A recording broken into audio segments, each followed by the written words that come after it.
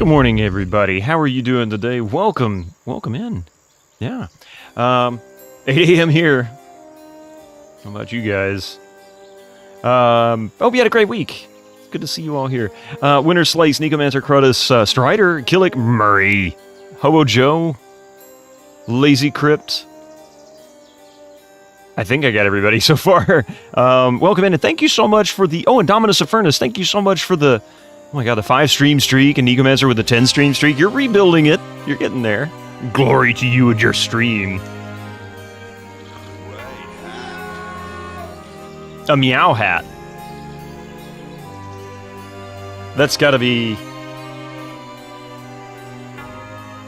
Oh, a wizard hat. I was like, where did it go? I don't see the message. Oh, there it is. Alright, I see it in the chat. I'm like, why can't I find the message?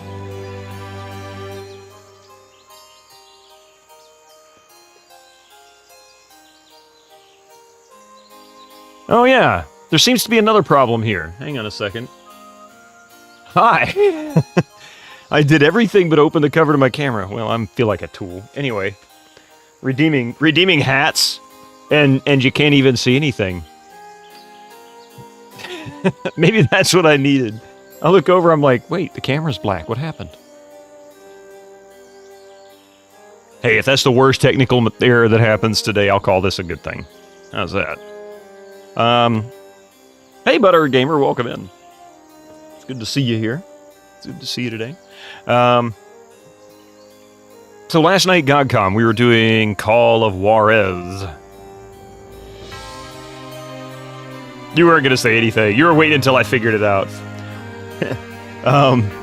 If you're like, if I'm like you and everybody else is like me on this, you know, I keep that stupid thing covered if I'm not using it.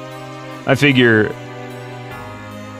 if there's a chance somebody has somehow managed to get something on my computer that likes to sit and monitor me, that's creepy, so I just close the cover. That's just the way I look at it. Bitney, oh hey Epic, and Gregor. How are you doing, man? Yeah, you could have jumped in and Deep Rock. It was just Hummiker and me on Wednesday. We didn't really have anything else. We were just trying to finish up a couple of missions.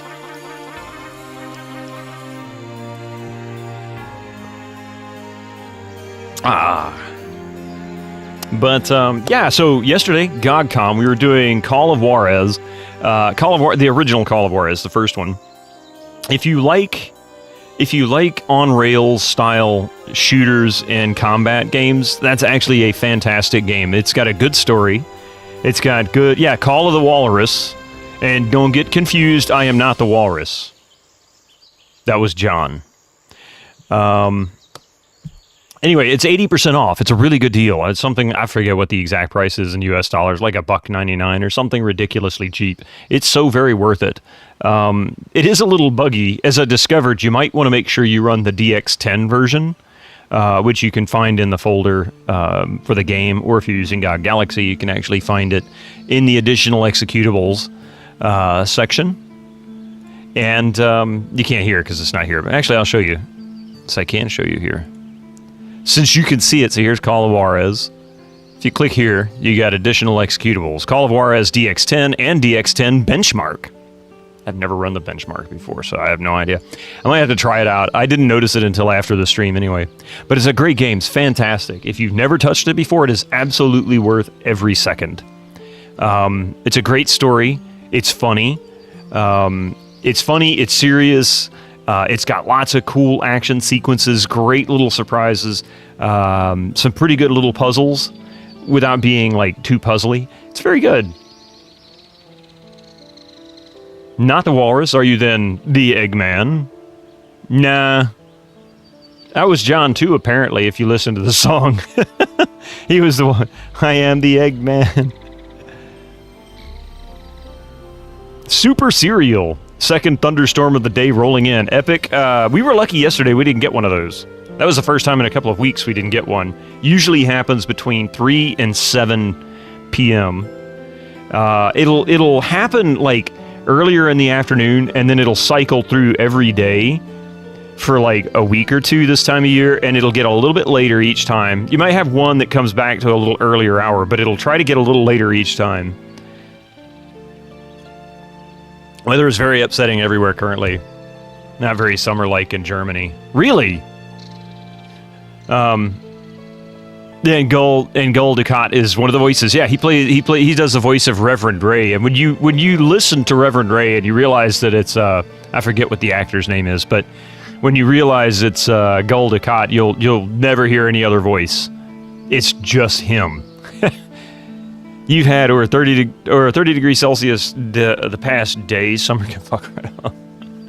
I kind of get where you're coming from on that one, Epic.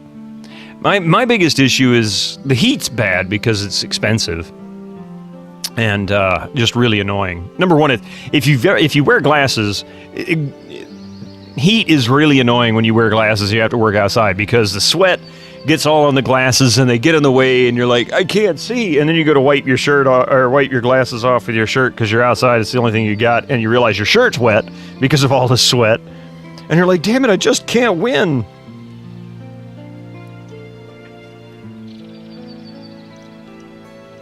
Dude is, yeah, Mark Alemo, thank you. I couldn't think of his name.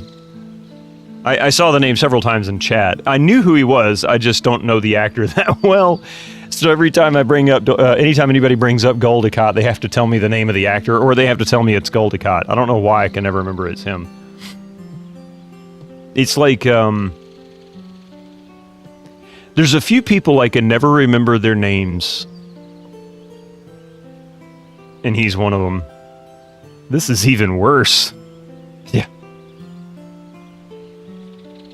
This week, Germany was like Turkish sauna. High humidity and a high temp. Oof.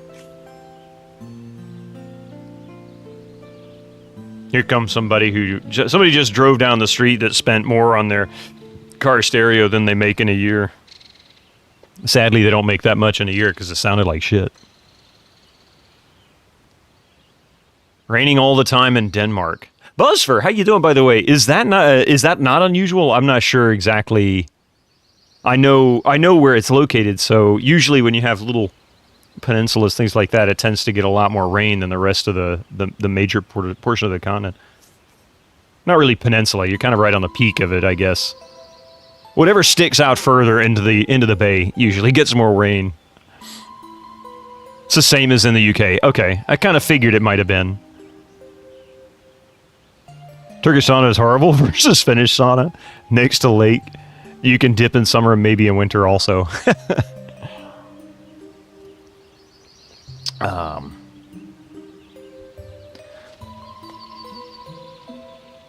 So here's your morning Mystic. Hi, Mystic.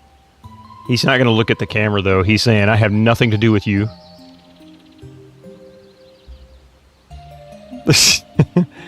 UK stuck on early spring weather. I guess it'll make for an interesting Clarkson's farm when they put this year's season out, huh?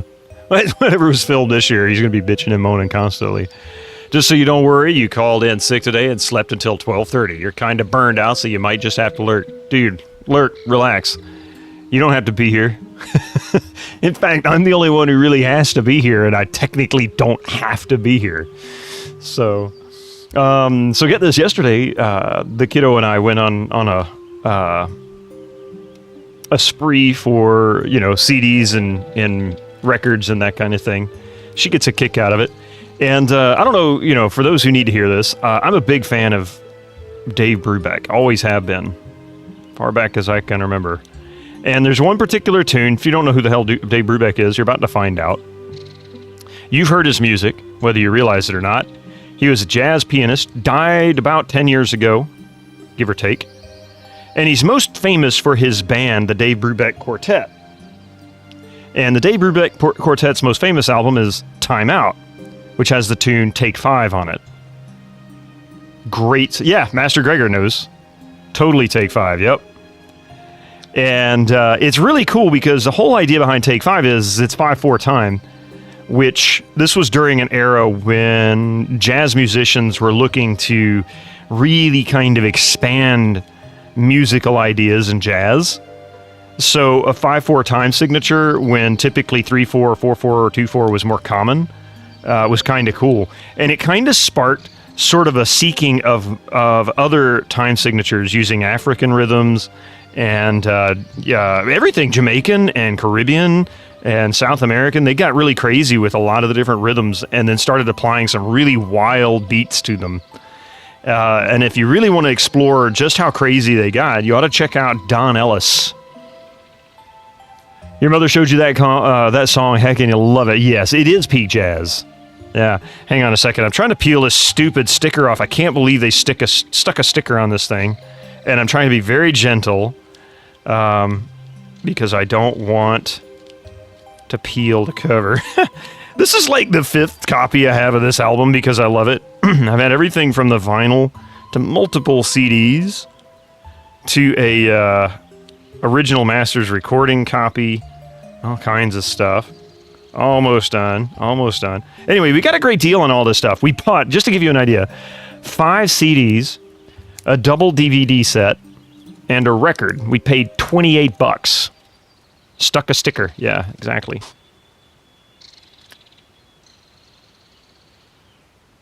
$28. I'm old. Read comment. What? What'd you say?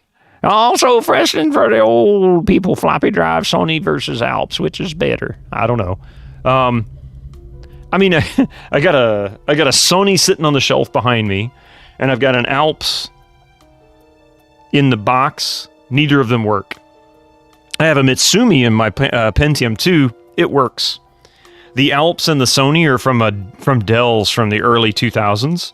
The Mitsumi is literally from the 90s. So if I had to argue, I'd say probably go with a Mitsumi. Although I've heard good things about Alps. But I really don't have a preference. Hey, Cherry Onion. Record low prices. Gregor, you know what I say to that? Yeah, that's what I say to that. All right, anyway, so I finally got this stupid sticker off this. Yeah. Okay, so I love it when they do this kind of thing, right? So Dave Brubeck, little mini record, right? It looks like they did the record sleeve, the whole thing. Really cool. Right down to the back. I paid $1. $1. A whole $1. Not a single scratch or anything on the disc. It's beautiful. And then the screen printing on the disc itself is what the label would have looked like on the record when you bought it back in the 50s. Really cool. But $1. $1 for this. At a Goodwill, of all places. Not vinyl. No, I had the vinyl. I don't have it anymore. It's one of the records that disappeared. And hey, Cubics.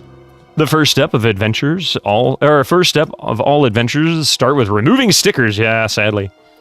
And then I bought Dogma on DVD, also for $1, because right now DVDs are plummeting in price to a point where if you're not buying them now, you're going to miss them because they're going to turn into video games in 10 years. Yep, I'll buy that for $1. Yeah, great film. And you'll probably never see this ever printed again. Dogma is becoming almost impossible to come across, Epic. You can still find them for, I call it a reasonable price on eBay. I mean, as far as eBay prices are concerned. Yeah, Dogma and pressing is pretty rare. Yeah, great film. But even Kevin Smith says he's like, I don't understand why this doesn't get more, like why it's not available elsewhere. He says maybe it's the content, because it gets really heavy into religion and people are all freaky about that for some reason right now. Well, they're always freaky about religion, but I say testy, cranky. Sensitive might be the nicer word to put it. How's that?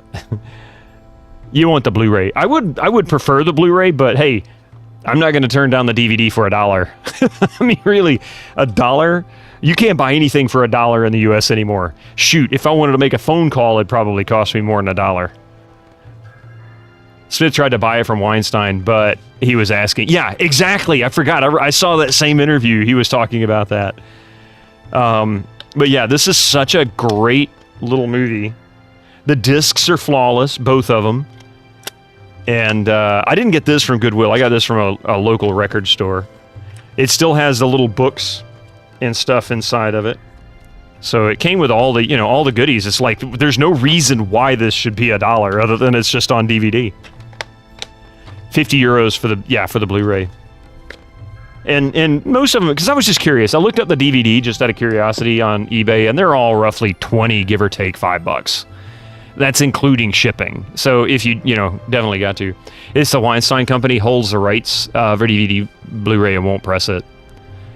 Yeah. Walk into the dollar store, everything's $5. Yeah, everything's $5 and up.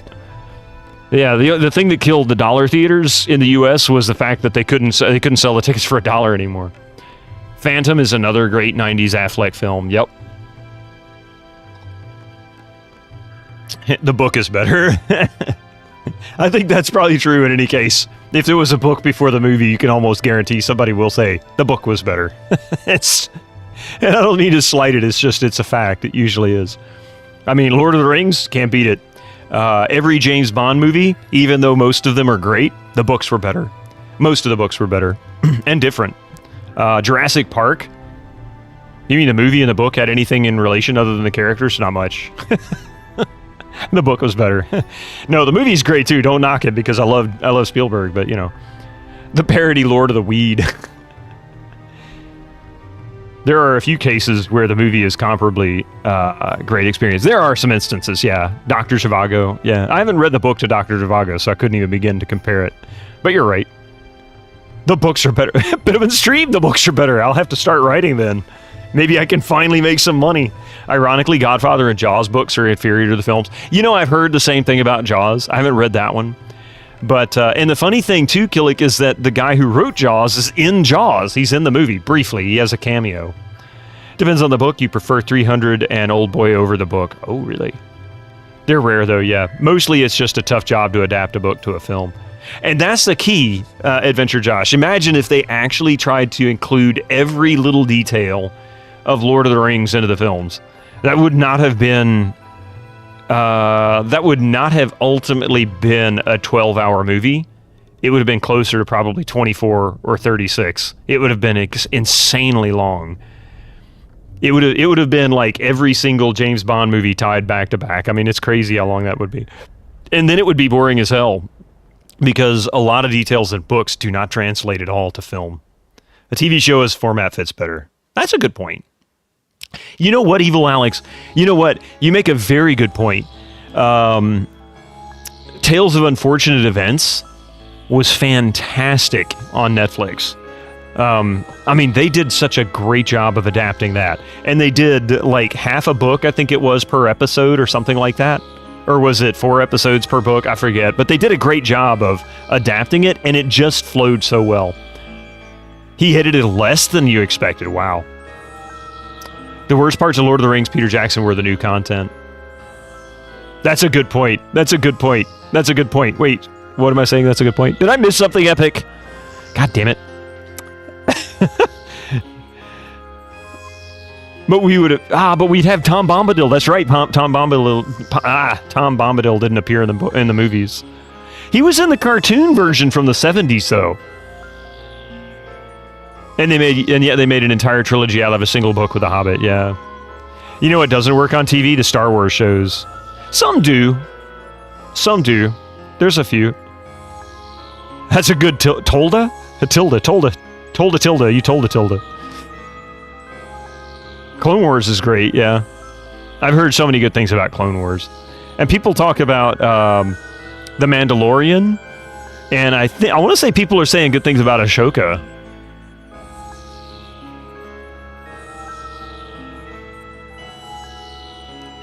But, yeah.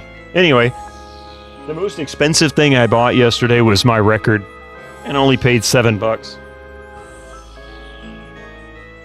And because I'm a silly Beatles fan, it had to be a Ringo Starr album, because why would it be anything other than? None of his albums were particularly well received. They weren't necessarily panned.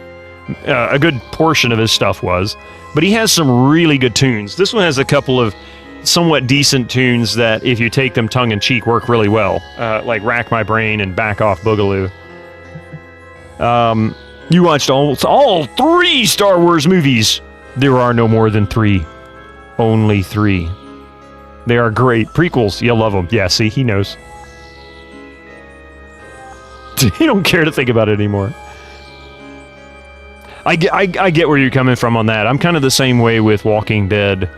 Not that this event is the reason why I stopped watching it, but when Negan killed, when Negan was introduced and did a number on the band, and then when another key character passed shortly around that same time, it kind of went downhill from that point for me, and I just stopped watching. I really don't know what season that was. I don't remember.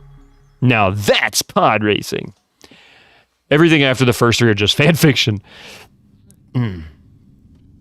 Although technically, Master Gregor, the prequels were not fan fiction. I mean, they came from the original creator and writer of the stories.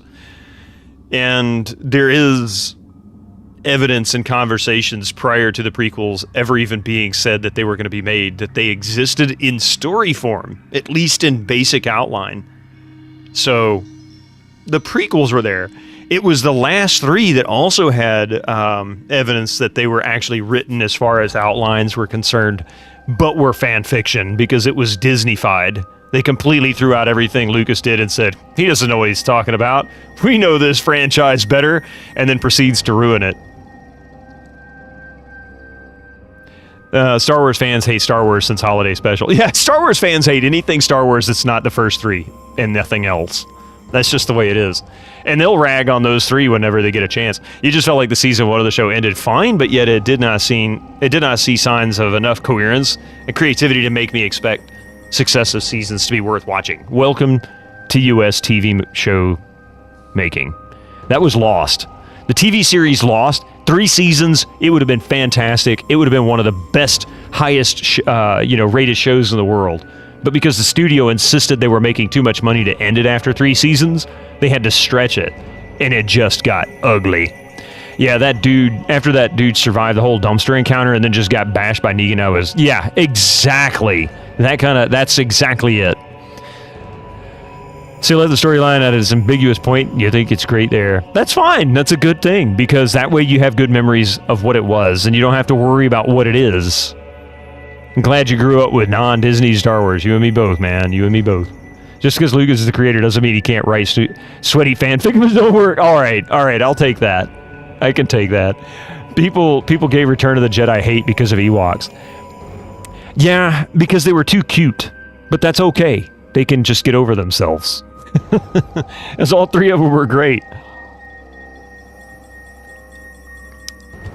All right, you guys have heard enough of me running my mouth. We got some grinding to do. You know that? Sadly, we got grinding to do. You like New Hope and Empire Strikes Back, but you don't think they were great films? Well, as far as great films, all right, so great is a term you have to really decide how you want to define it.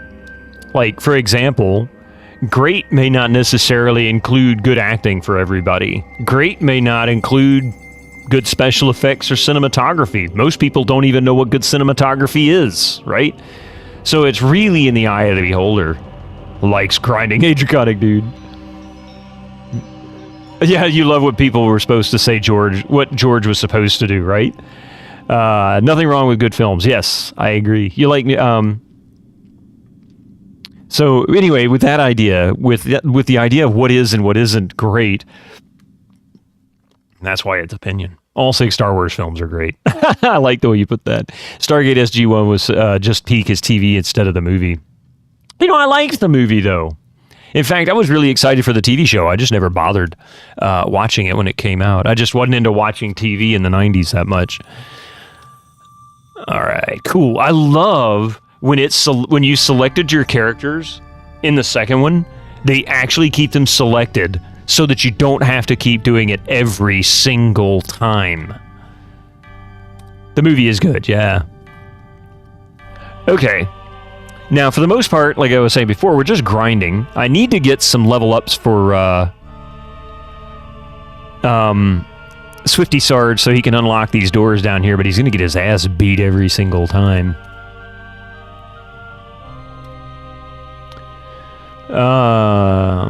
What's that?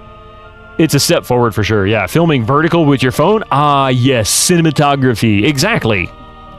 You can't expect people to know what good cinematography is when they walk around filming everything in portrait. Just saying. You liked Willow Written. I mean, not to say that they can't, because I'm sure some genius cinematographer will come along and start filming great things with it like that, you know? Just because. You liked Willow Written and produced by George. Willow was good. This HP totals looks low. Did you make a new party? No. I probably need to heal, though. Yes, I need to heal desperately. Rest. There we go. Now I've got full health.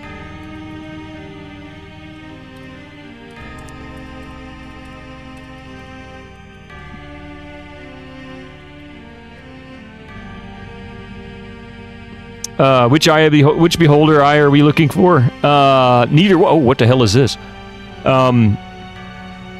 Nothing at the moment. Care to train? Let's see. I need 34,000 more experience.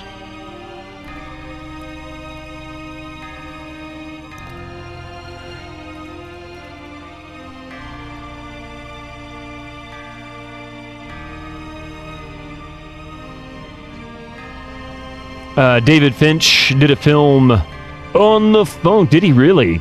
Eye of the Beer Holder. There you go. The Beer Gogglers. I hear bringing over level 7 was rough because the monsters are nasty before you can afford good equipment. Actually, it's definitely been a little bit more challenging. But nah, I had 6,000 gold, was able to buy all magic gear. Not that it was really high-end magic gear, but I was able to buy magic gear. And done all right. Died a few times, of course. I mean, that's the nature of a game like this. You're going to die a lot. Definitely the break a few eggs to make an omelet scenario.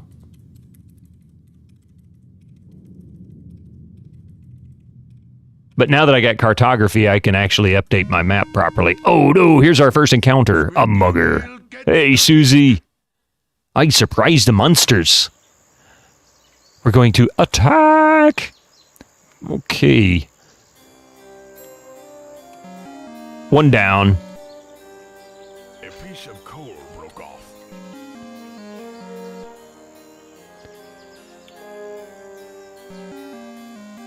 Break a few eggs to make a pineapple. Well, if you're doing that, that's pretty impressive.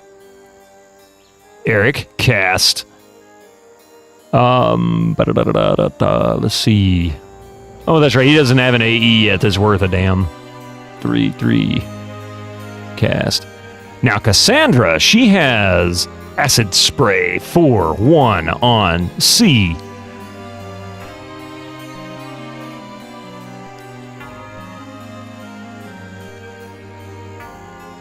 I paid $1, a whole $1.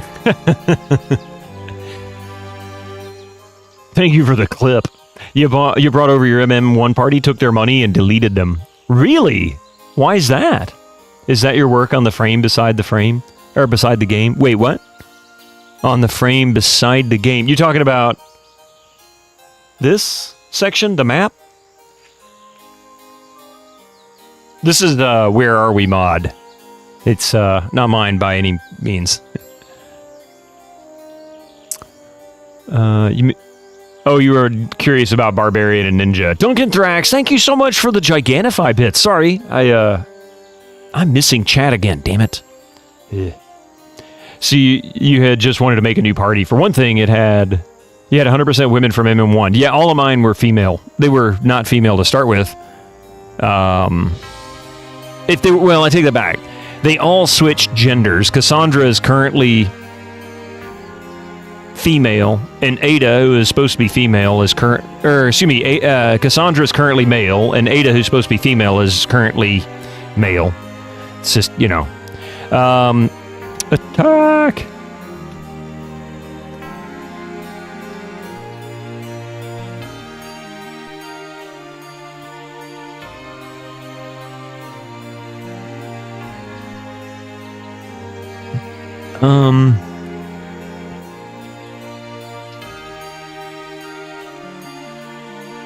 What was the first RPG I ever played? The first RPG I ever played on a computer would be Heroes Quest. I mean, I guess it depends. Would you consider Zork sort of an RPG? I mean, you don't really build up stats, but you do develop your character through collection of items, and you come across magic items to aid you on your quests. So I guess it depends. If you do consider Zork an RPG, that would be one of them. But no, Hero's Quest probably be the closest traditional RPG I'd ever played. So long as you have at least one male and one female damage dealer, not a peer caster. Wait, what?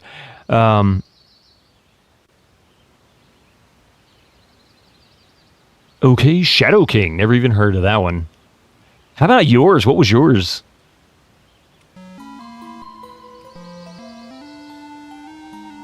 Your party has won its 17th battle. A tin lockbox. Contents magical? Has trap? No. 4. I found chainmail and force potion. The hell is a force potion? Ada's got that. Let's see what Ada's force potion is.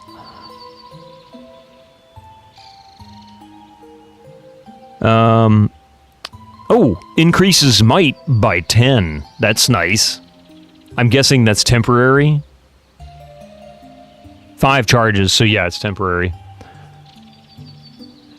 You don't want to say more about that male-female comment. Just could be really unpleasant otherwise. Was Zork, or how it's spelled, a text? It was the text adventure, yes. It was literally a text adventure from like 1970. I want to say it came out publicly for people, for the general public in 79, but I think it had been running around university servers in the late 70s from like 77 on. Because I know MIT, I know it was students from MIT wrote it on mainframes there, and it was originally, Zork 1, 2, and 3 were supposed to be one game, but they were too big for the personal computers that were available at the time, the Apples and whatnot, so they ended up splitting it into 3 and selling them as three separate stories. Yeah, they were called adventure games. I mean, RPG existed, but RPG was not really the nomenclature they used. Usually people would think of role-playing, they would call it role-playing or just D&D back then. I don't think I heard RPG until at least late 80s, maybe early 90s. That might have been the first time I ever heard that term.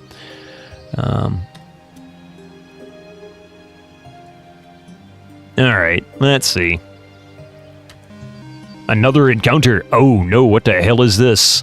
I don't think I've fought these guys before. Now, the jugglers suck because these mothers will bounce my crew around and put all my tanks in the back and put my casters in the front. Let's see. Zork is mechanically quite like a point and click, which isn't surprising since it informed him. Yeah, it really was. Zork was what I think made adventure games popular. That's my take on it.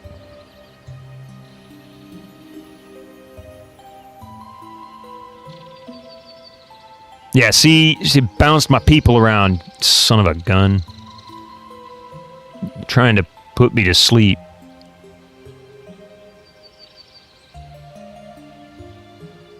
Ada's asleep, damn it.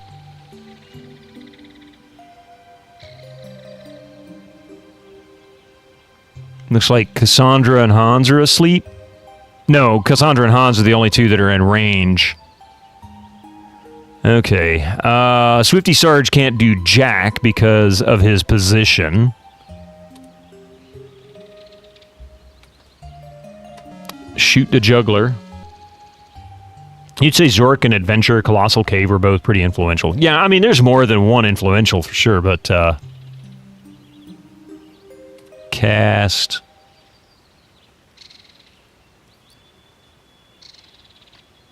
Let's do 2 on... not affected, you son of a biscuit. Cast 4-1 on F. Holy crap, 47 points of damage with that. Suck it, Hypno Beetles. Wow. The brainless one.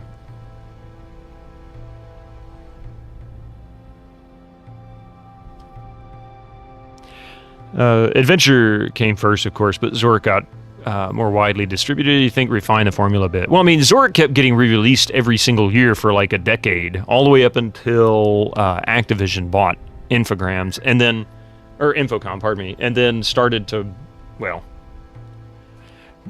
dismantle the company via defunding them, basically destroying them, because you know, that guy's an asshole. He's been an asshole. I forget what his name is. God, I just wanted to forget him. The guy that was head of Activision Blizzard just up until recently.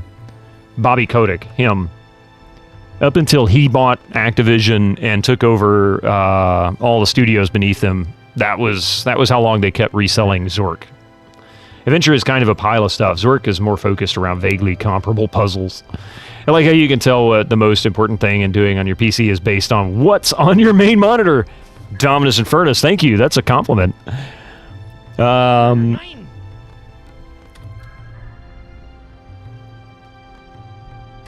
Shoot the effing beetle. Cast 1/4 on E. Come on, you son of a biscuit. Cast 4/1 on F. Really? You bastard. 9! Bitto and Maiden Magic scaled to 4K. Holy crap. I bet that's scary to look at.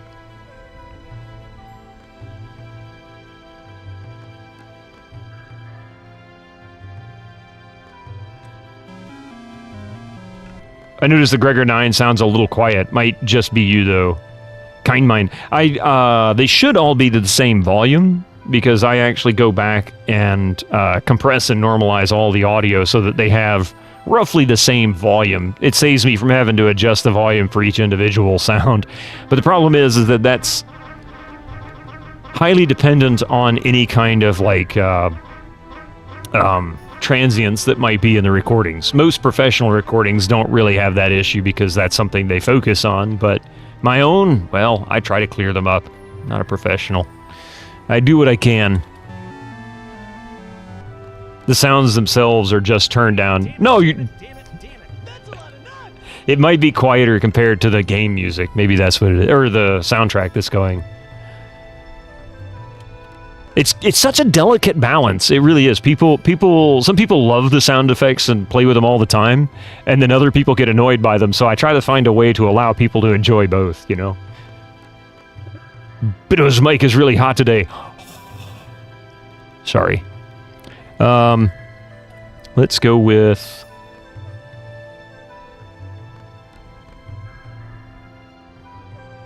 Let's go with 2-6 on the Hypno Beetle. He is silenced. They're pretty low today. Well, I can double check and see how that volume is, but it shouldn't be too much. It's probably just the music playing.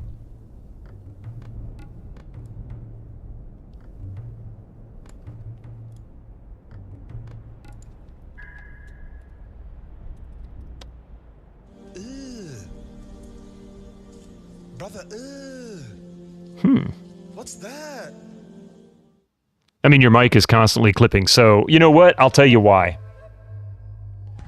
All right, I turned it down. I need to check the audio. I had some people complaining that the mic was not loud enough, and the problem with that. And hang on a second, I see another issue.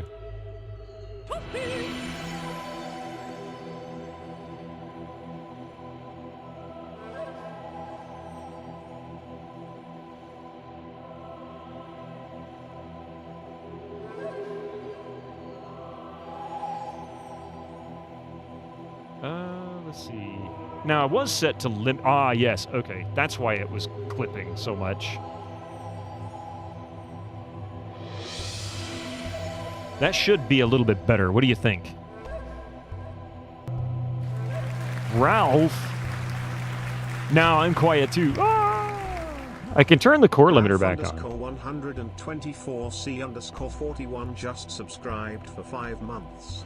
The volume isn't the problem. The problem is you have too few hats. You need at least 3 more hats. Now it's good. Now it's good. What? All right. I'll have to go back and listen to the audio. After messing with the mic for a while, I kind of messed it up, I think. You had me at like 5% volume. Hey. You just turn up your output. Now Gregor's like, oh my god, I can't hear a thing. Initially, when you started talking again, you were away from the mic, and it was odd. So your first feedback might be strange. Oh, yeah, okay. Ralph, thank you so much for the 5 months. The volume isn't the problem. The problem is I have too few hats. You need at least 3 more hats. I can keep looking for hats. I just don't have anywhere to store them. I've run out of space. We got to train Mystic on this. What the hell is that? Oh, yeah. Now, that's a hell of a mixing board. I'm not even sure what all that does. Hell, I'm not sure what most of that does. I see a jog and shuttle wheel, a bunch of sliders, some knobs and buttons, and a weird screen with a visual of what I assume is EQ and maybe, I'm not sure what the other is. A faux rabbit Ushanka. I'm not even sure how to pronounce that. Ushanka? Something like that.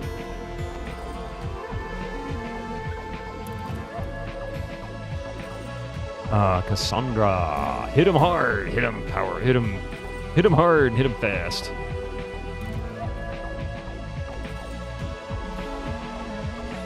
Now you can turn the stream up to 40% volume. See? I'm just satisfying everybody today, aren't I?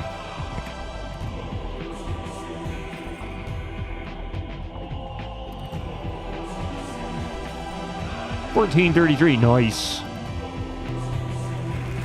Oh, okay. Well, I got close. Master Gregor just subscribed for 41 months. Oh right, the resub does not show on Coffee's stream, so I don't need to save it until tonight. Look, it's almost a year or something. And to not make you wait any longer.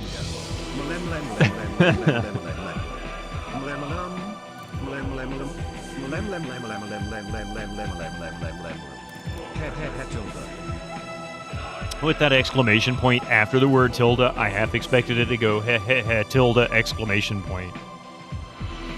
Thank you so much for the 41 months. Coffee will pop in, I'm sure, to tonight's stream on her channel. Hans found a trident and a great shield +1. Nice. Okay.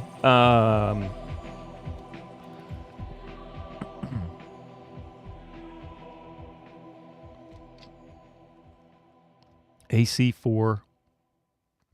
Currently using a pike.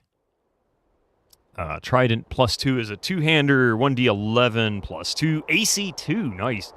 Currently with the pike, slightly better. Only slightly. 1d12 versus 1d11, both are +2, so it's going to be the same everything else. You're quite happy about the blacksmith options? Oh, I know, the blacksmith, you right off the bat, you just walk right into the blacksmith's office and you start buying magic weapons. I was really kind of blown away by it. Great shield. Okay. Let's see. Trade 4 with 6. Oh, D.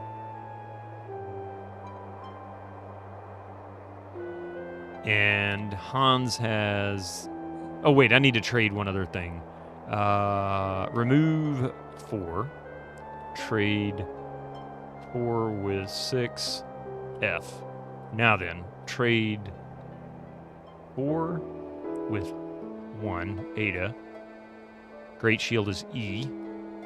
Equip F. There we go. Now then, she's got even more. AC. That's good. So that's AC4. And, yeah.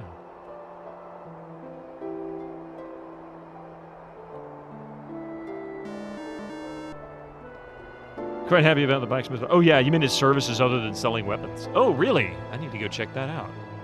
Attack! Oh, that's not good.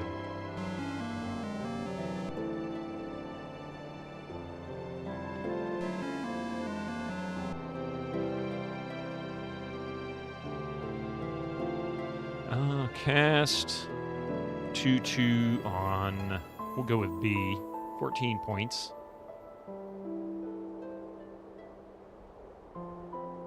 I forget what other services he had. I'm still not as familiar with the shop owners in this game as I was with the first one.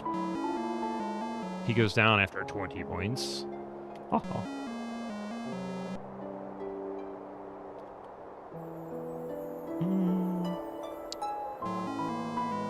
Man, Xenon still does a ton of damage with that crossbow.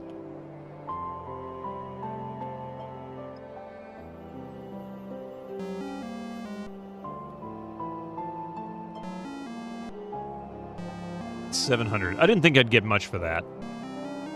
Detect magic, yes. Find trap, or flames leap from the trap, scorching. Ada found a staff. Ooh, and a cutlass +1. Nice. Hey, G Pudding, how are you doing? Welcome in. Welcome in. You came in just in time. We're really only just getting started. That was our, 18th battle, 19th battle, something like that. What's going on with the mighty magic? Mostly grinding and exploring this first town, Middlegate. I've already got my cartography going on, so that's cool. Giga Pudding? I like that. Giga Pudding. Okay, so who was it that got that? Cutlass +1.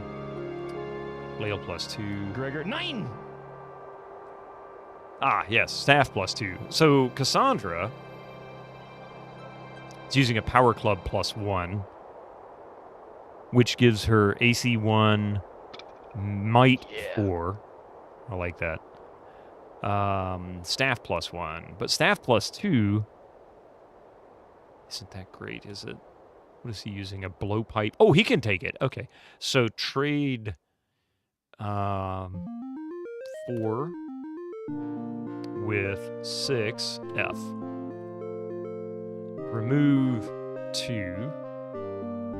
Equip D. There we go. You should play this.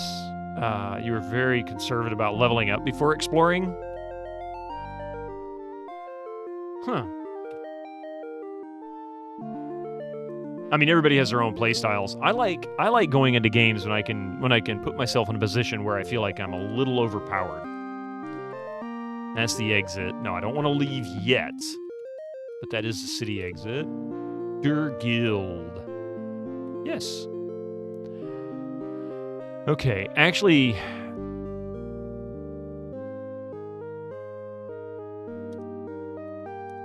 Wow. Okay.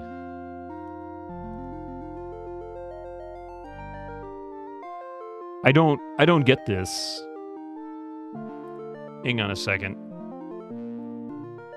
Sages in multi-hued robes congregate in the hall. The Archmage offers spells for sale. Yes. So let's go to Eric the Unready. 10 gold, I guess?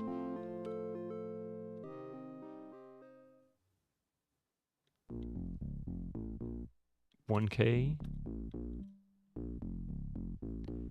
So I don't understand. Why is 1 through 7 50 and 2 through 3 100 when 1 through 3 was 1,000? Or 1 3. Oh, never mind. I get it. See, I get it. These are actual spells themselves he's learned. Okay. Who else can pick up spells? Him? Xenon can do it. A, B, C.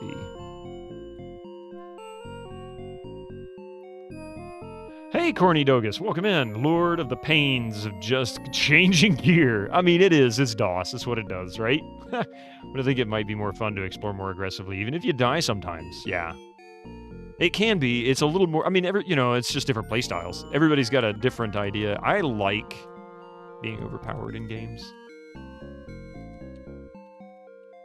I'm going to go back to the inn real quick and save, because if I don't, I'm going to lose this. Yes. Z.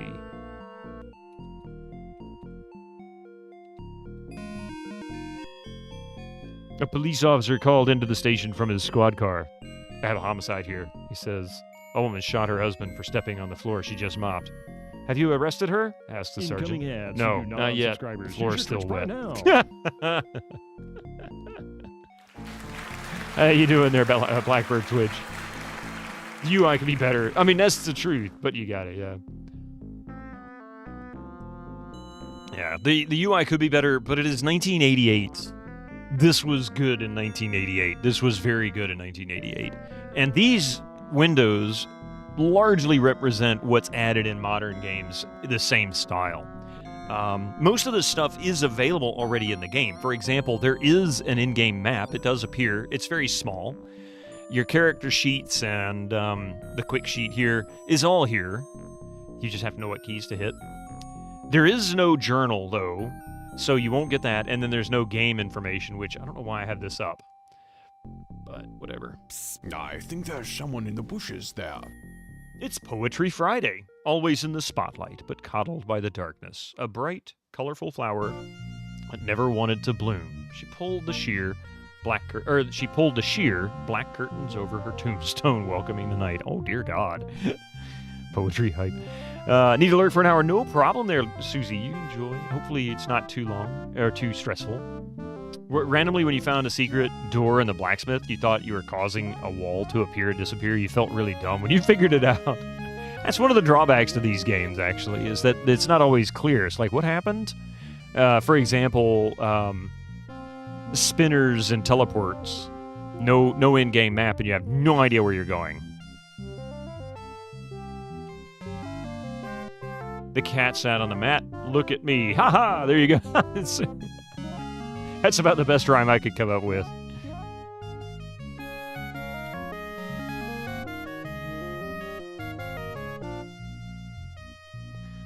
Cast. All right, so we got new spells.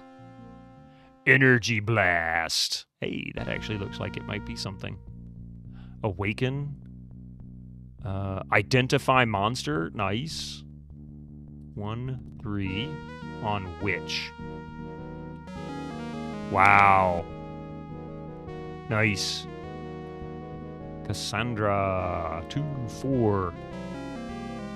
They have like no hit points.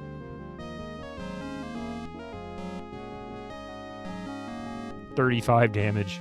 400 experience. Very weak battle. Nothing to see here.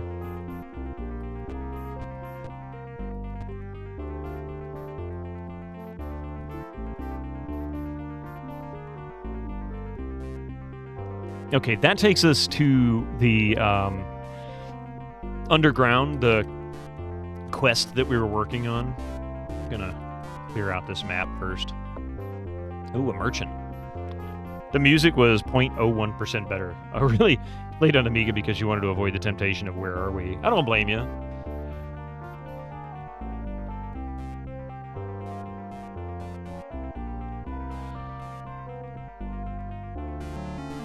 One soldier down. Wow. Go Xenon with your crits. Cast.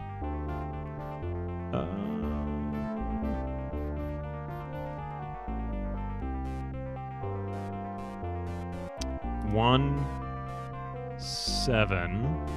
on witch. So let's go with E. Put 4 of them to sleep. Cast. 2-4 on A.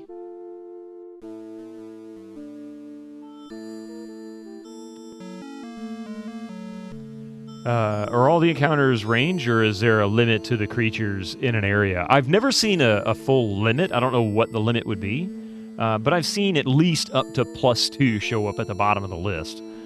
I guess there's 10 visible or 12 visible, something like that. Maybe 14? Not really sure. Oh, RNG, not range. Gotcha. So, yeah, it's all RNG. There are some scripted fights, like there'll be bosses and things like that that are always in the same spot because that's part of a quest. But the rest of this stuff, they can randomly appear as you're running around, but as you see here on the map, these little red triangles in the corners with the E, that's a static encounter that will always be there. If you wipe them out, they will be wiped out until you visit the inn or leave the area. So it's kind of easy to clear a town and then not have to worry about anything for a while. You just got to avoid going outside or going down. It's a little fuzzy, like can have an encounter that is ogres, but how many ogres? Right, exactly. Cast, what are we looking for? We'll go with Energy Blast.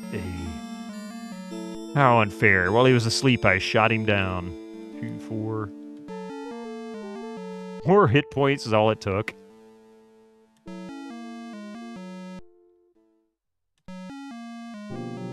I also think the random encounters are constrained somehow. They might be. I don't know. Just hated the limited enemy units in 6 to 9.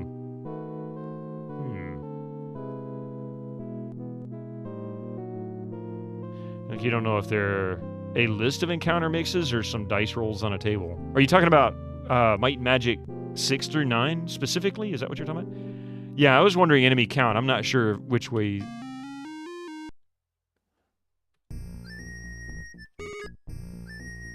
A halberd +2. A silver helm +2. Nice. Ada and Xenon. Okay. You can clear a map and no more enemy for a year. Yeah. Energy resistance 17. Nice. And Xenon is 3. 1d14 +2. That is a nice damage. Okay, that means trade 4 with 5 F. Trade 4 with 5 E. Trade 4 with 2. And we got ads. No! I didn't even hear the message. Diddleman, you let me down, buddy. You let me down. All right, give me just a few minutes. We'll be right back after these ads. Don't go anywhere.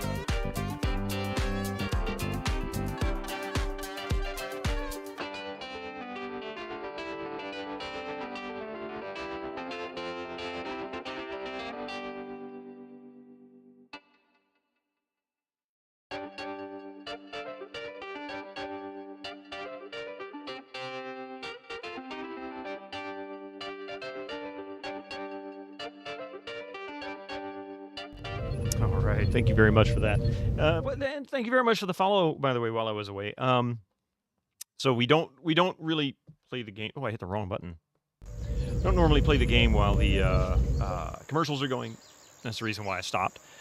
All I did was complete the trade to Hans, because I'm going to have Hans switch over to the halberd over the pike.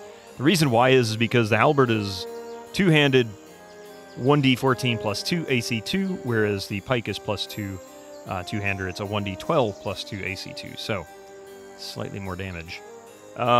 Remove 3, equip E, and he's all set. And Hans already does pretty good melee damage, as it is. But on the whole, you like it. Oh, yeah. Sometimes it can be annoying to re-clear the time sync stuff.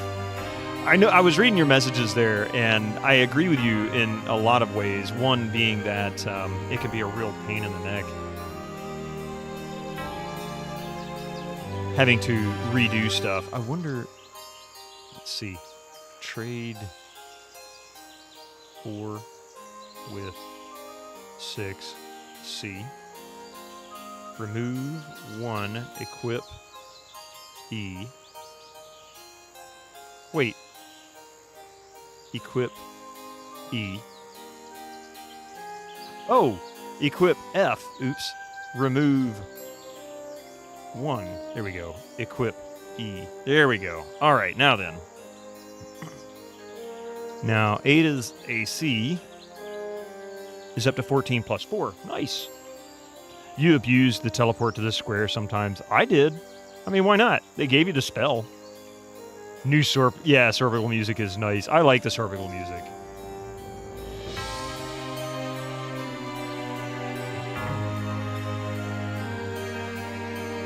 Fanciful Peldicar fountain flows full as fluttering fairies frolic fastidiously. Pick a farthing? I have no idea what the hell this means, by the way. If you have the Fey Farthing item, you find a fabulous castle key, which I don't have yet, so no. Wait, do I?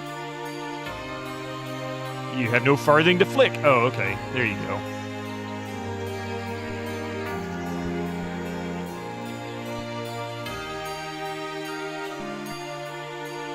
Hypno Beetle and Juggler. Attack! Damn you.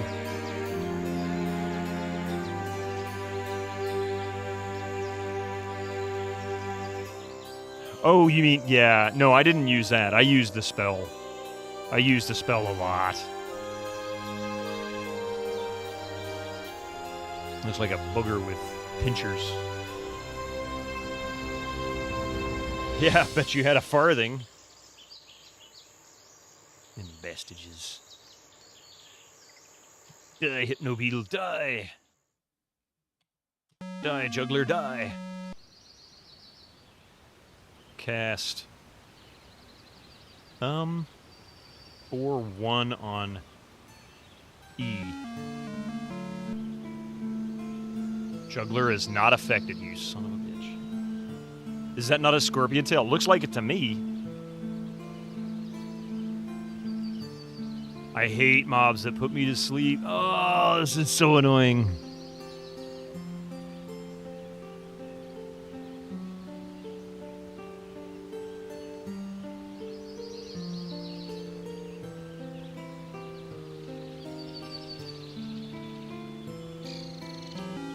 Die, Juggler, die. Limited art means heavy recycling. Yeah, that's the one drawback. Cassandra. Let's see. We are going to not do much. 1, 4.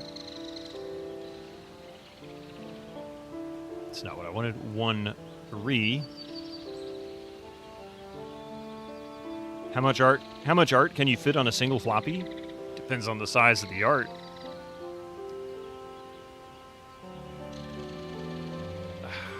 All right, there we go. Finally, my turn.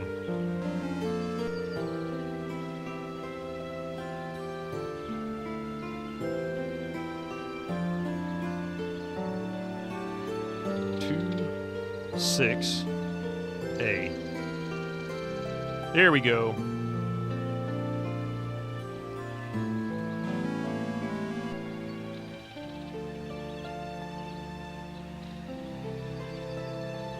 Cast 1-3 on B. That's right, Hypno Beetle. Cast 2-4. Kill it! Kill it! With fire! Oh, look at that. 1,000 experience points. And the size of the floppy, don't believe your wife's size doesn't matter. 2-4. Asphyxiates the party. I found a spiked club +2. And 309 gold per share. That is a nice find. Wow. Who got the spiked club? I didn't even look. Oh, yeah, here we go. 1d6 +2 AC2. That's actually not too bad. Not that I'm going to use it, but that's not too bad. Gather gold. 7,600. Okay. Rest, yes.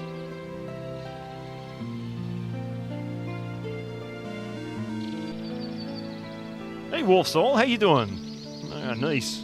Not going to use, but sweet, yeah. It's a nice item. I just don't have a use for it. Yeah, here's an example. All right, we got 2 Cobalt Captains. 1, 2, 3, 4, 5, 6, 7, 8. So I guess 10 here plus 2 more goblins. So we've got a total of 12. I think this is the most I've actually seen. Excuse me.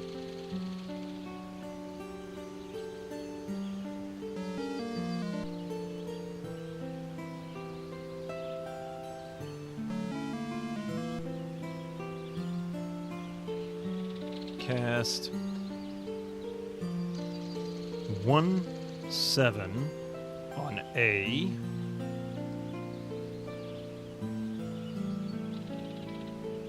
Nice. Oh man, did I just make my life easier? Yeah. Cast 4-1. And we're going to do that on G. Not for long. Double it and I'm in. You got a little paranoid about the day and year at the bottom of the UI, but in the end, your paranoia was misplaced. I don't think the year really matters too much. It just kind of helps keep track of how old your characters are, because age matters in this game. Your characters will die of old age if you let them go.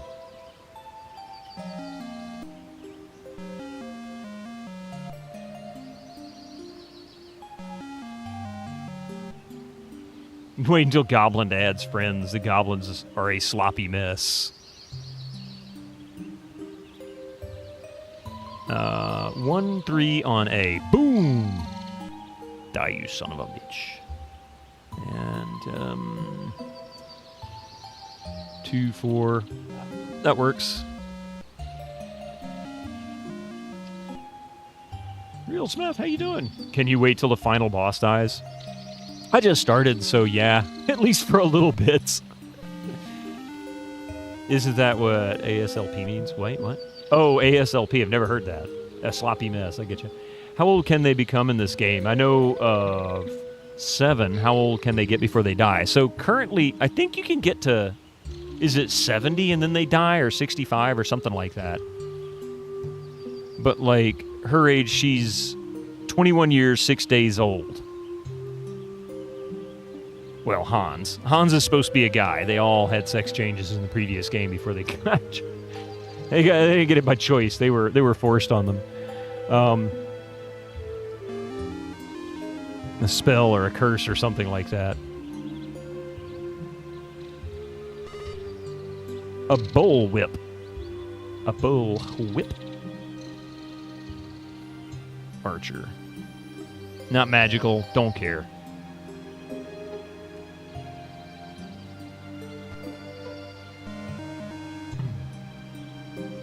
Zimbabwe needs you. They are currently under attack by goblins. Go figure. What? Bloodsuckers. 07 is a lot more generous, but it affects character stats at certain ages. Oh, does it really? Okay. Yeah, I don't think the age matters otherwise. You just have a chance of randomly dying as you get older as a character. Like, it increases. but I swear, I want to say I read Adventure Josh, at least with the first one, and that is not to say the second one's the same way, but there was an age limit. Like, once they hit, I think it was 65, there was a significant risk your character could just die at any time. Like, your party would rest and they would just die of old age.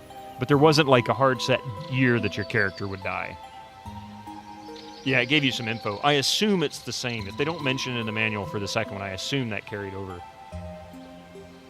It's not too bad, Corny Dog, because you can actually de-age your characters through a spell or reliably through a very small, simple quest in the first one. Yeah, it's very, very easy to avoid, as long as you're careful. During colonoscopies in 6 through 9. Oh, God.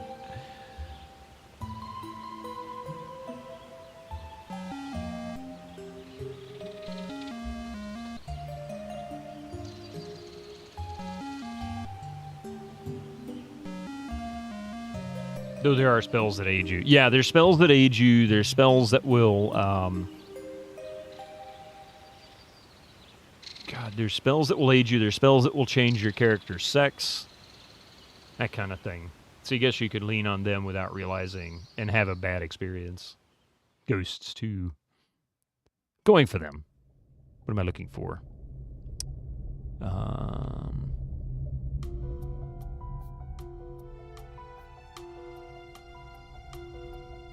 2F. Cast.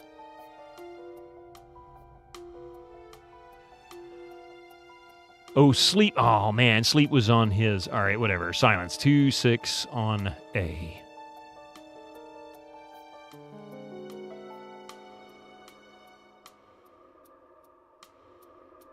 I don't know if they cast or not. Whatever, right?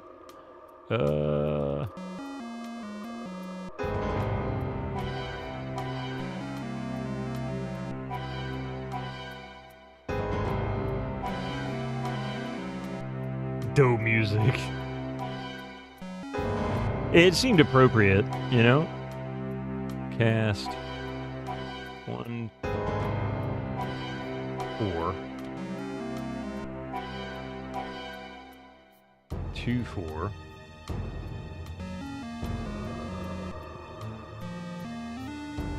/ 24th battle. Are we going to have a celebration when we hit the 25th battle?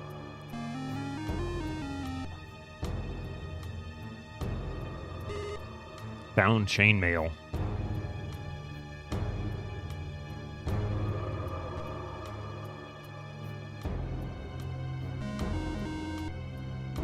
Though there's nothing that ages you so bad in 6 that you ever need de-aging. Wow, really? Hitchcock's... Oh, brain eaters. Wow, there's an image for you. And a merchant. Yeah, so it must be 6 insurance salesmen and a merchant.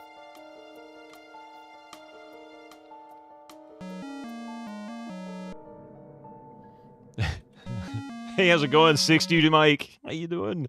You need some map thing like that. This is Where Are We? I think the command's updated. Used to sell insurance. Yeah, the Eskimo.com link down there for Where Are We is the link to it. Insurance salesman. What is this? Space Quest 2?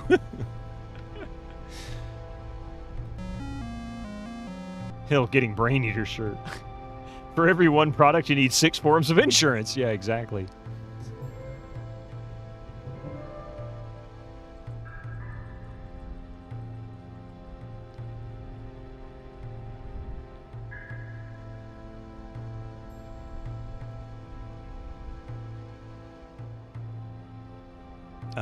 Cast.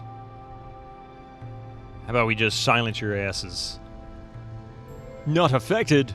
That's bullshit.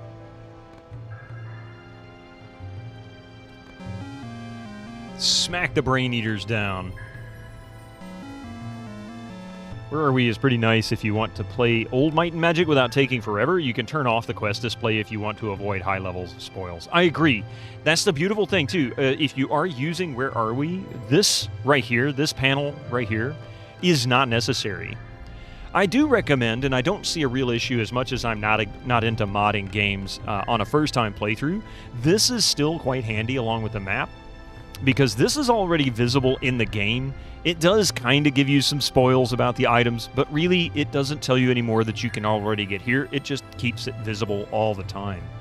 This really saves you a lot of stress and frustration. Here she comes. Watch out, boy. She'll chew you up. Whoa, here she comes. She's a brain eater. You were thinking of the old Shin Megami Tensei games. You're so bad at this sort of FP dungeon. No, I understand that. Does it only work on Might and Magic? No, it works on Might and Magic, Wizardry, I think 1 through 6. Or is it 1 through 3? And then the... I think it's Wizardry 1 through 3, and then Bard's Tale Trilogy. So Might and Magic 1 through 6, Wizardry 1 through 3, and Bard's Tale Trilogy. By the way, that was pretty damn funny, some guy in a hat. Brain Eater? Ha, then I'm safe. Joke's on her. Ha ha!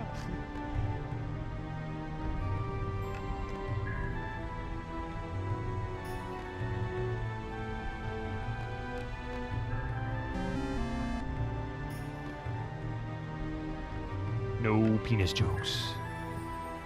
2, 4, enter. Hey, Drew Stu, how you doing? Oh, so far so good. Yeah, I'm absolutely enjoying this.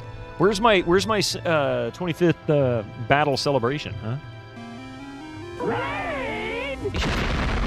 Holy crap!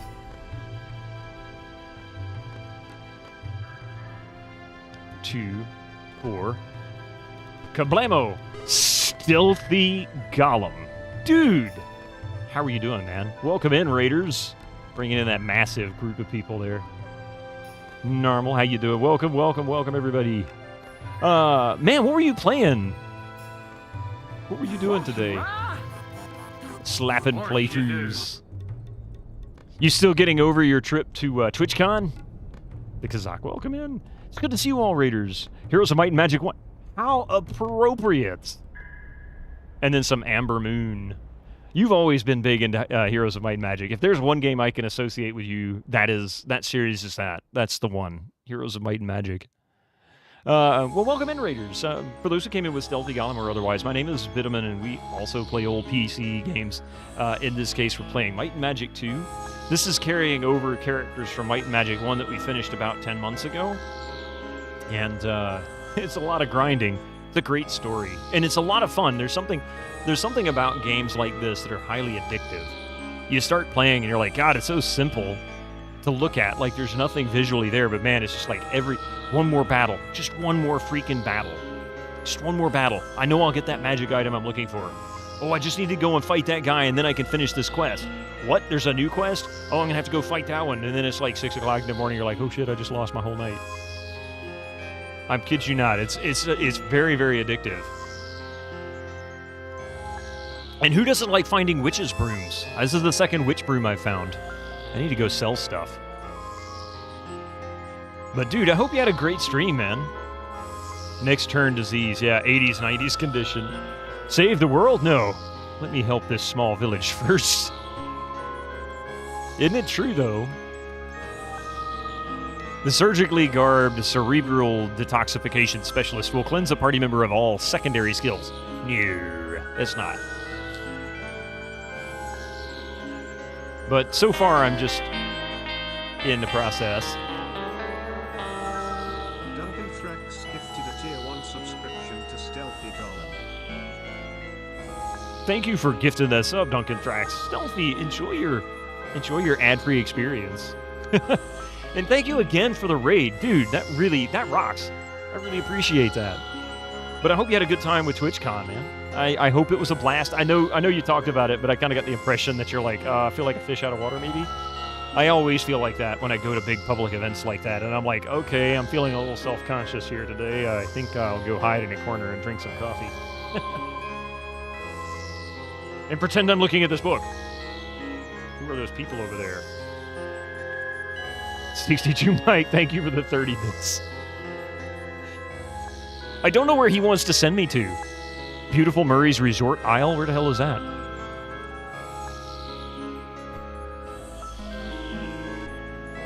Gold. I forget what I was doing when I took that picture. I surprised the monsters. They don't look like monsters. It looks like a dude wearing armor and carrying 3 weapons. You get a little overwhelmed with the amount of people, but meeting all the people and having plans outside the con was amazing. That is so cool. I would love to go about to eat a bug. I do look like I'm about to eat a bug, actually. You're going to lurk a bit, technically at work, but also you're setting up a new CRT. You got for free on Facebook Marketplace? Oh, that rocks. That's very cool. Free CRTs? That's kind of turning into like DVDs, man. You start getting DVDs for like $1. You start getting CRTs. Nah, CRTs are actually so desirable right now in the retro community. 28-inch Sony Trinitron. Wow. Getting upstairs into your room has nearly killed you. I had a 32-inch Sony Trinitron TV. That sucker weighed 220 pounds. I know what you mean. That's probably why they got rid of it. They were like, yeah, we have this Trinitron. Do you want it? Yeah, how much you want for it? You got a forklift? No. You have a buddy? Maybe 3? Yeah. 3. Just get it off my desk. I can't pick it up. They're huge, man. Exactly. Not as bad, but geez. Well, it's not that. I mean, even when they're 50 pounds, it's such an awkward, like the balance of monitors, the CRT monitors is so awkward.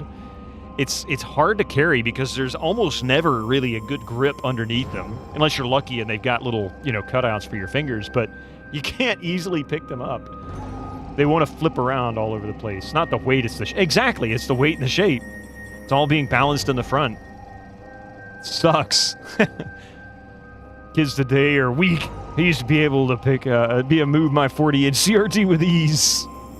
Hey, Reg. That was you with Yellowstone Park recently. You and your family went there for a road trip, and it was larger than some cities. Oh, God, Yellowstone is massive. I've never been there, but I've seen the layout in the area on the map. That's almost a whole state, practically. Pretty strong, just the shape of this thing. God, it's so big. Exactly. Let's attack these guys. Say goodnight, foot soldiers. Okay, so you didn't say goodnight. You did. Now you went down. Shoot the soldier. There we go. Block. Cast. We're going to knock these guys out. 1 through 7. A. Not affected, not affected. Oh, come on.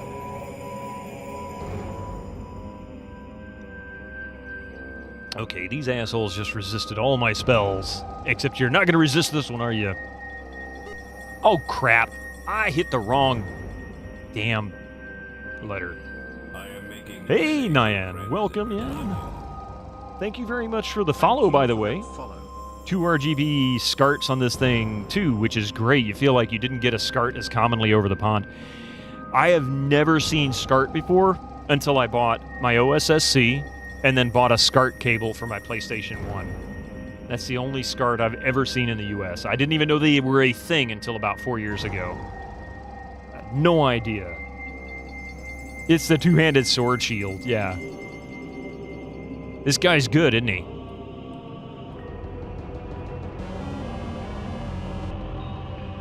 These guys are going to kick my ass if I'm not careful.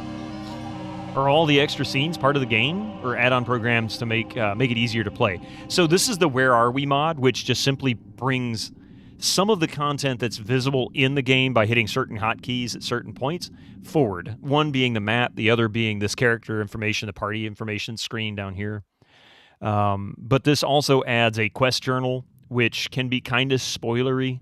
But it's a good way to help keep track of what's going on. Like, if you just want to follow the main story, you can watch it here. Granted, it's not as easy to read on your screen because of the font size, but it is useful for that purpose. Is the music really coming from this game? You heard it? Yeah, this is actually music from like Might and Magic 4 through 5, and or 3 through 5, I should say, plus some, I think, Witcher's in there, stuff like that. It's not good. No, it's not good. Like, no detail. It's very small. It seems to really only encompass like maybe 9 squares or something. He's got like 3 weapons. I mean, dude is his own army. He's like a one-man band. This dude's a one-man army. What am I doing? Block. Cast. 1 through 7. A. You found the mod thing? But yeah, I want something that for SNES game and stuff. Oh yeah, I don't know of one for SNES. I couldn't tell you about that one. I think there's someone in the Or bushes one there. on C. 53 damage, I knocked that guy down twice. I am making many new friends. Hey, thank you very much for the follow. Thank you for that follow. Appreciate that. If you want to be able to navigate Dungeons, etc., you'll end up wanting to record information on paper or mapping software. So, 62 mic, also another thing you can do, anybody really, is you can use Grid Cartographer. It supports a wider array of RPGs from the 80s and 90s. It doesn't spoil anything. It literally just replaces pen and paper, or pencil and paper, from mapping. It does also make it a little easier to figure out teleports and spinners in games because it'll show you what direction your character's facing or what square they end up on. And it allows you to auto-map like what you see here, or you can manually map by clicking walls and adding floors and textures and things like that. So you can get as detailed as you want, and it's really cool. You can even make notes just like you can here. But it's not predisposed. Of course, you can also download pre-made maps for Grid Cartographer if you so choose. MM6, it's either 6 or 7, I can't remember. I put a whole bunch of Might and Magic music on this playlist because there's hardly any in this game. Why is he holding a poleaxe, a morning star, and having a sword with a hilt big enough to be a two-hander across his front? And whipping a flail in a dangerous way because they're stupid, that's why. He is just that good. Man, Xenon with that 2 times hit. Bam! He is the 2-timer. The real 2-timer. There is no other 2-timer besides him. 1, 3 on B. Blast. 30 damage. Wow.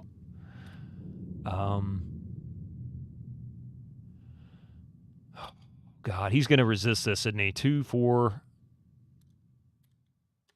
Oh, he didn't. Okay. He's very sus. That sword position is horrible to run with. I mean, he either risks cutting his own left leg off, or if it swings just right, he cuts off another leg, if you know what I mean.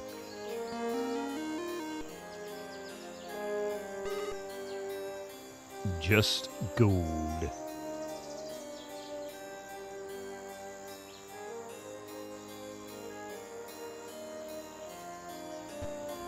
Unlock 4. Unlock 4.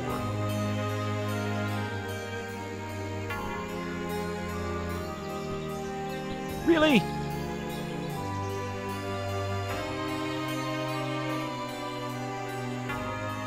There we go.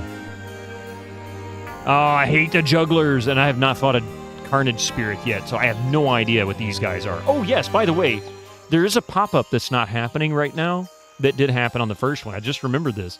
It would usually bring up a list of the mobs that you're fighting, give you levels and their specialties.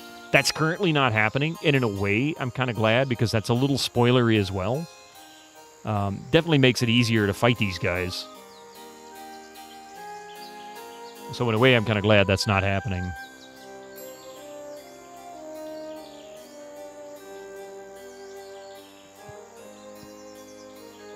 Cool.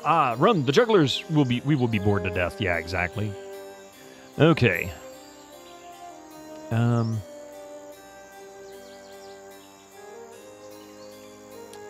through 7 on A.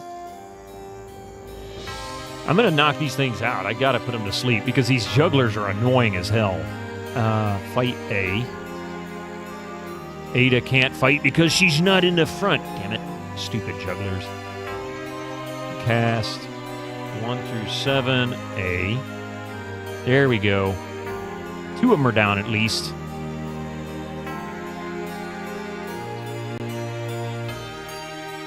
Cast 1/7, turn undead. Hopefully that's Carnage Spirits or undead. I'm not sure if they are or not. Yes! I think the monster list functions exists here, but you only loaded it in DOS once or twice. Yeah, I haven't tried it. I just now thought of it, actually. Hang on.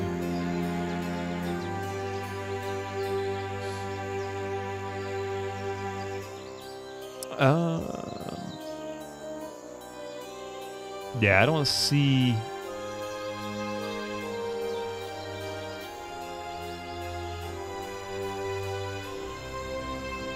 Map info. Yeah, not really that worried about it.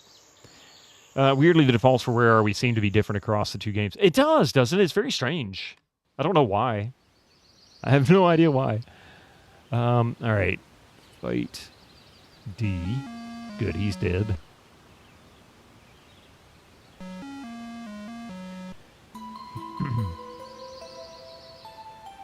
Team wipe on jugglers. I'm sorry, this is just so funny to you. Cast 1-3 B. Go down, juggler.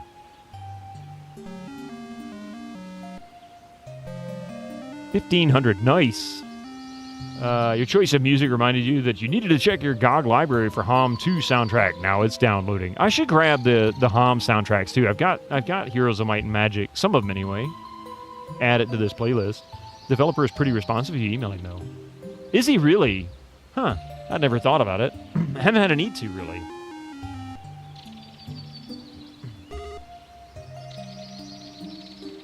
Ooh, wow. Rest, yes. I didn't realize how close he was to death. Xenon, that is.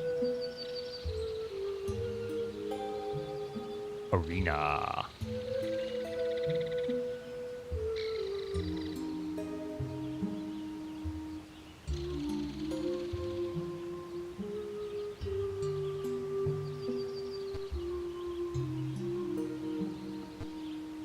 Unlock 4. Well, that sucked.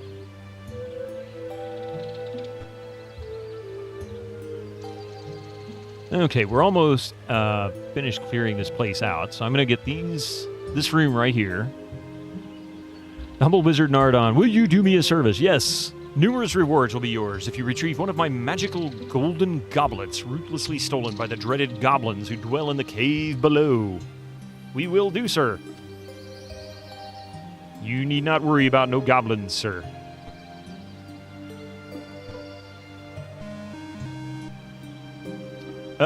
Okay, 15 skeletons. Hey, Abstractism, how you doing? Hey, Kinnikos, welcome in. How goes facing 6 times 255 enemies at the same time? Also been a long time. Yes, it has been. Glad you're here. Hope you've had a good week so far.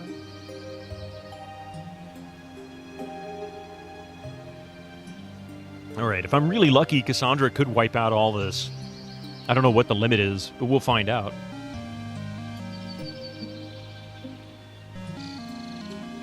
Hey, Ridge. I found all the skeletons in the closet.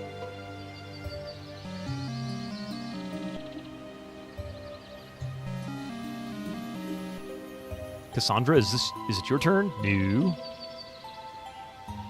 Cast 1-7. Yeah, I don't think it's going to affect them. Patiently waiting for this heat wave to die off so you can return to your usual daily Cast 1-7. And with luck, 11 skeletons will die on this round. All right, no problem, Kinnikos.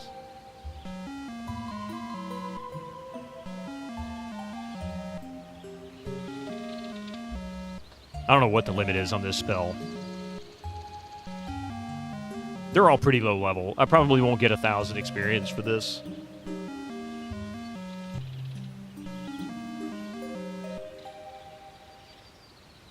So I guess 10 is the max.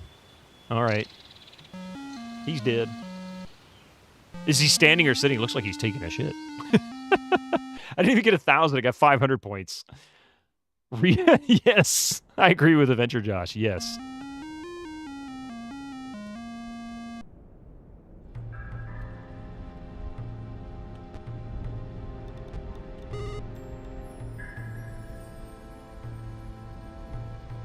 You love the art. Yeah, the art's really cool. That's for sure. Ah, you're kidding me? Really? You son of a biscuit. Okay, we'll go back to that in a moment.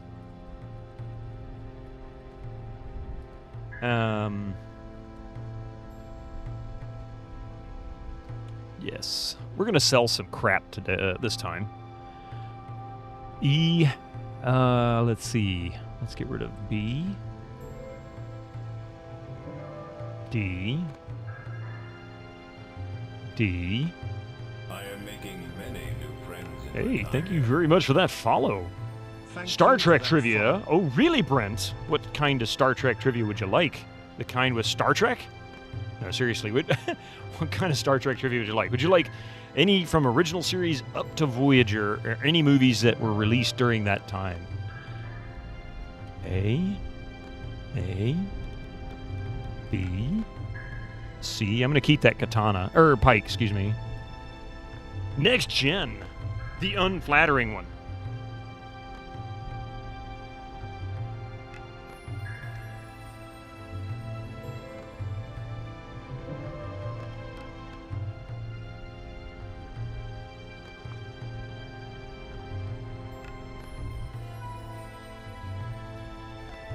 Damn it, Wesley.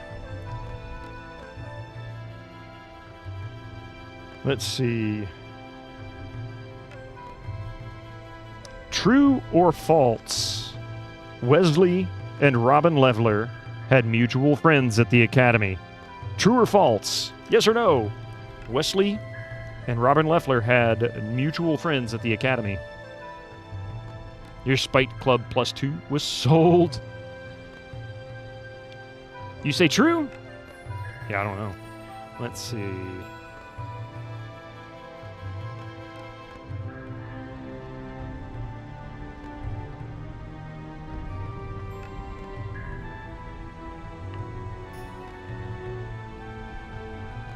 Wesley had no friends. Oh, poor Wesley. Well, I know the answer. And now you must go. Thank you, Winter Slice. You say true. Okay, I'll keep that one in mind. No one like Leslie.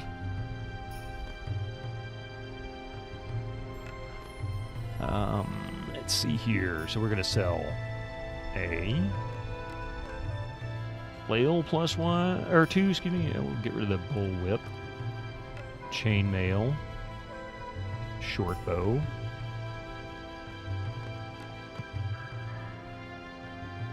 Long dagger. Scythe. Staff +1. Small shield. Cutlass +1. I'll leave the trident. Helm. Naginata. Great shield. Staff. Hand axe.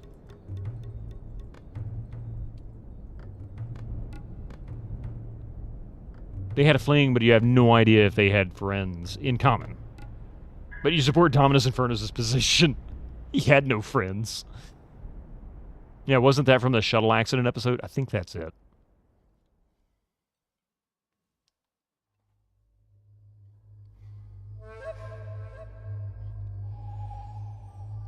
All right.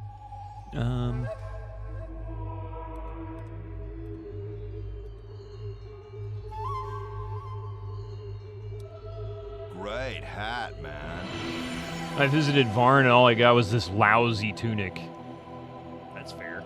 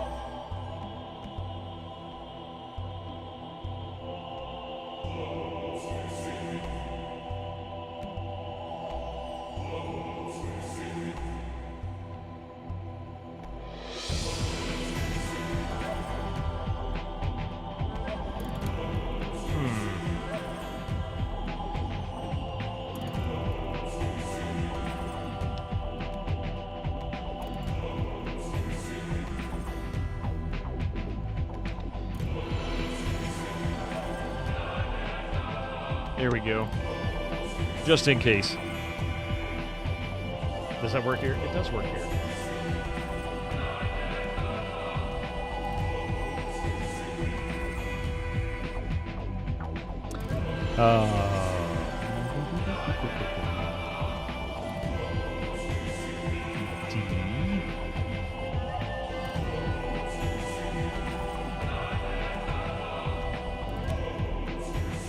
I see. Class ratings, KPABA. Okay. So I wonder... classless, chart is 0.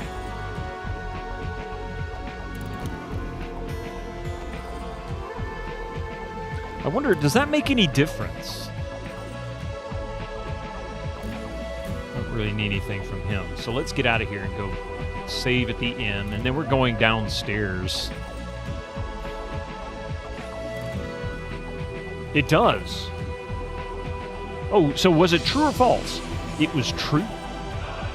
They did have friends. Now, it doesn't say who, but I do remember one of them had a friend. You win! You're going to have to add a bit of the Hom 2 soundtrack to your car music stick. Just that good. Hey, do you have a USB stick for your car as well that you put music on? I bought these like little low-profile 16-gig thumb drives about 5-6 years ago. One for my wife's car, one for mine.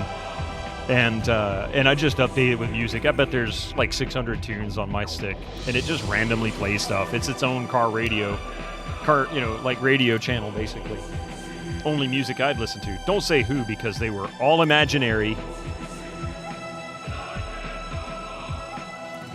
They were all imaginary. Star Trek was just a dream. All right, where was I? Oh yeah, we're going this way. So we've got to go downstairs. The first time we left Middlegate. Oh shit. 5 cast 1-5.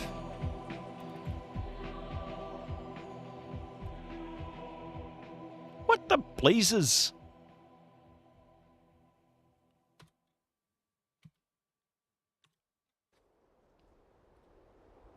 There we go.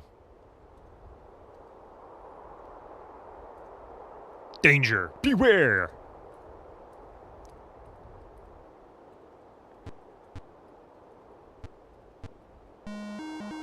How bad are these woodsmen and zombies? When you go down into the basement of your house, have you left your town? Feels like it. There was the house I used to live in like 25 years ago. The basement was the full length and width of the house. It was huge. It was its own house. If it was finished completely, I could have rented it out as a 3-bedroom. I mean, at least a very nice 2-bedroom. It was big. Man, I tell you, that was where the washer and dryer was. I had to go down the stairs, which was on one end of the house, go all the way through the dark to the other end of the house. It was so empty, with piles of, boxes here and there and some old furniture here and there. Oh my God. It was spooky. You're actually using a 128 gigabyte Kingston USB stick. Needed something big enough that you could also use it as a firmware updater for your car. Yeah, 16 gigs was plenty for that. I think the most I ever had was a couple hundred megabytes or something. That's pretty funny, though. I'm not the only one that does that. Okay, this is not a good start. That's a lot of hit points for these guys. Cast 1-7 A. Oh, that's not good. Cabron, how you doing? Game looks like work. Well, that's kind of the thing about a lot of these games from the 80s. When you got into RPGs, they were pretty much work. But then again, so's every sim out there now, Cast 4-1 on E.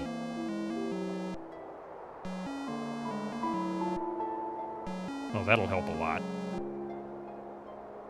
Really?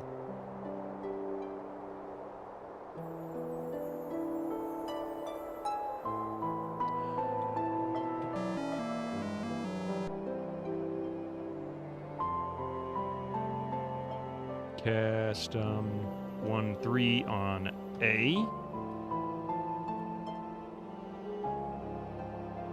2, 4, A. Damn. I think you can approach the game like work and just grind away until you beat it, but I don't think that's what the game... yeah, it wasn't designed to be like that. The game was designed to be explored. Your whole purpose was to explore, but people found the combat more fun, which I think is kind of why Heroes of Might and Magic became a thing. That part was more fun, I think, than they had expected it to be. Or at least more popular than they expected it to be.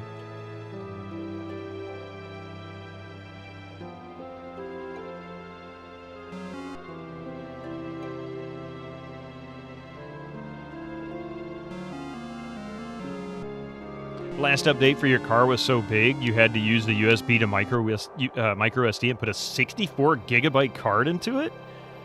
Wow. 64? What the hell? Jeez, man. That's crazy. A lot of these old RPGs are work adjacent. But if you can find enjoyment out of it, yeah, that's entertainment. And this takes some of the Where Are We mod takes a lot of the work out of it. It really does.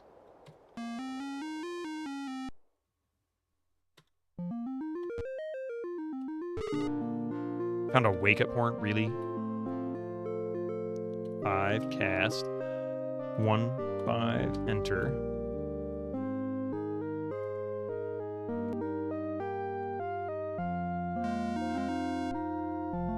Dancing Bones. Now he's taking a squat while holding a knife. He's really mad. He's enraged because he has constipation. A constipated skeleton is not something you want. The aging mechanic seems anti-exploration. It really does, doesn't it, Real Smith? You don't like the sound of car updates. You know, Adventure Josh, I am very much against the further computerization of cars. Beyond computer-controlled injection and things like that, I really don't see a purpose for it. There's some useful things, but when you have to spend several $100s to have someone reset a module just so that your electric windows don't roll too far up or too far down, you've gone far too far. Never needed it in the past. You don't need it now. That's just adding more cost to it. And now they're trying to implement monthly payments for certain features. Oh, you want cruise control? We'll charge you $20 a month for it. Thank you, Mercedes and BMW. And Ford and GM are doing the same thing here now. But they started it. At least that was the first I heard of it. Did they nerf car and remove the gas duplication bug? The aging doesn't really enter into calculation. I think it's just a more fun RP thing than actual. Yeah, I agree with that. It's not really that big of a deal. The aging mechanic. That's the direction we're headed. Not if I have anything to do with it, Ralph. I can service my own engine, and I mean by service, I mean pull it out, stick it on a damn stand, and rebuild the sucker if I have to. You love your Kia Soul and his stock turbocharger. You hope you keep this car until you die. You want your appliances, tools, and machines in general dumb as dirt. I mean, I don't need a smart stove. What the hell does my stove need to be smart for? I put food on it. I turn on the eye, and I keep an eye on the timer. If I want the food to automatically cook, I'll stick the frickin' thing in the microwave. I mean, seriously. It just doesn't make sense, you know? And smart refrigerators?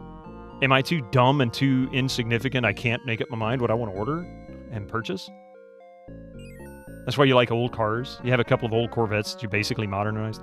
I have a 97 Nissan I doubt I'll ever get rid of. It'll rust into the ground. I still drive it. The only thing I ever fear is it's an automatic, and eventually the automatic will give out. But that's okay. It's an SR20. It's there's manual transmissions out the wazoo for that car. Just cast Magic Missile. Subscribers, use your Twitch Prime now. Now Dittaman tells me the ads are coming. Thank you, Dittaman. You were slacking before. Just cast Magic Missile. It solves most problems. It does, doesn't it, Gregor? All right, attack! Yeah, here we go. Fight. This is not good.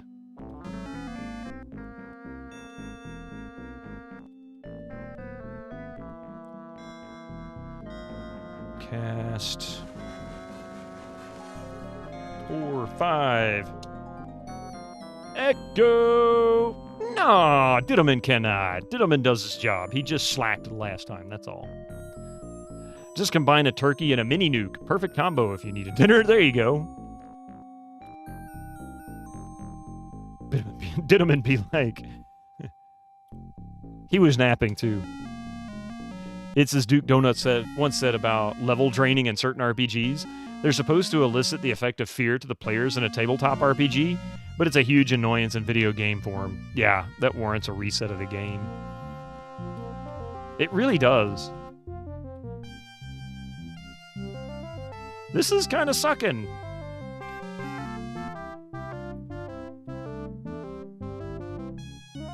One, 3A. Really? 1, 3.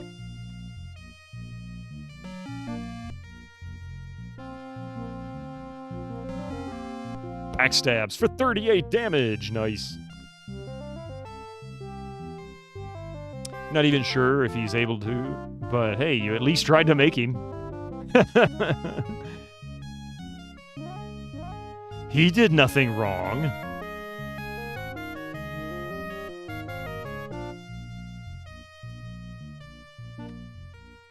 Son of a gun. What is she fighting with that's not doing any damage? Because Ada should have a magic weapon. Huh? Wait! Broadsword +2? Why is that not doing any damage? It's a magic sword. Maybe I need to have the blacksmith identify it.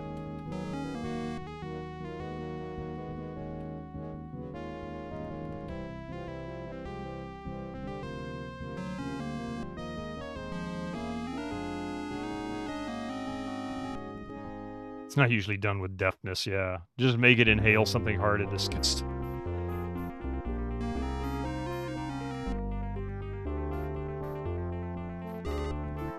$45 gold. 5, 1, 5.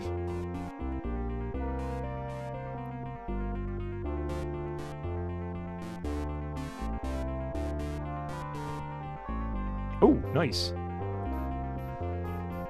Protection? Oh! I'm gonna fight a cat corpse? The hell is that? That's disgusting. I could never fight that little cute thing. Look at that. Isn't that adorable?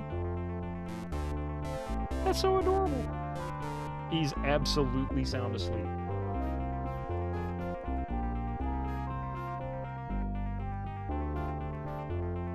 The enemy that eats itself. He's adorable. Sorry, had to show him off. Alright, attack. Let's see. Now you must resist the temptation to not touch the kitty. See, that's a problem, isn't it?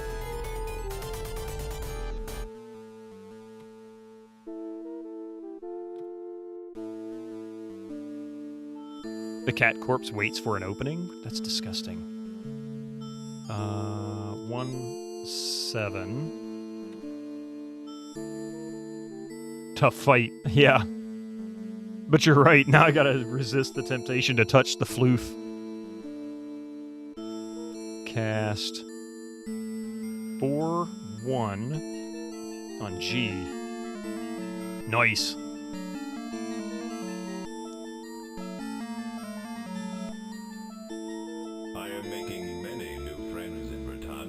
Hey, thank you very much for the follow. Thank you for that follow.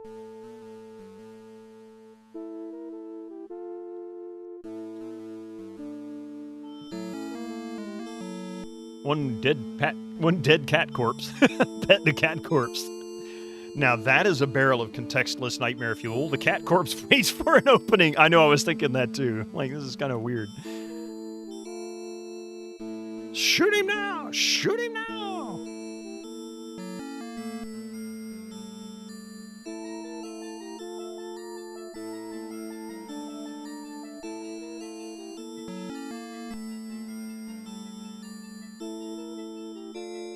Cast 4, 1 on G. With holy gloves. Gets the kick.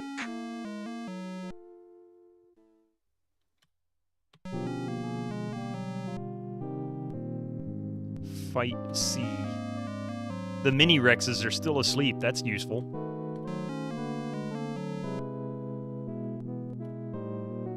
Cast. What are we looking for? Two on C. Nice. Now then, cast. We can do this. We can go 2, 4. Oh wow, the mini Rexes aren't that bad, huh?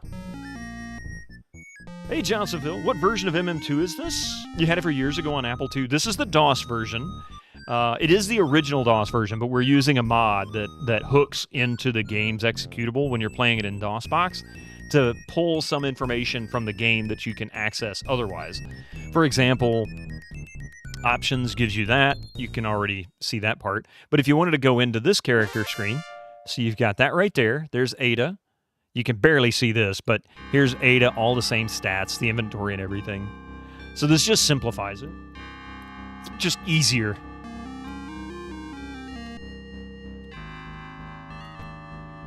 That kind of sucks. Oh, there are ads. Give me just a few minutes. I will be right back. Yeah, the search for loot. That's it. In just a few minutes with more Might and Magic 2. Bear with me.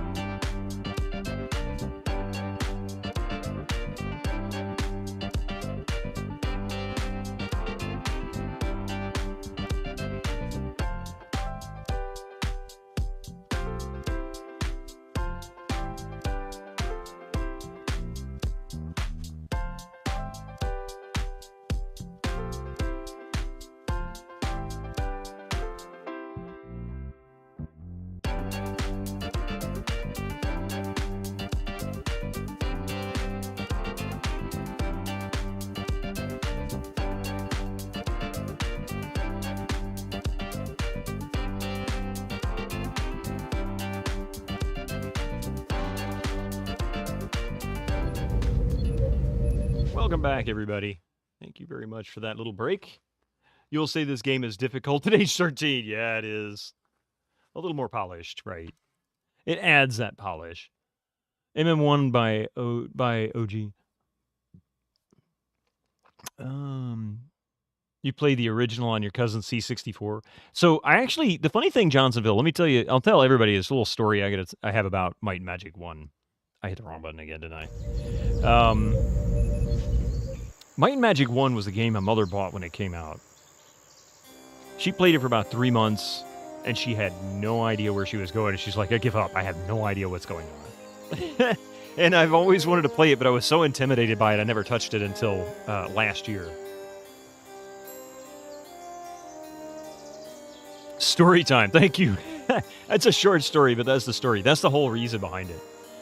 Your mom's pretty much right, yeah.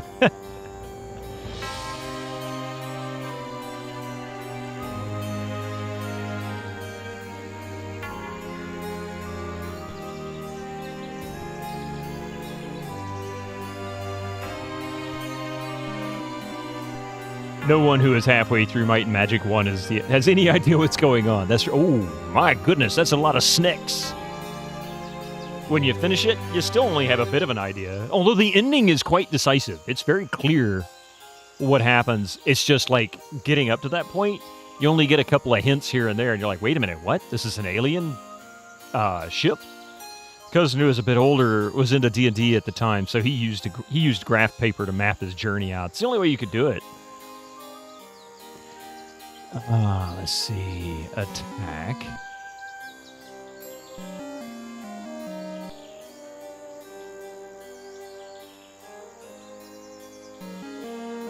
Kill the deadly rattlers.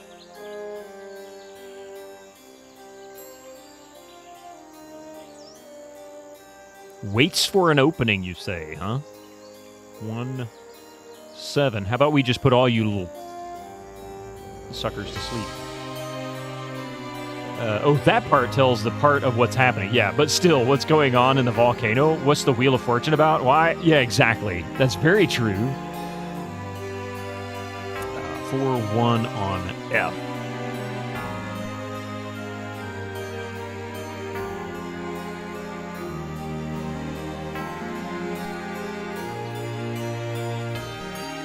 Kill all the ones not asleep, and then take out the ones that are asleep.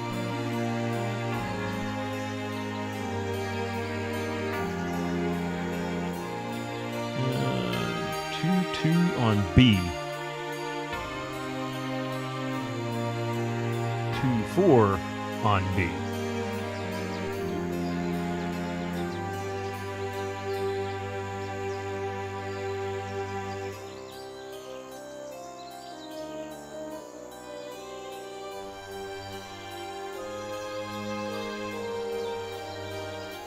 Sorry about that. Let's see. You spent all day yesterday playing Cricket 24 on the PC. It is indeed a learning experience. What is that? Cricket 24. You solved OG's riddle and you don't really know why. Like, what was it about? The sport. Oh, like the sport. Okay, gotcha. Cricket, bat, ball, that kind of thing. Nothing here. 5, C1, 5.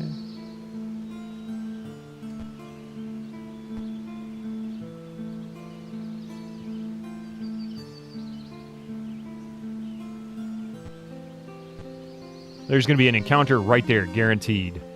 Well, a random encounter occurred there. Cursed corpse, insect plagues, cripples, hungry plants, and fools. Maverick, welcome in. You bought your MM2 for the C64, but sadly you had a graphics issue. There was a constant flickering and a line on your monitor, so you gave it back to the retailer. Oh, man, that kind of sucks. That kind of sucks. Have you been able to play it since? Which, surprisingly, the U.S. men's team did rather well.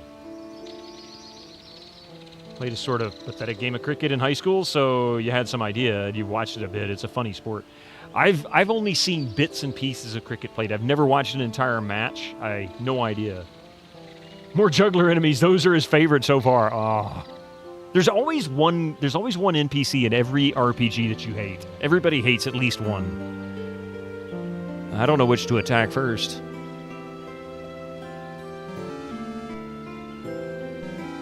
Well, the hungry plants are easy to take down.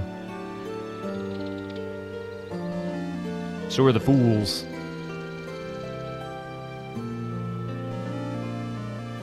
You've played the Google version? There's like 5 of those. Yeah, probably. What are we going to cast on them? Sleep 1/7. Starting with A. If they speak, you hate them. Let me get the action ASP. Yeah, exactly. Do you get to the Cloud District very often? I'm saying, of course you don't. The what? The Cloud District. Sure, I understand. Cast 4/1 on F.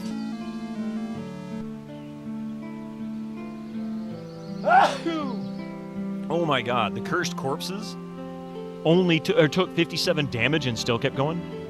Have I never played Skyrim? I did like 10 years ago. It's been forever. And I only played the original. Thank you very much. Sorry about this. And I appreciate the follow. Welcome to the channel. For some time. But I have played Skyrim, only the original. I've never played any of the DLCs. I know nothing. In fact, I've been watching, whenever Darksaber's been playing it, I'll usually lurk, and I see stuff in there all the time I don't know at all. I've never seen. Echo knows.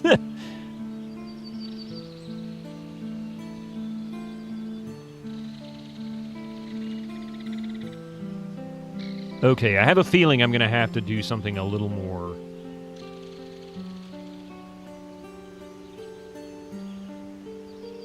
I've got to go up and have each of my items inspected, I think. You're just doing a reference to the NPC everyone ate. Oh, I get you. I get you.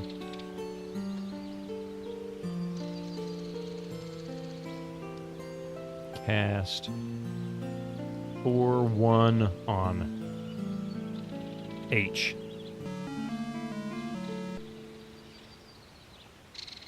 Damn it.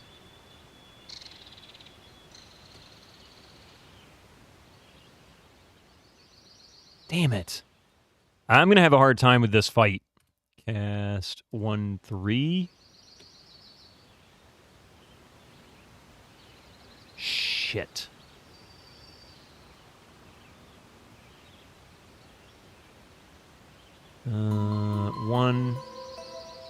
Excuse me. Cast 2/1 on Hans.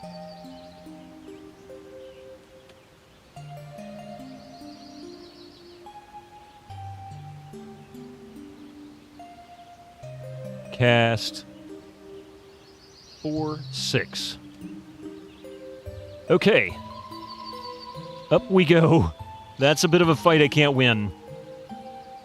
That's a fight I can't win. So I'm going to go here first. I'm going to sell all the crap that I have in my inventory that is not weapons. So we're going to get rid of... Or excuse me, I'm going to sell all the weapons. I'm going to sell everything that's not... Or that is weapons, excuse me. And then I'm going to unequip stuff.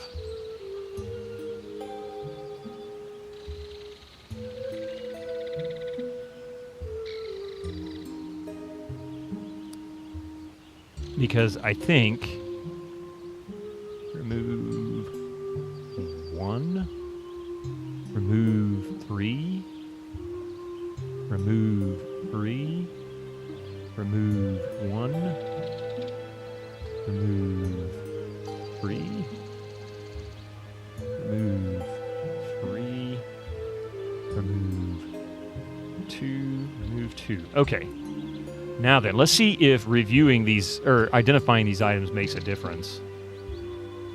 F. E.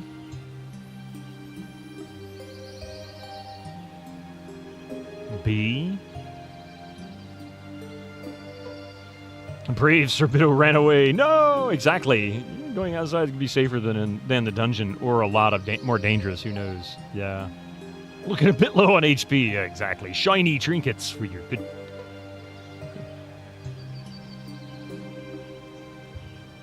You came here with the raid from Stealthy Golem. Oh, you came here from the raid. Welcome in. Yeah, Stealthy Golem is the... he's the founder of the Guilty Goose Tavern, which is one of the stream teams that I'm a part of. And he's a great guy on top of that. I mean, he really is. Fantastic. Super nice guy. And always willing to help out. B. C. A. B. All right, I think we got everybody now. 1. Equip E. Equip B. Equip A. Can't do that. Okay. Equip B. Equip B. Oh, crap. Didn't mean to do that. 4. Equip A. 5. Equip B. 6. B. Equip A.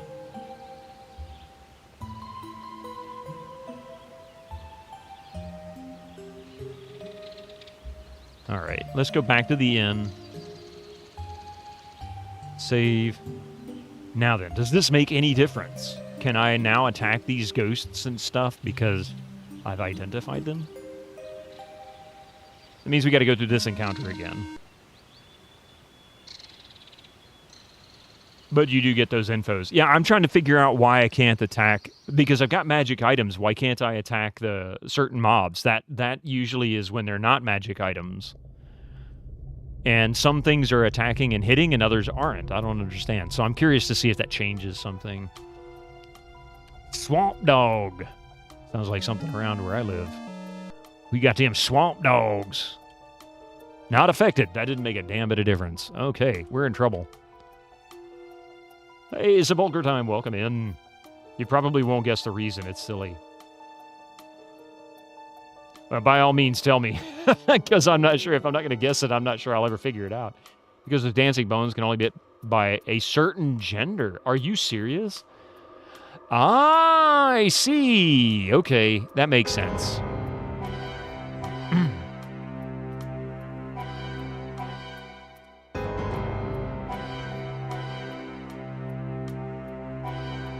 Happy to spell out the relevant things.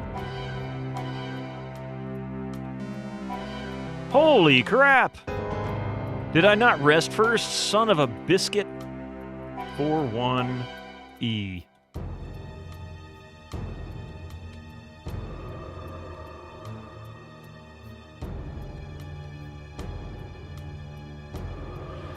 Oh boy. Cast 4-6.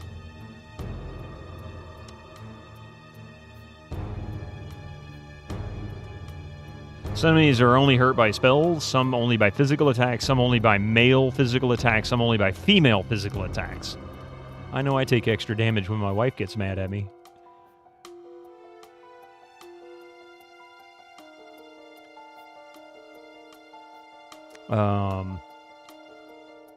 Which one's dead? Swifty Sarge. How are you running into such big gnarly fights? Because that's the random luck in this game. That and the fact that I only have like one male character or two male, something like that. That's just MM2. Yeah, exactly.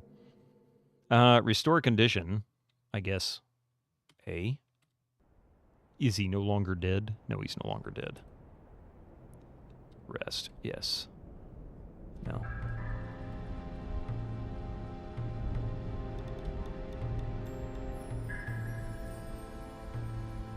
But yeah, that's just MM2. It sucks that way.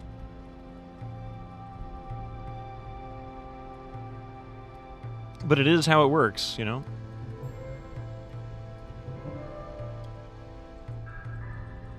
The moon phase of Kron lasts 60 days.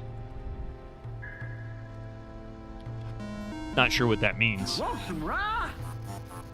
Of course you do. Hey, Susie.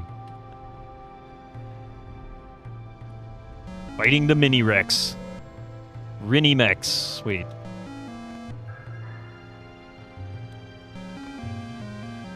This dungeon is prone to toss unpleasant fights your way. Usually they do, you know?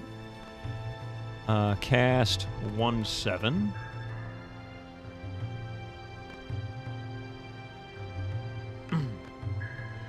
You hope your wife doesn't employ physics. No, she does not.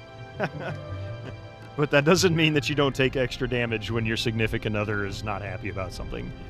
We always do. So I'm going to disable these Carnage Spirits. She's a wizard. She's a wizard, team.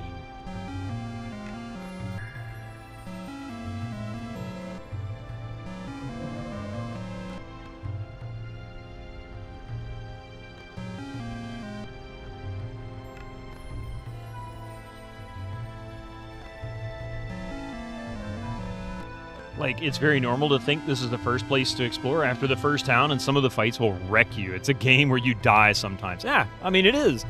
People think of, like, Dark Souls, and they're like, God, that game's brutal. You just die all the time. Yeah, it wasn't the first.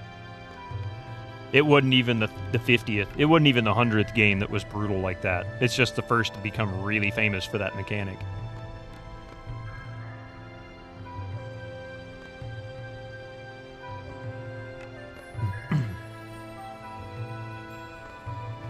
But at least I have time distortion. That gets me out of a lot of crap. Ew, they don't look good. I love my brutal. What? I love my tangoing. Nah, I just like fighting with one hit point. Some of the earliest games were the meanest. Well, you know, in games like Might and Magic and Wizardry, they were really focused on people who were playing Dungeons and Dragons, who wanted a hardcore, serious RPG that they could play when their buddies couldn't. And that meant that pretty much every character was a hardcore run. I mean, you know, you just didn't generally get resurrected. You played, and then if your character died, you start over.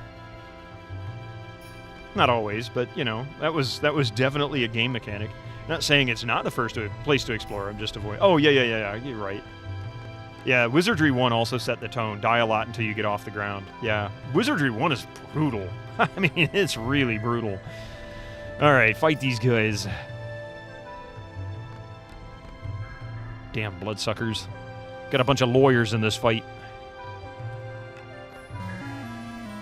The arachnoid. Avoid the noid.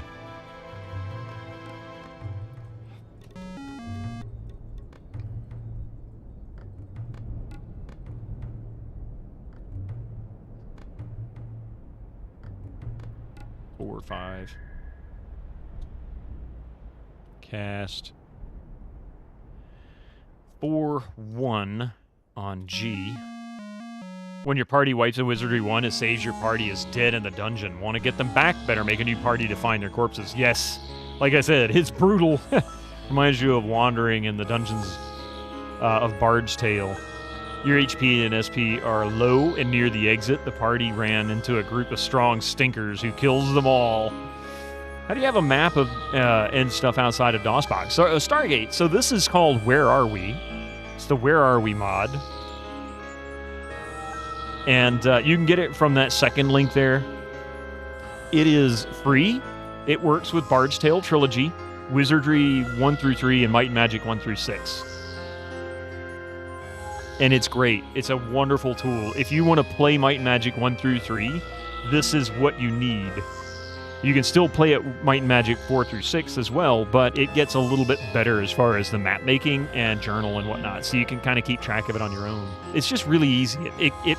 It is truly a mod that brings it into the present day without taking too much away from the original experience.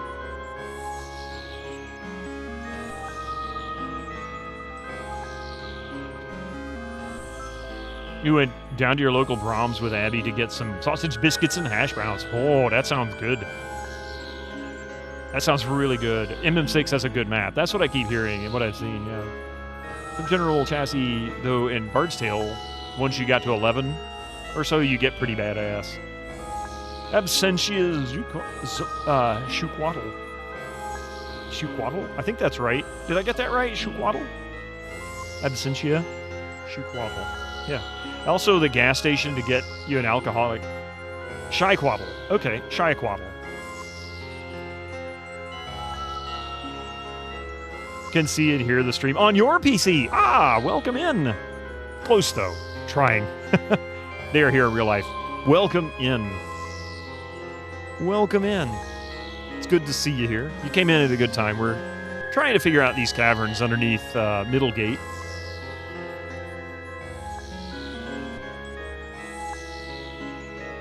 Go 1-3 on A. That bloodsucker's gone now. 2-4. Put the pain on the bloodsuckers.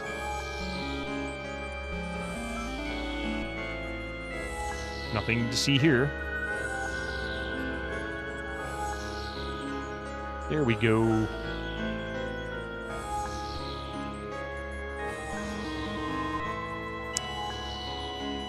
Their birthday was on the 6th, and they flew out here at the tail end of last month because 4th of July makes ticket prices go to hell. Yeah, it kind of sucks, doesn't it? The freaking holidays. Hard times for us CRPG nerds, right? Wait. Here, because the game isn't linear, there's no clear safe zone. You wander around and find things too strong for you. Oh, well. That's exactly it. This game is always a risk. In fact, it's worse to me in Might and Magic 1 that you're more likely to run into stuff that'll wipe you out early on. This one, I was still running into stuff that would wipe me out early on, but for the most part, it wasn't that bad.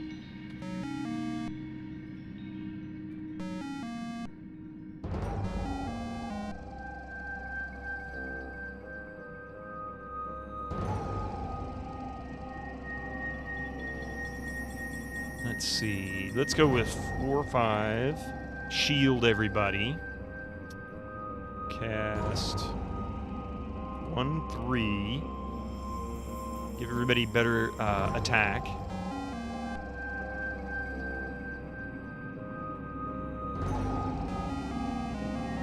You kind of need to map every square. You'll just randomly miss crap you need. That's actually very true too, because it could be just one square that has a key that opens the door to something that you need to access to be able to complete the game. And if you miss that one square for one reason or another, it could be hidden to be in a forest somewhere or a hidden wall as you're traveling along. You just miss it.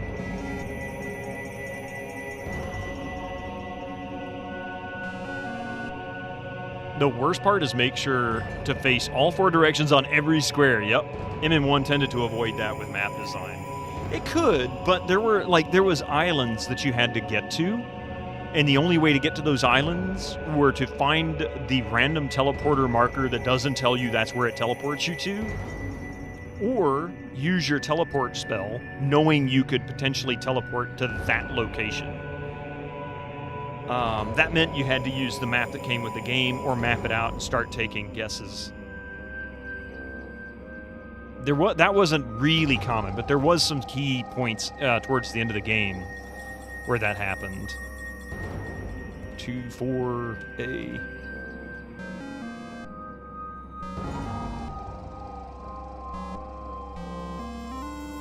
"35th battle." Nothing to see there. Is it harder than Dungeon Master? Couldn't say. I haven't played Dungeon Master yet. Although I want to. I just haven't played it yet. Okay. Cursed corpses are my biggest enemy right now, because I can't beat them easily. I'm gonna fight a fool.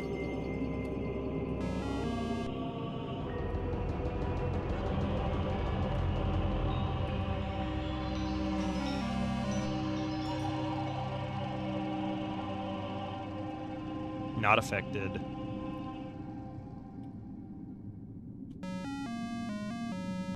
Hey, Bargain Bin. How you doing, by the way?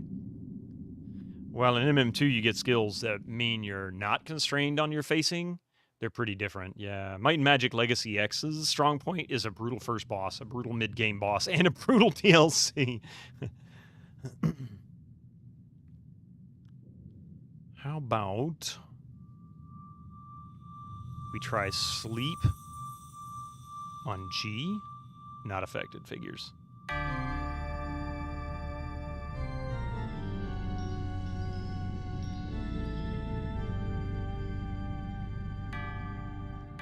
Cast 4/1 on H.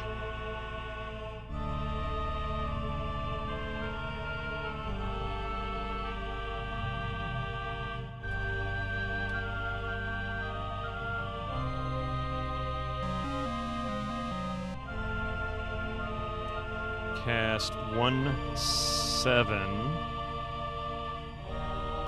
on E.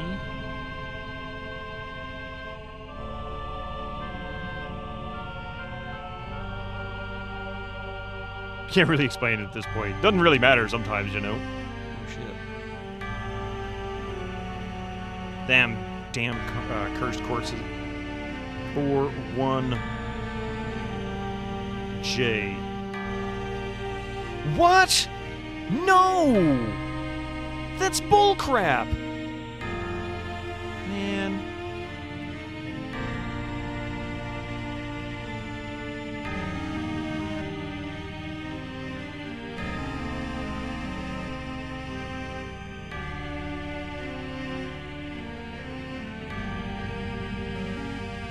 Okay, so spells will work against him.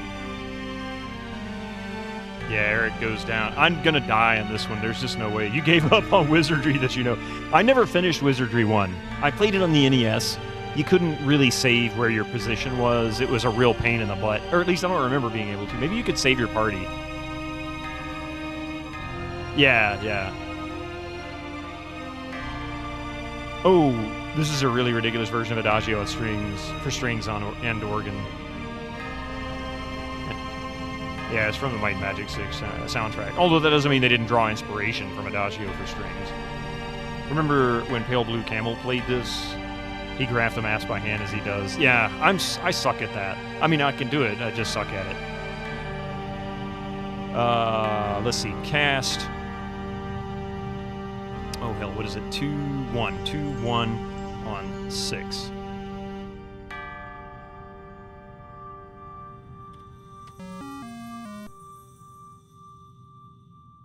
Shoot F. Fight E. Cast 4/6 and get the hell out of Dodge. No. 5. Oh wait, no. There we go. 5. Cast 1/5. Now then, that should be...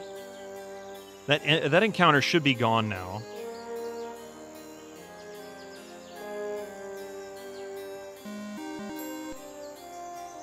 Craft paper and whiteout, yep. Different versions of Wizardry 1 have unique bugs that make the game harder. It was even meant to be. I don't even know that.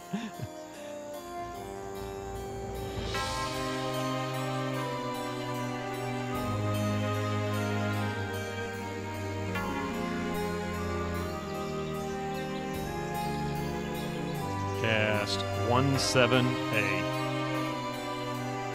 Wizardry is insanely popular in Japan at some point. That's what everybody tells me. 4/1E.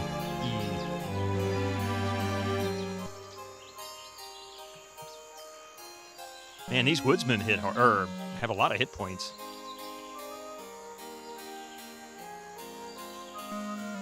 Holy crap! How dare you go unconscious? Cast 1/3A. Cast 2/1 on 3.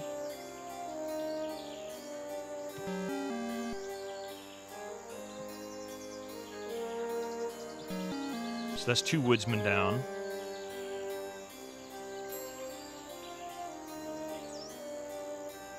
Cast 1/3 on A. 2/1 on 3. Heal him up. Man, those guys are tough. They still make new scenarios on mobile. Do they really? Interesting. Most ports aren't bad like that. Like on DOS, you have a high chance to lose stats on level up, and NES, your AC does nothing. Really? I didn't know that. Oh, man. Wow, a copper chest?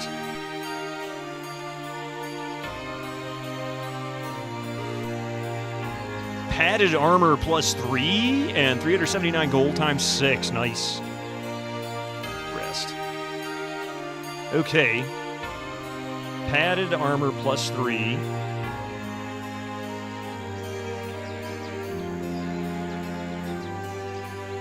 No special bonus, no special power. Okay. Who's currently using padded armor?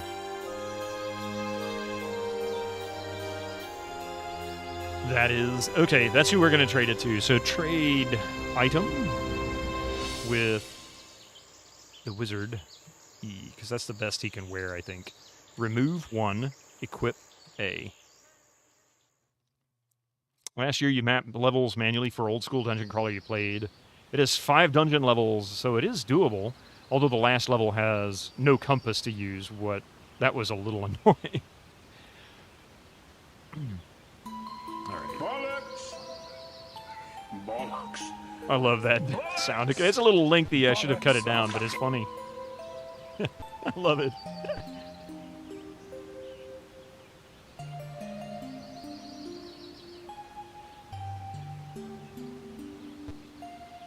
I have a feeling I'm going to regret this.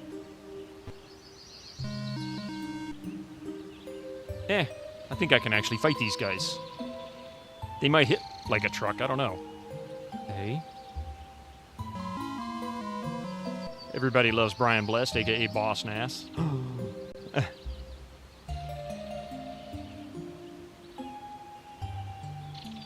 Is that really the same guy? I did not realize that. Holy crap, it really is, isn't it? I did not know that. That's funny.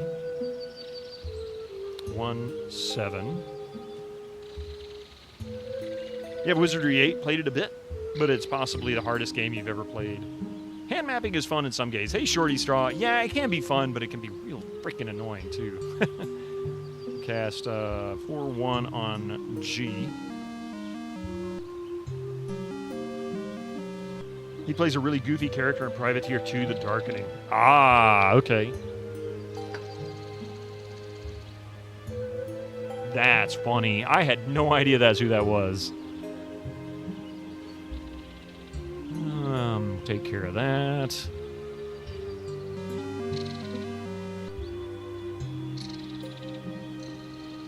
Let's see, 1-3-A.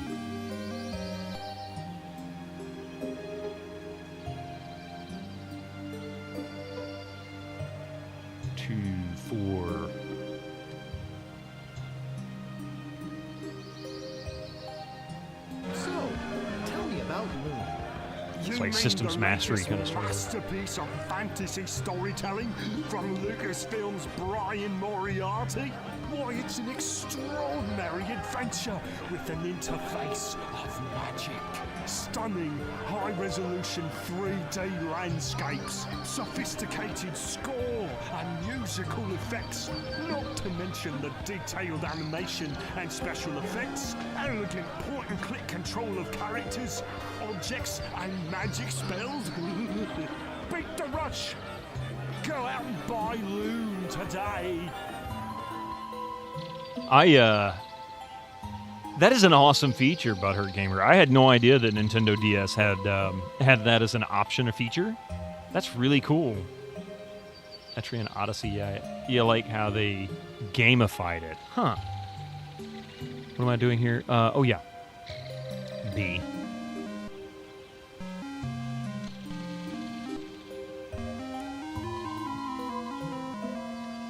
A rusty chest? Okay.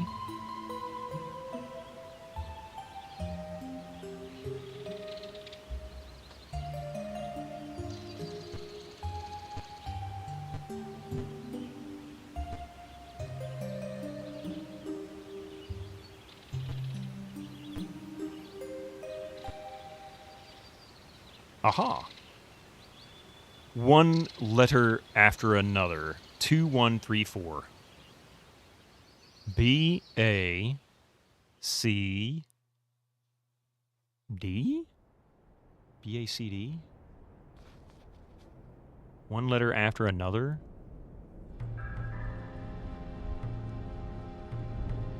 Not sure I grasp that.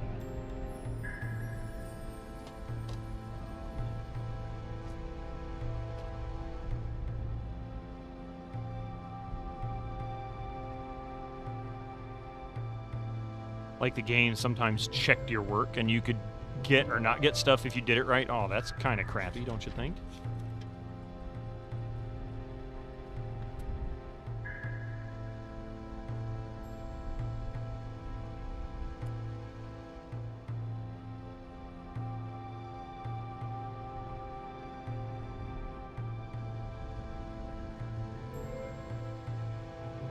But it shaded over the squares where you already walked. So even if you didn't map it, you could still see the map. Huh. So they kind of half-assed it. They didn't really do a great job of it then. Okay,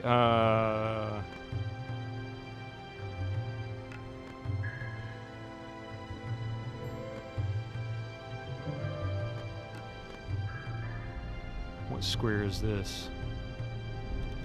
814? C2. 814.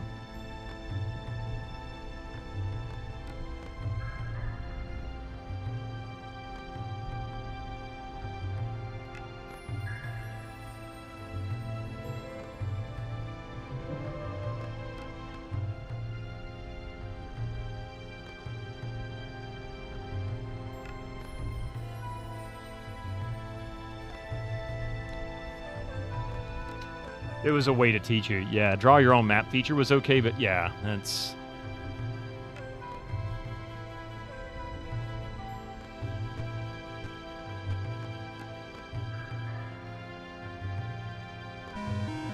I have... oh, Nasty Witch and a bunch of friars? Okay, I don't know what just happened.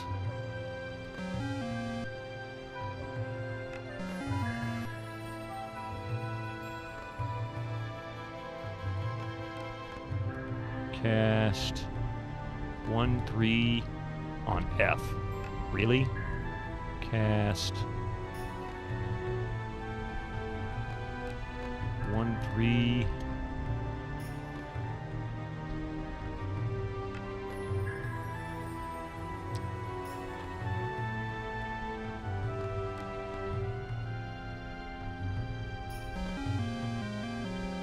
Fire Nasty Witch. What a...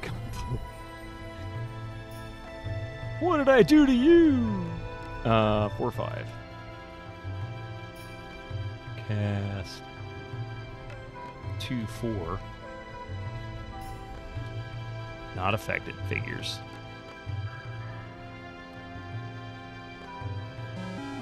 Okay, Nasty Witch is down. Cast 1/3 on A. 2/6.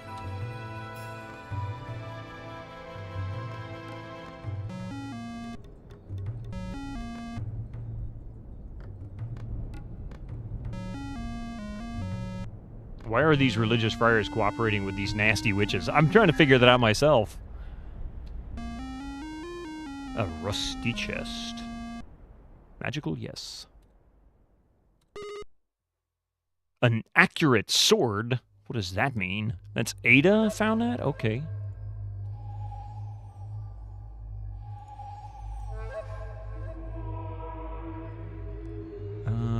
Plus 11 to accuracy.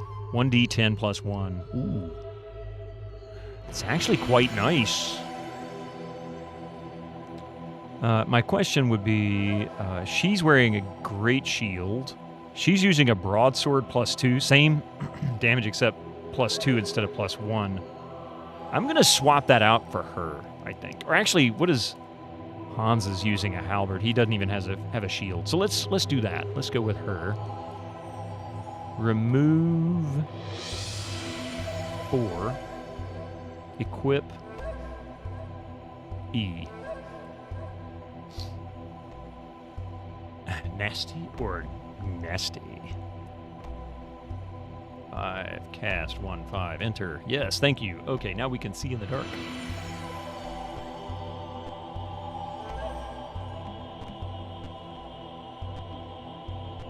And what's the purpose of me being able to walk into that little nook? Unlock 4. Man. Attack.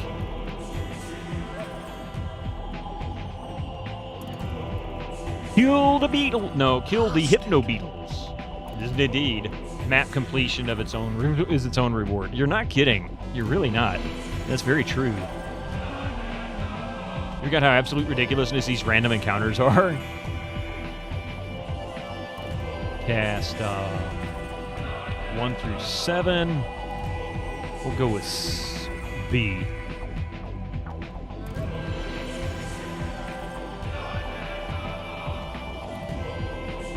Cast 4-1 on F. All hail the Hypno Beetle.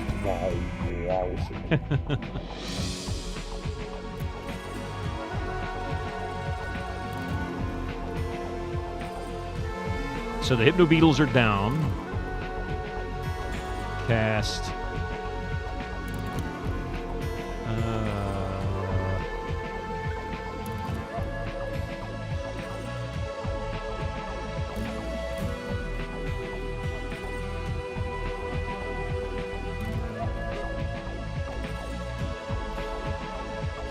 Cast. Where's sleep? Silence. 2-6 on A. Hey, that helped a lot.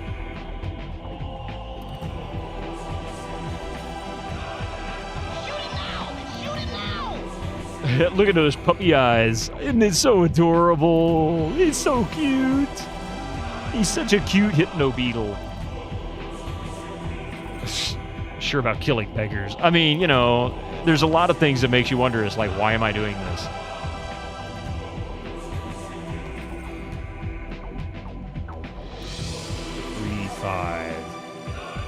F.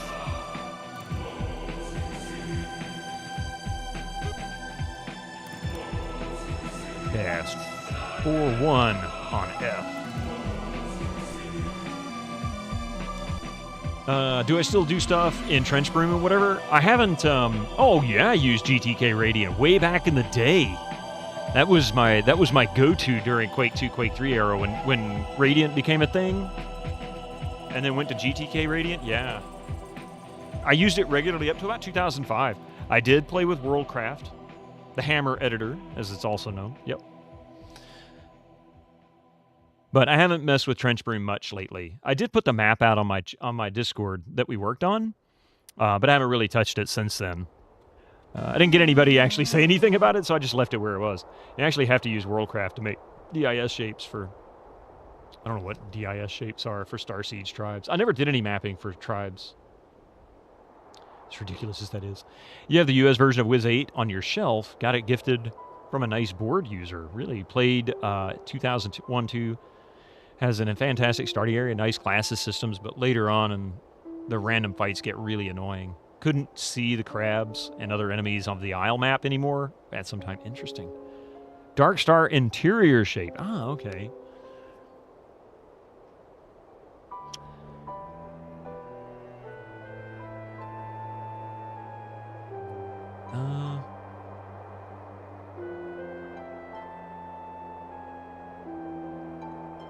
Three, 5.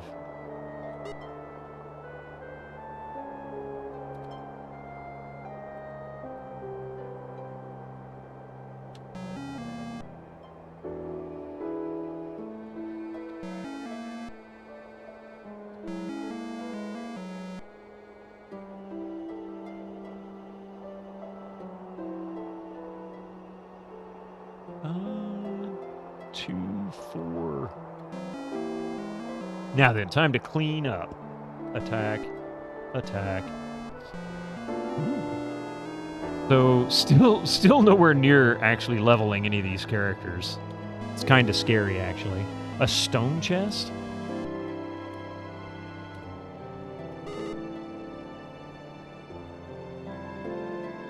C15, enter. There we go.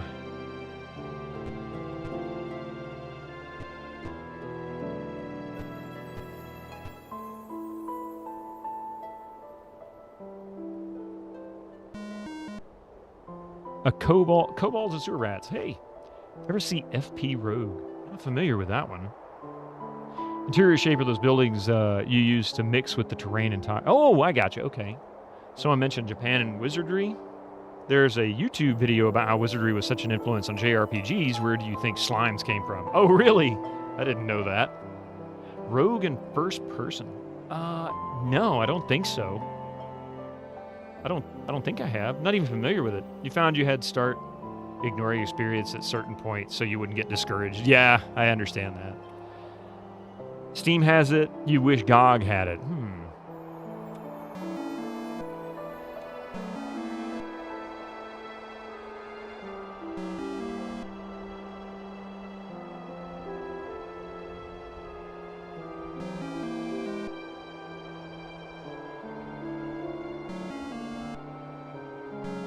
Man, that was easy.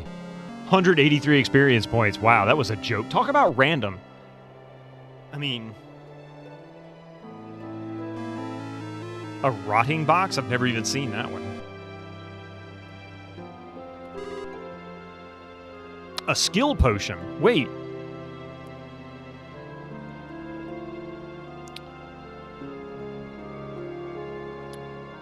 Gives +5 to level, 5 charges. Nice. That could actually be quite useful.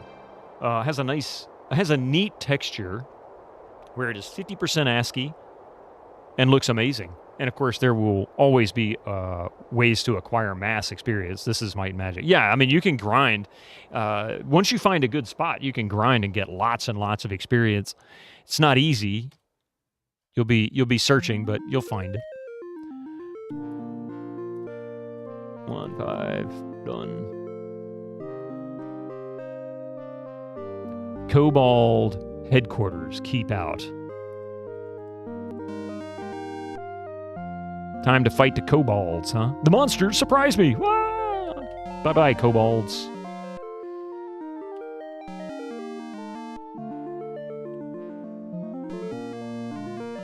Number one, you found ways to get gold very fast, and then you dump it into experience, and the place where you can do that, you forget. How did you get the color of the room and the graph to change? I might restart MM1 to get back in. The color of the room and the graph? I'm not sure I understand. Maybe I'm missing something. I'm not sure. Oh, on Where Are We? It does it automatically. Like, it's just... Because the map's already pre-made in the game, and Where Are We? It just uncovers it as you go along. Cast spell... What am I playing? Cast... 1-7. No problem. Yeah. Yeah, it just reveals the squares you visit. But with MM2, it also plays on the cartography skill, which is really easy to get at the beginning of the game. Incoming ads for you non-subscribers. Use your Twitch Prime now. Cast 1-3. The green rooms have potential or fixed encounters. They also usually ends up being like silenced. You can't actually cast spells there sometimes. Or is that red? I can't remember. One of them will tell you can't cast in that area. Oh, green is indicating inside. That makes sense. That makes more sense. You wish you had raw access to MIDI music in Might and Magic 3, 4, and 5. Yeah, red hatching, that's it. Yep, thank you. That's what I was trying to think of. Something like that. 2, 4, 8.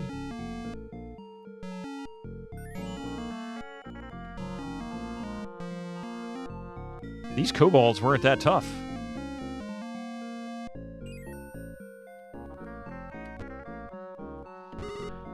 Katana and a longbow.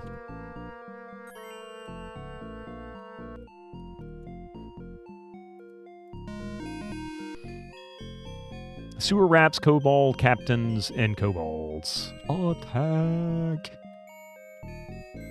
I'm taking down the captains first.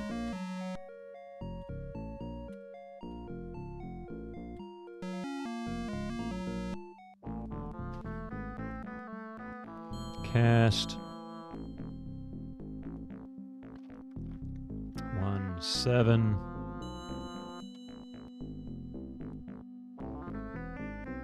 Her rat.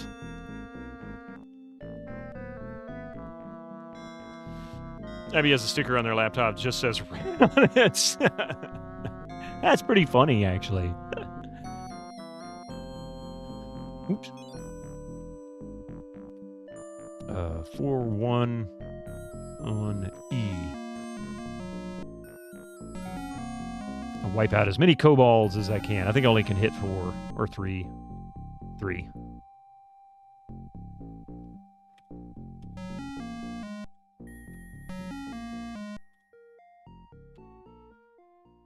F. Zine is tricky to set up for best audio unless you have very expensive period hardware. I do, and I have some of it. I have a Sound Blaster 16, and I also have direct access to the MIDI coming out of it. There is a Roland SC film. I've already got it.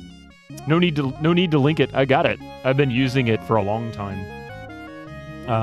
It's great too because I paid for it, and it's just a plug-in. It just sucks that you have to use Roland Cloud. Granted, the SC55 emulator actually existed for the past 25 years.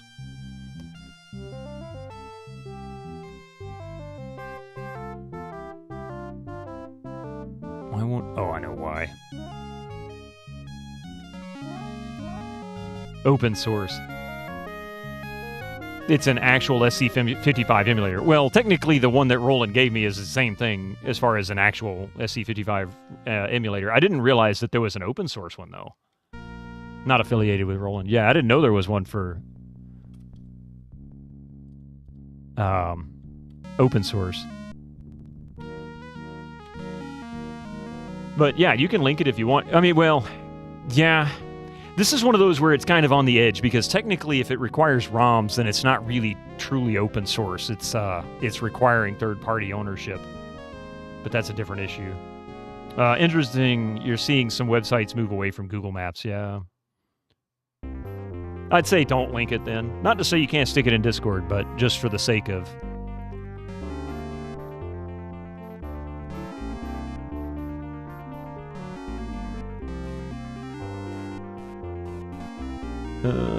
Three, 2, 4. Why? A Hey, magic Roseanne charm. just subscribed for 31 months. Yeah, if it's not 31 distributing the months ROMs, then the already. rest is fine. Don't know what to write after so many years. So many years. Dude, Pi, how are you doing today? Thank you so much for the 31 months. Can you believe that?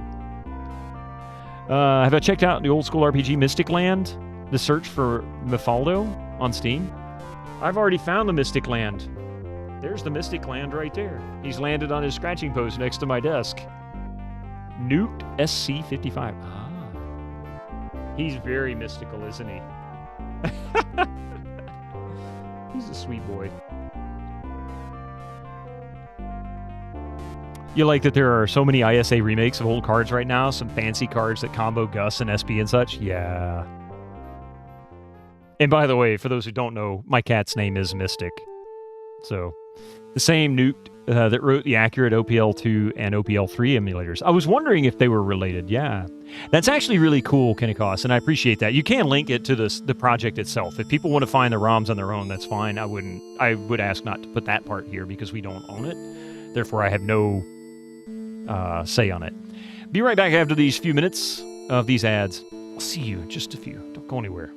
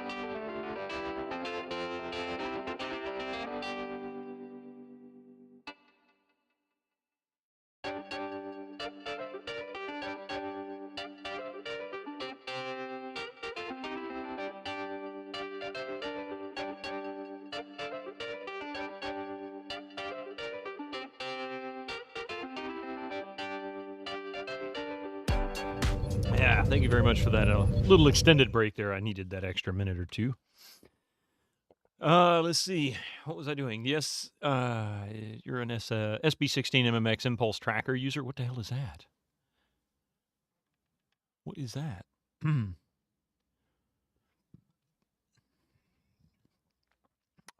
Ian worked pretty hard on that. So I will say this. You don't necessarily need a SC55 emulator external. There is two ways that you can get hold of a legit Roland Sound Canvas plugin. One of them began back in the late 90s, Juilliard's tutorial software, which is pretty cheap. Comes with a plugin on the disc. And then, of course, you can buy it from Roland now, and it's like $60, $70, something like that. Wait, what? Taking really simple waveform samples and performing all sorts of filtering and pitch modulation on them. Wait, resonance and cutoff filters can do that. I really need to get around learning how Impulse Tracker's filter envelope works. I don't know. I've never used that.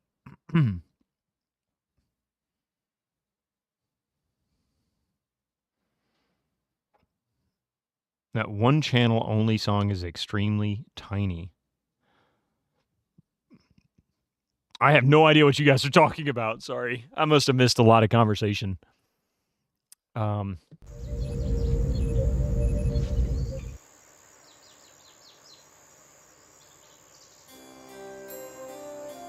There's no such limit. The point of a one-channel S3M or mod or whatever, it's a challenge of making good music without any polyphony. Well, I mean, good music without any polyphony would just be the melody. I mean, you can try to simulate intermediate sounds in the silence, but yeah. I was using NNAs and the polyphony is because of the instrument control mode. Gotcha. What was I looking for? Oh yeah, we're going to the wonderful Cobalt layer, aren't we? 1.5, I guess. Empty manacles hang from the wall in this torture chamber.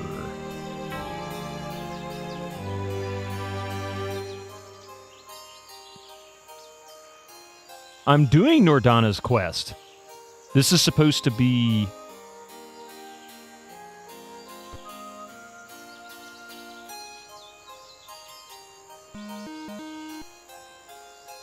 a hermit and a bunch of fools. Sounds like me. Fight the fool.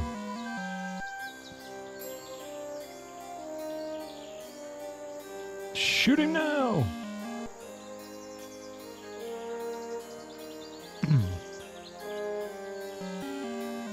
Ooh, double backstab. Cast 1/7.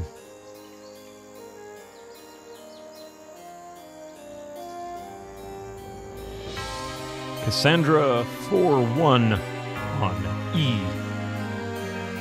Game gave you one clear direction. You heeded it. Seems like solid play to me. I don't understand, because I get the impression I was supposed to actually release somebody from that.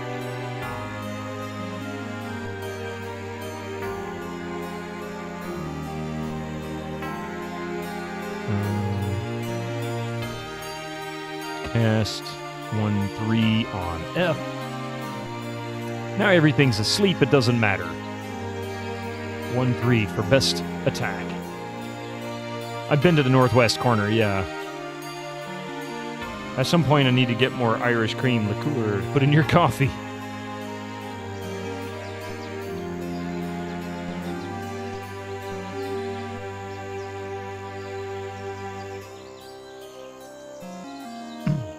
Something happened in there, maybe you missed some of the text. Possibly. Because, oh, you know what? I think I know. Okay, I think I know why. I think I know why. I'll have to look at it later. I think I got Norden's quest, but not Nordana. So I might need to go back and talk to Nordana. Another skill potion plus a couple of gems. Wow, 774 gold per share. Times 6, that's a lot.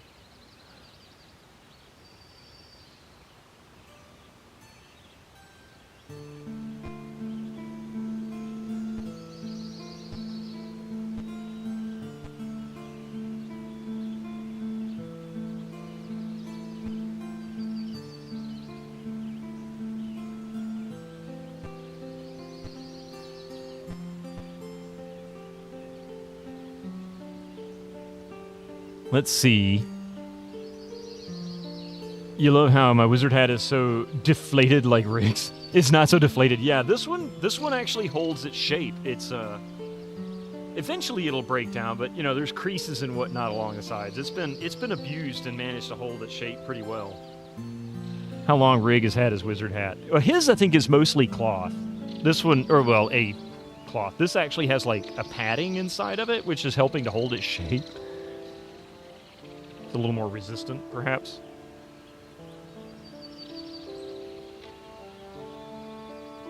Okay, so we need to go back. So, Norden, you must find my goblet. Yes, okay, so we've got that quest. Nordana is here.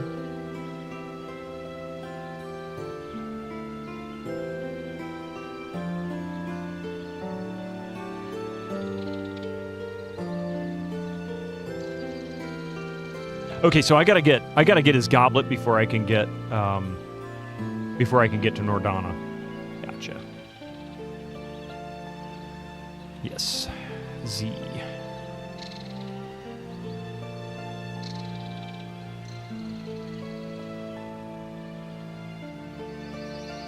Yeah, some kind of order. Yep. You could have just said your hat was enchanted. I could have. That's actually, I'll have to use that next time.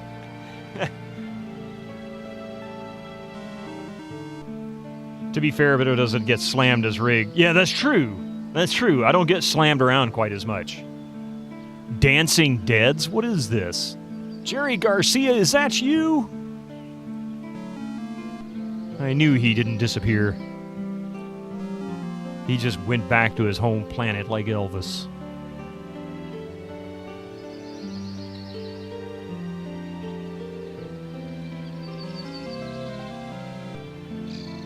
Rordering is a pretty meta typo.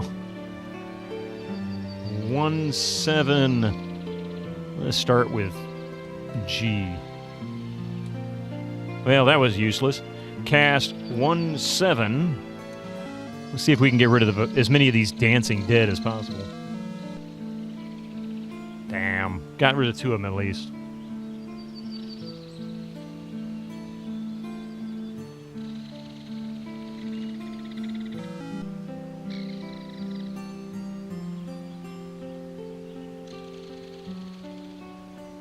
Cast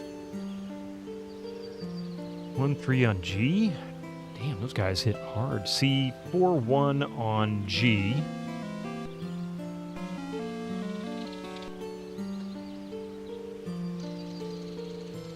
You forgot, what dastardly thing does Dancing Dead do? I don't know, because the little mob window isn't popping up. They serve you. Yeah, apparently.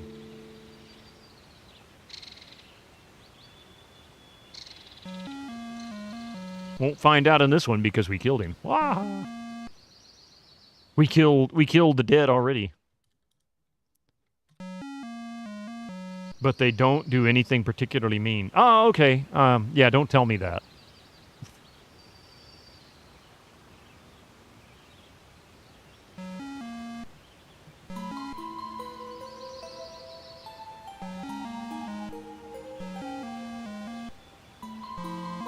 Ah, 44th battle. All right, let's see. Where are we experience-wise? 80,000 out of 96,000 for all but Xenon the Third and Eric the Unready.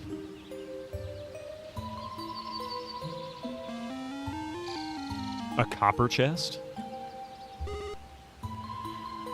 Admit 5 pass or admit 8 pass? What does admit 8 pass for? And what's with the hero medal +2?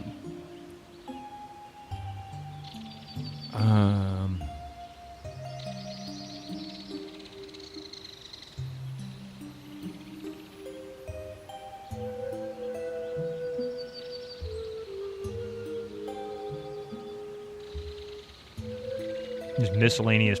Okay. Use cast heroism. Gives 6 to personality. Any class can use. But what is the +2? Oh, AC. Okay, I get you. I think there's a spell that tells you the flags on a monster. There is identify monster. I just haven't used it yet. I could use it, but you know, then I'd have to kill the character. I'm not going to equip this yet. I've got a couple of things. Oh, wait. I did need to look at something.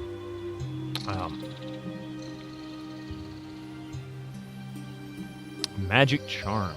Magic resist 10. Protection from magic.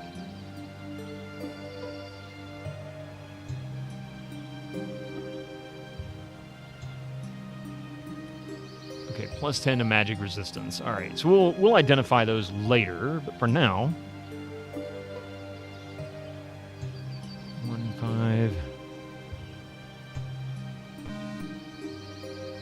Really, a greedy snitch and a bunch of swamp dogs?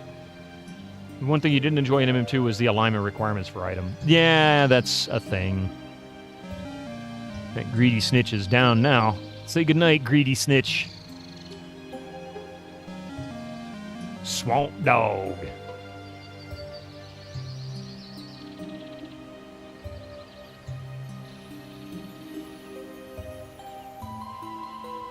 Um, 2-4A.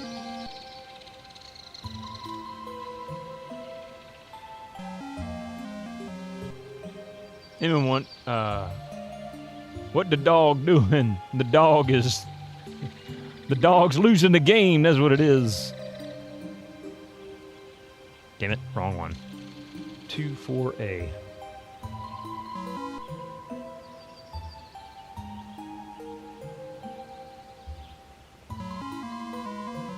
And the game always gave you the alignment you couldn't use every time. Oh, yeah, is that leprechaun giving us the middle finger or a thumbs up? That's a good point.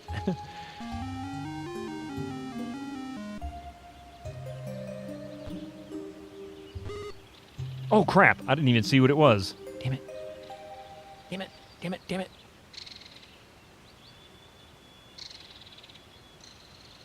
I hit the button too quickly. Really? Oh my god. Whoa, that's the nasty witch. She looks like she's doing the nasty.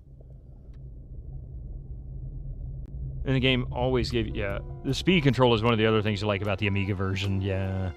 Okay, so slap her on the butt. Get out of here, you nasty witch. Nasty confirmed. Cast 1-7. And we got ninjas. How about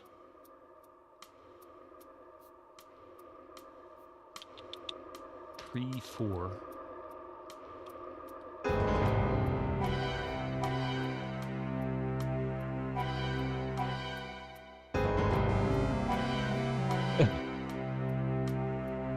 Tricksy ninjas and nasty witches. I backstabbed the ninja twice. 1-3 on the ninja.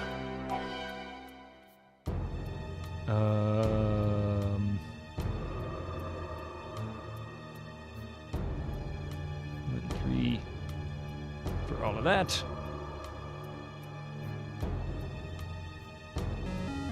Gotta take these ninja down fast. They hit pretty hard, it looks like. Cast 1-3 on E. Cast 2-4 on E. Not affected, son of a biscuit. There we go. Ninja down. Sorry, ninja. Nothing personal, man.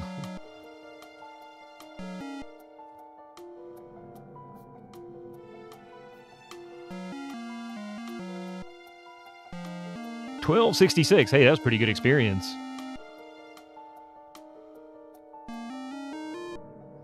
A rusty chest, huh? A silent horn, +1.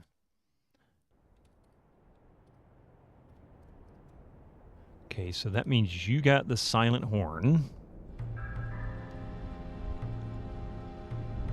+1, poison resist. And we can silence, okay. You try to sound and nothing happens, right? Wizardry ninjas, your fighter is decapitated. Your lord is decapitated. Your cleric is decapitated. It's your turn. What do? Sew's head back on. Gotta be good loot from ninjas. Nah, where are they gonna put it? They're wearing tights.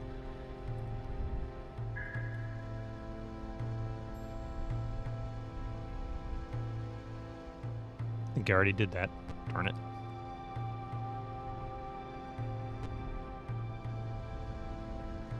Darkness? Ghouls! Oh boy, this don't look good. Okay, this won't be too difficult.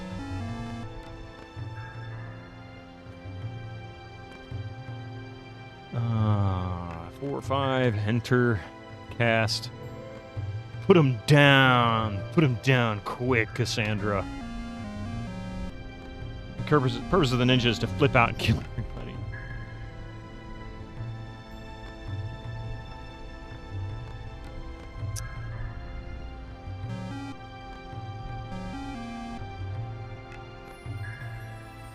One, three, that's good. Cast, 1, 3, enter.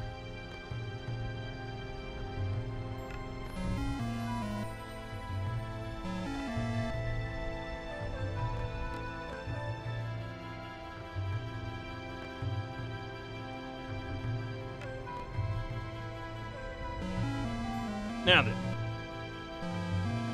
1166. That was an easy fight. That was an easy fight. Search, nothing here. Rest, yes.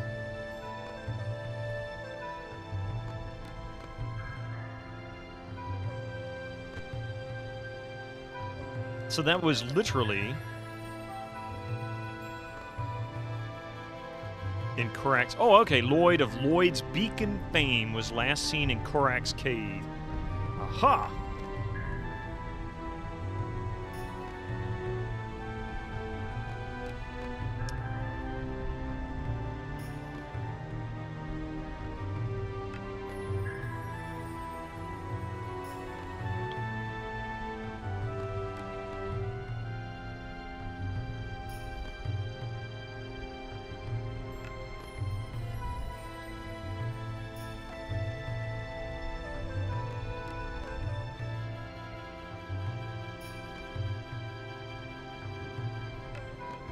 At the 7-Eleven. Lloyd was at the 7-Eleven.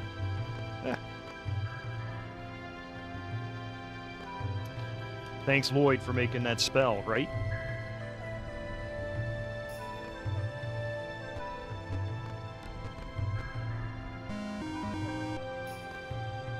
Oh, look, the goblin's giving us the thumbs up.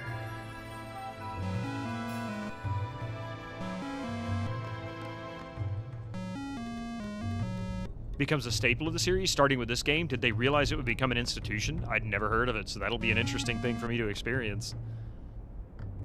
Cast 1, 7? Slevin.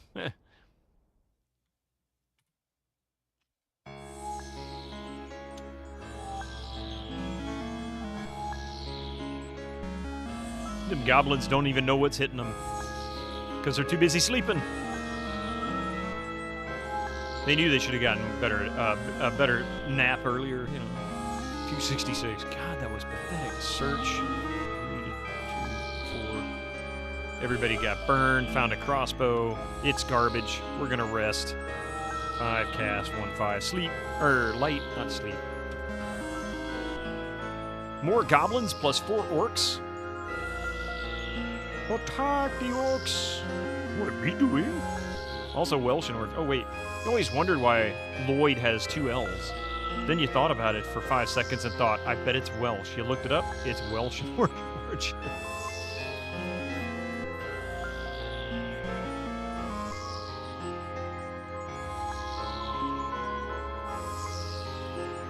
Seven.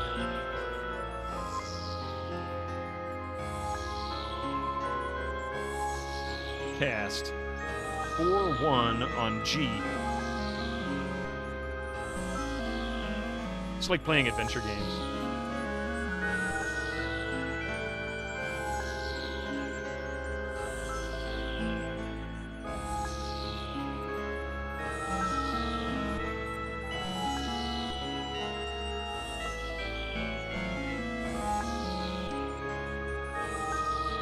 Orc say, "What me doing?"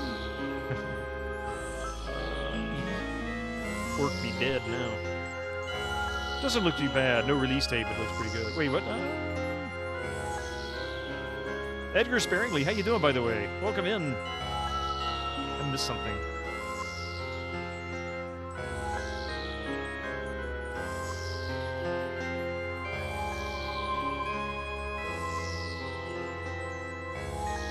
Hang on a second. That was a really loud noise.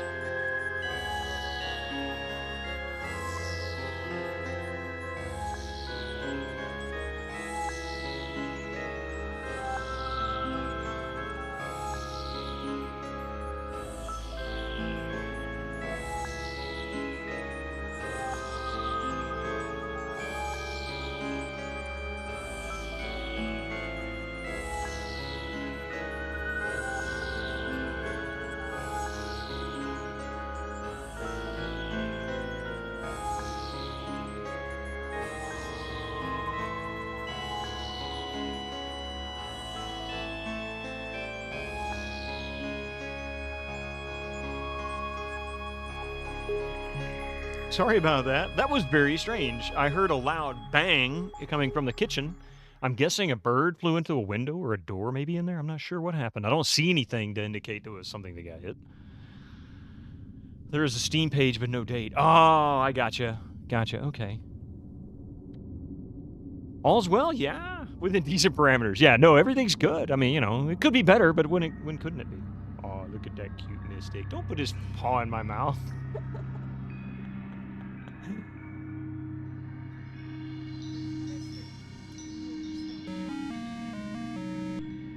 Send in the SWAT team, a.k.a. Mystic. He was looking out the window. I went in there. He's laying on the kitchen table. And he's looking out the window like, something went bang. I don't know what it was. It didn't scare him, though. It just looked like it caught his attention. Yeah, he's a chicken anyway.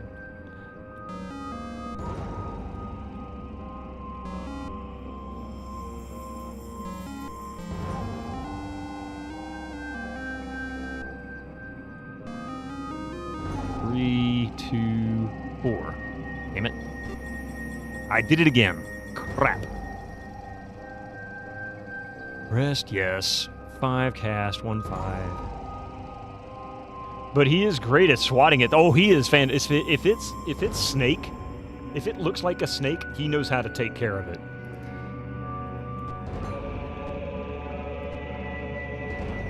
Unlock. 4. That hurt. Unlock 4. Orc, inept wizard, and goblins. Fight the orc. Read up chat for a moment. Where am I reading up in chat?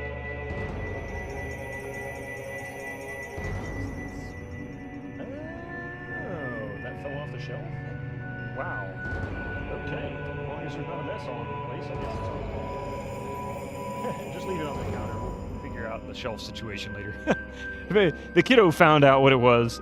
She's in there doing laundry, actually, and I guess the soap container must have fallen off the shelf, and I'm not sure why.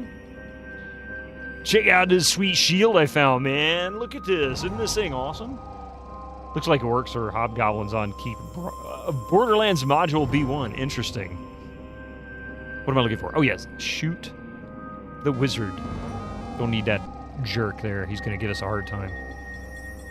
Cast 1 7 on A. Send in the spirit team, aka pray to the household deity known as Stash. Yes. That's B2.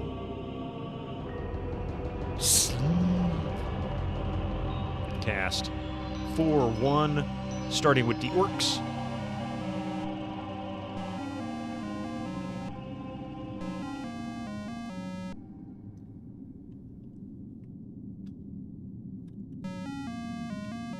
He is a very sexy orc, though. If that's your thing. Feels like it should be B1. I lost track of what happened in 1, 2, 3 and prequel. I couldn't even begin to guess at this point. I'd played all but 3. Completed all but 3. I need to finish 3. B1 has disappeared for some reason. It coming with the sets most of us got. 4-1 on E.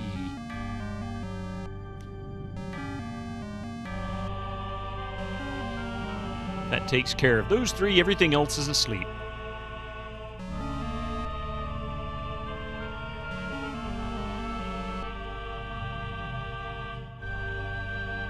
Someone made a Solasta module based on Keep on the Borderlands.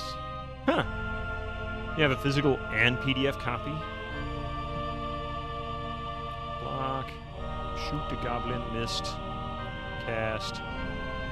2-4-A.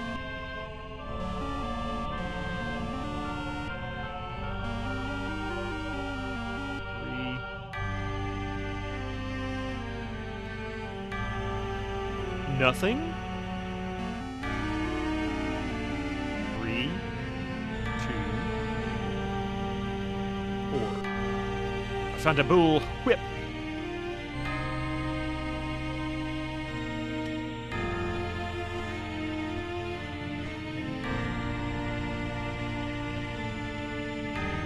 You have found the goblet. We found the goblet.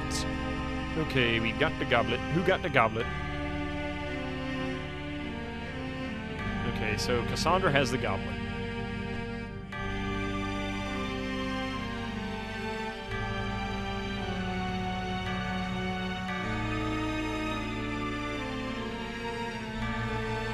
First quest completed.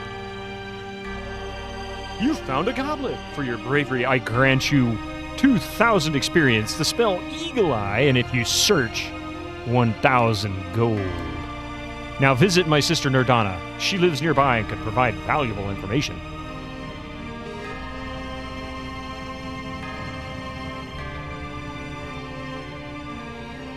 Skeleton Closet.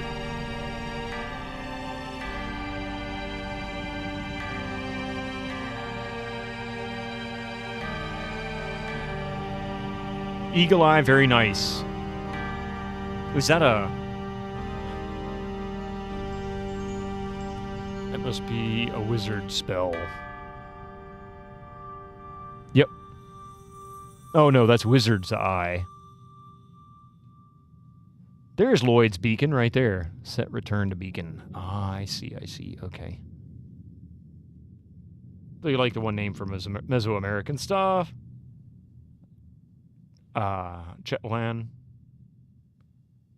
Chetlatan, or so, whatever. Chetloan. Maybe Chetloan. I'm not sure what it is. There's a lot of, like, interesting names that sound sound very similar, but they're all spelled differently.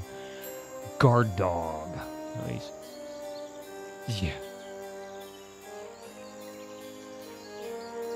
What do we have that I can cast? Teleport to a current surface map. Okay. Curate food. Cure poison. Cure disease. The slave lords.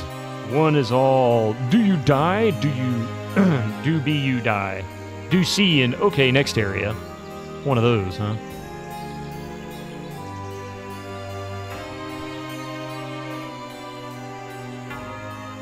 Nordana moans, my kidnapped sons are held captive by the cruel kobolds in the cave under this town. You have braved this treacherous place for my brother. Now rescue Drog and Sir Hiron, and I'll reward you well. Okay, thank you very much.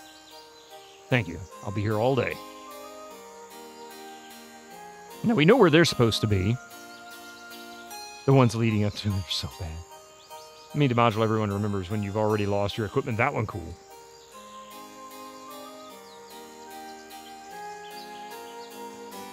Danger! Beware!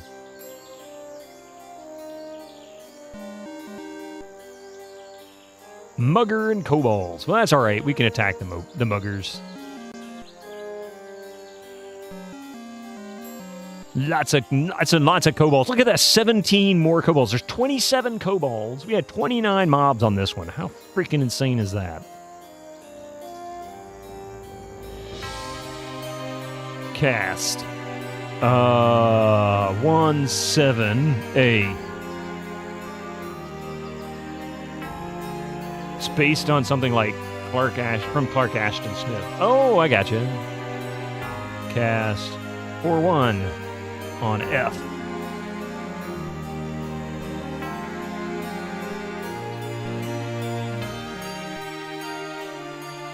The Ghost Tower of Inverness is also cool. That sounds vaguely familiar.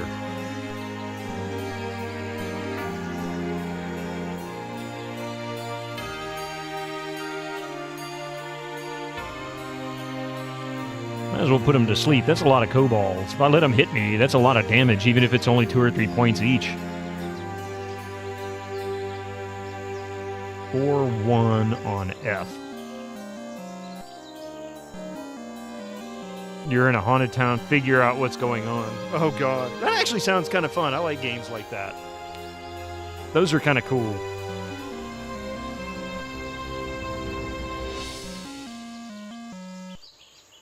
It's almost anti-D&D modules.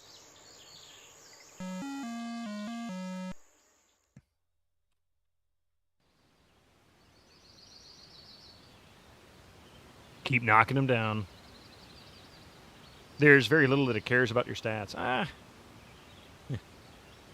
Cast 4-1. F.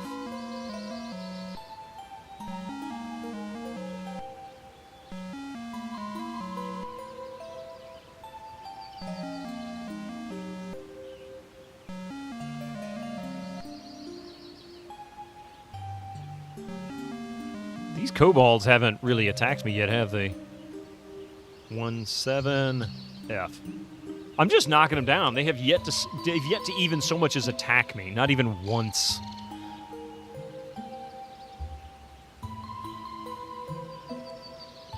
And I just realized I need to eat. Cast 4-1 on F.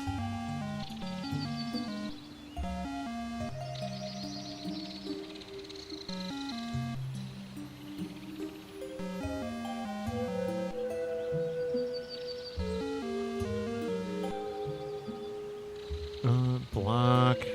Cast 1-3. He's dead.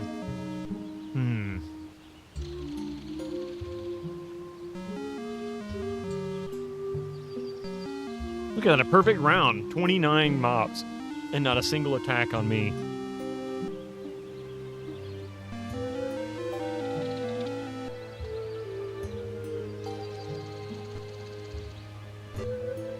Ah, crap. Stupid thing.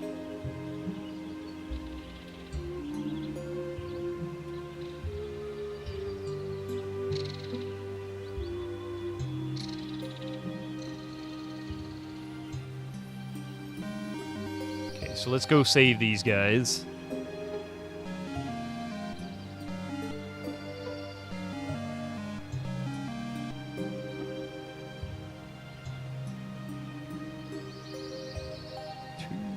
A.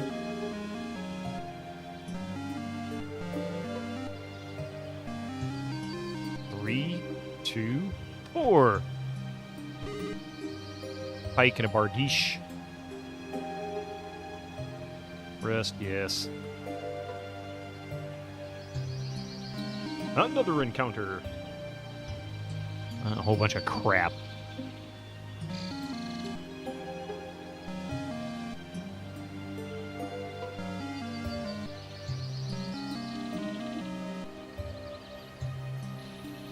Let's see, we can go 1-3 on G, take him down. Cassandra 1-3 just for additional accuracy.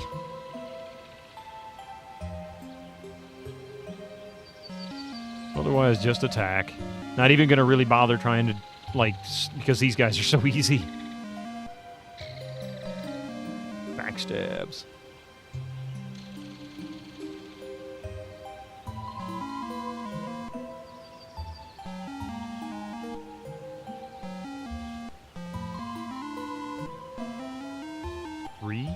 2, 4.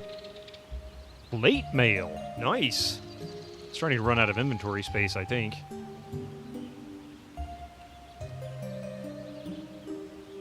Cast 1-5. Okay.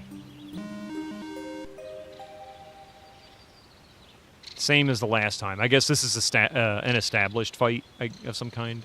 C. So captain's down. Shoot. C. Block. Cast. 1-7. Starting with...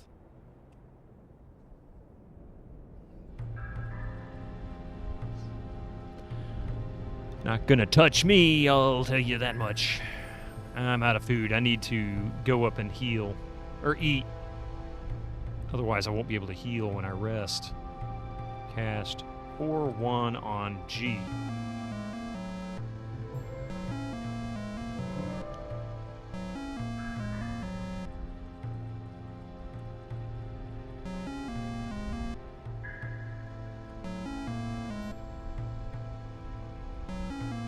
Take out all the range stuff that's not asleep. 1-7 with F. Sandra 2-4.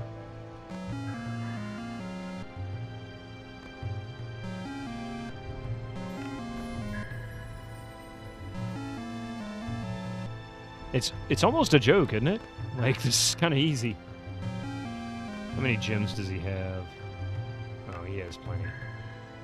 Cast 2-4A.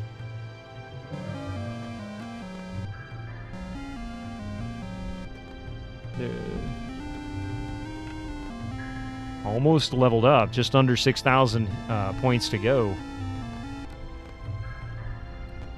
Always explosions. Did it again.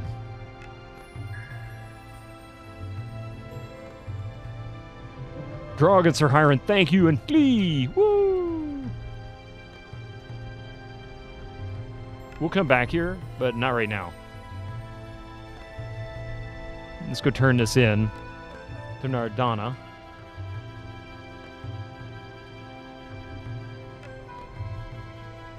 My grateful sons are now available for hire at Middlegate Inn. I reward you with information to help you gain untold riches. Travel through portals to all towns, donate at the temples, then visit Feldikar Fountain. Oh, that's how the Feldikar Fountain works. So we need to go to each of the towns.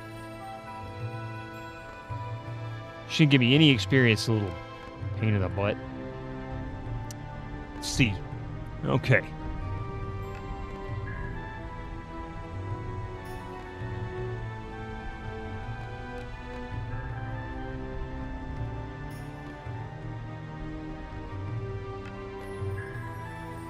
Yes.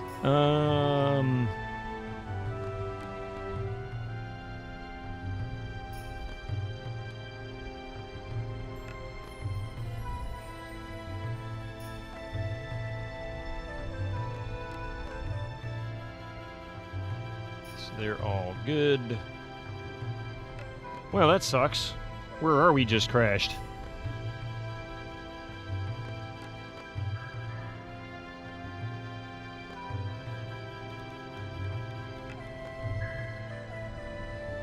Sorry, I gotta get my chat window back up. I had to move it and it screwed up. That would happen occasionally with Might and Magic 1. Okay, let's see.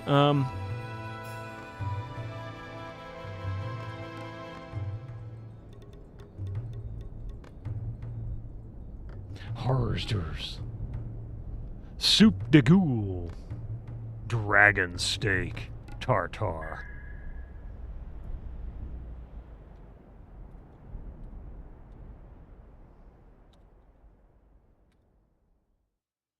Spoiled, you're sick? Oh my god, what? What kind of crap is that?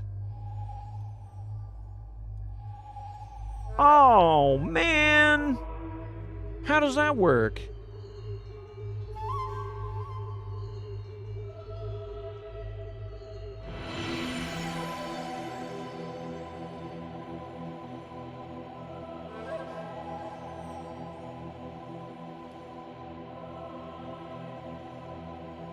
You have to be well to shop here? What?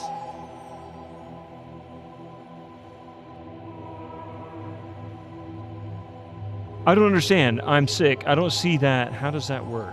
Let's see. Poor. Diseased. Okay, so I got 3 diseased people. I got to cure the disease on 2, 3, and 4. 4, 3. 4, 3. 4, 3, 4.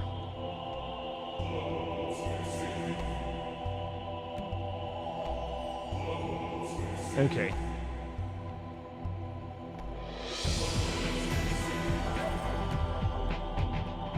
You should have stayed away from the horror store verbs. Yeah, right, right. Man, I wish I could have an incredible meal. I mean, I agree. The horrors should not have been there. That was the horror. Let's see. We're actually getting very, very close to leveling these characters.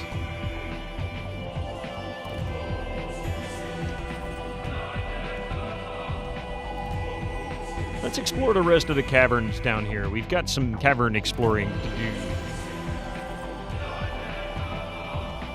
Incredible meal does sound nice. I could use one myself. 5. That's 1,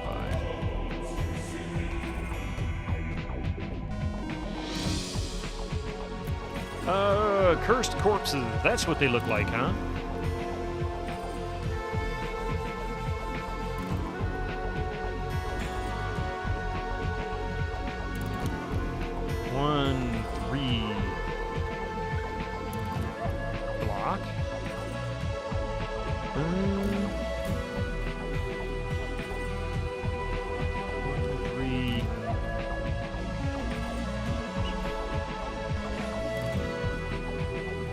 Wow! Holy crap, those things hit hard! Oh my god! You little peckerwoods. You know you've been tangled. I just got seriously tangoed. Or 1 on C. You're dead.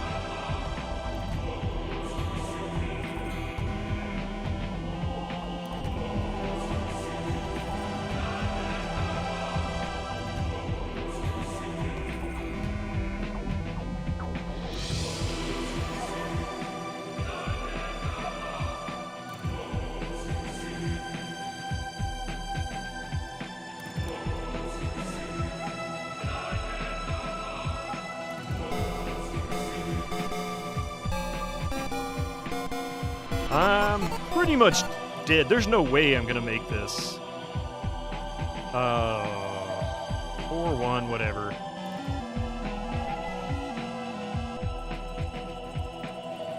Oh my god!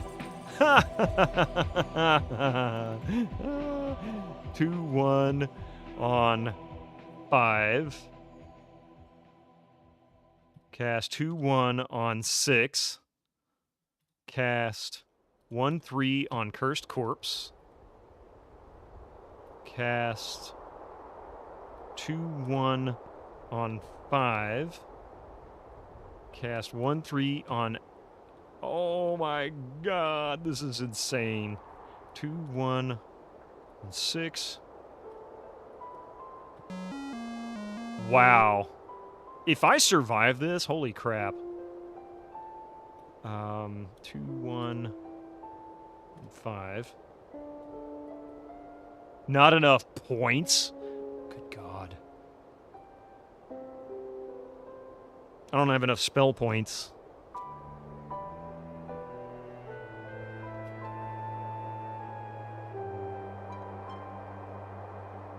Oh, 1 per level. I get it. 1, 4.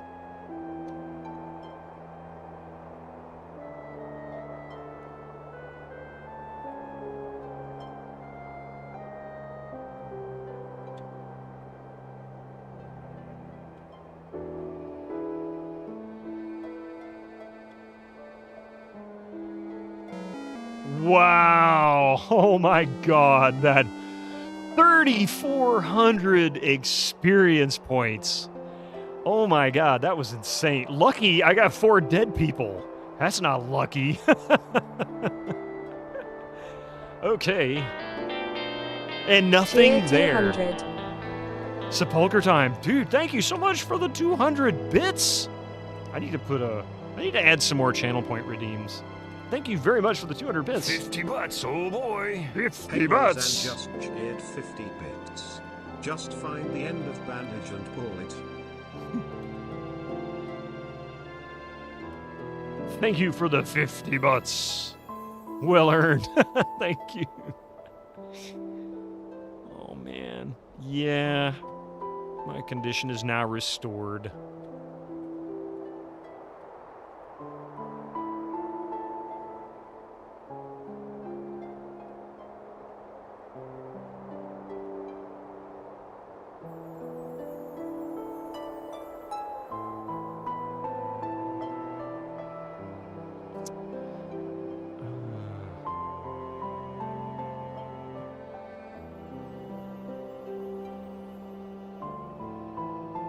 Wait, I can buy spells?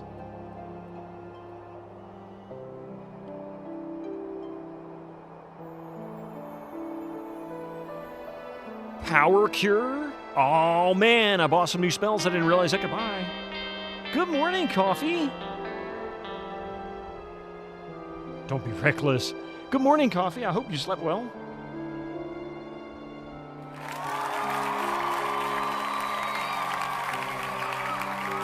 Here comes the kiddo. Come wave to mommy.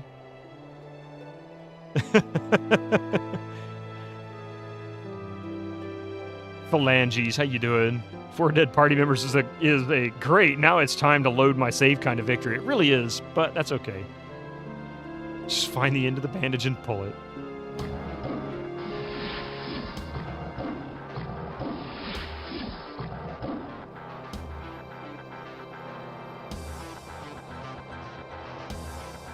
Incoming ads for you non-subscribers. Use your Twitch Prime now.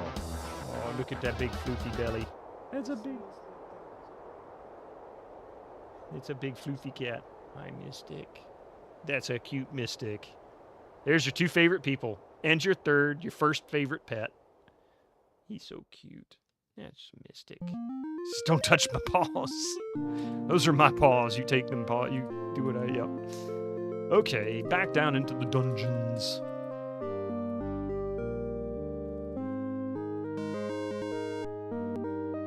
Brain eaters and cat corpses. Mystic is my favorite people.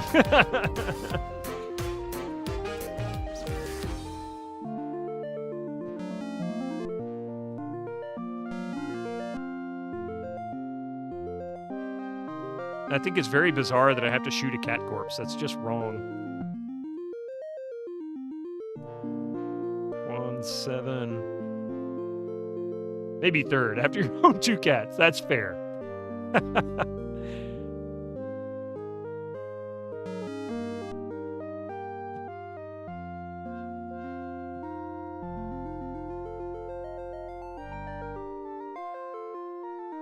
One, 3. Energy blast. Wait, what? Cast 1, 3. Not enough points. Did we not rest? Where did my points go? Oh, son of a biscuit. Okay.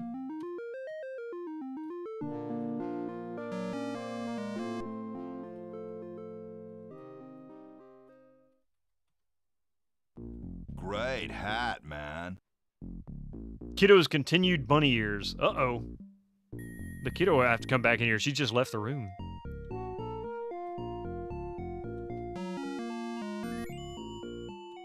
Oh, here she comes. She heard the call. Mommy's quite happy to see you. You have to come give me... Oh, she's going to give me bunny ears. She's like, I'm busy taking care of stuff in the bedroom. Oops. Wrong ones. I know. She's like straightening up her room. She's taking care of stuff. 3. 2, 4. Okay, nothing there. Rest, yes. Does that give me my spell points back? Or you got your spell points now? Yeah, 49, 49. I must not have done that before. Hey, Marseille! Wait! Nuke for Prez! Hey, I missed some messages! Holy crap! Oh, gotcha. Oh, okay. Nuke for Prez, how you doing?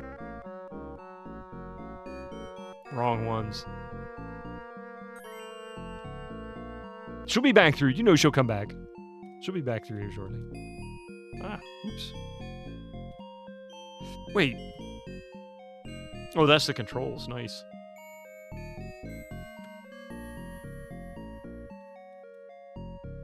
Stop being responsible to citizen. Come teach your father. Yeah, she's getting stuff done. Yeah. I know you miss seeing her smiling face. She'll be back out shortly.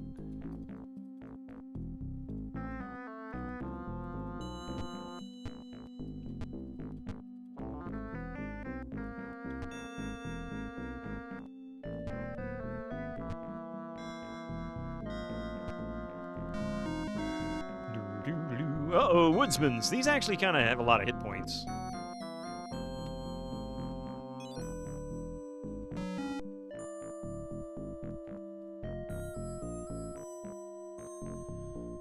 Cast 1/7, starting on A. Oh man, they're not affected. Blast. 4/1F. Hey, Darkmex, how are you doing today?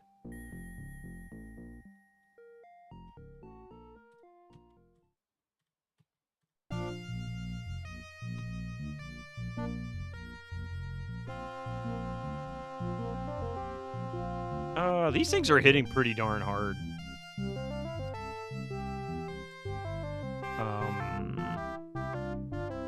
3/3. Cast. Let's try the new Power Cure. 1/6 on Xenon the Third. Wow, nice. Okay. A number 7, 2 number 45s, one with cheese, and a large Incoming ads. And Coffee's like, I heard that one. I'm done. See you later. Don't worry, Coffee. Don't worry. That one has a long refresh. You don't have to listen to it too much.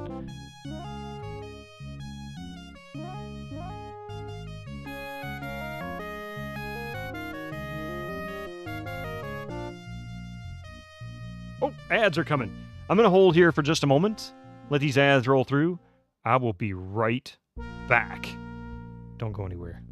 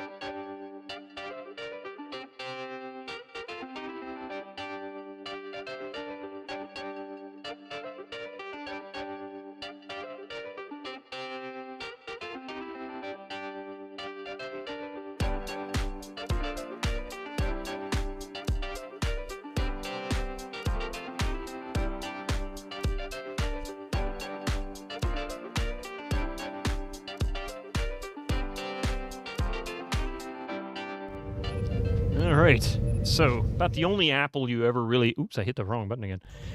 About the only apple you'll ever really see on this stream is this kind. Nah, I might play some at some point or another on an Apple emulator, maybe. I've never done it before. Did I hear that Brian from Alf died yesterday? You mean the kid? The little kid? Wow. Well, he's not a kid. Obviously not a kid now, or wouldn't have been, but... Oh, yeah, Shelley Duvall died yesterday. Or was it? Yeah, yesterday. Really? Man, he wasn't that old, because he should be about my age, or maybe maybe slightly younger, but not by much.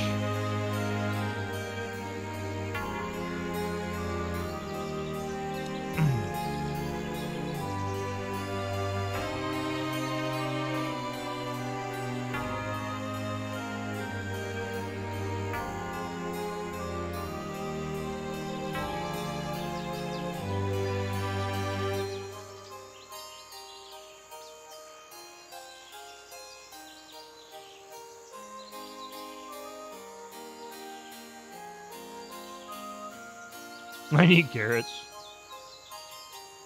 Wow. Died in June. I had no idea. He was 46. Yeah, he's 5 years younger than me. Wow. He really wasn't that old. That's very unfortunate.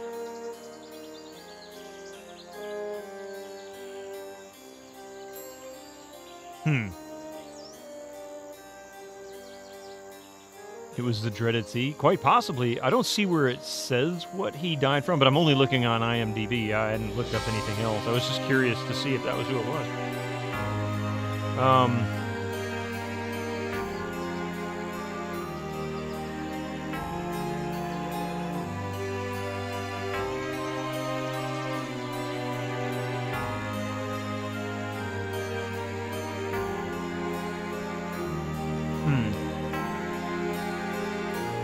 I mean, that would be the most logical thing. What was I going to do? 1, 3 on E. I need carrots. Why do I need carrots, spooky dude? I don't know why, but this theme song never gets old. It's like waiting for your favorite sitcom to come on.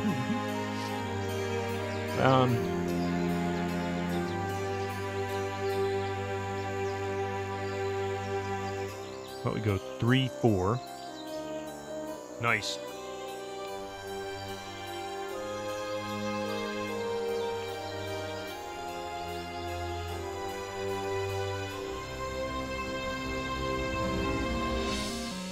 Bastard. Duval died from diabetes. Is that... I mean, at 75... You know, the fact she made it to 75 and had diabetes, she might have got it later in life, but, I mean, she did well. She did very, very well. I feel bad for the kid that played Brian. I mean, he was only 46. Just a little more than halfway. News says heart stroke. Wow. Sadly not. Heart or heat? Probably heat stroke for sure. Yeah, not that uncommon. It is so brutal out there.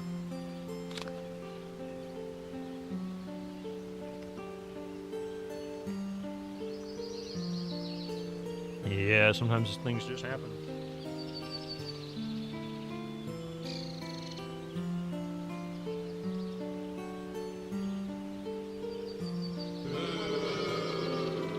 Hey, Steve Milovsky. Oh, okay. No worries. I mean, heart stroke didn't make sense, but at the same time, he could have had heart condition and a stroke at the same time. You never know.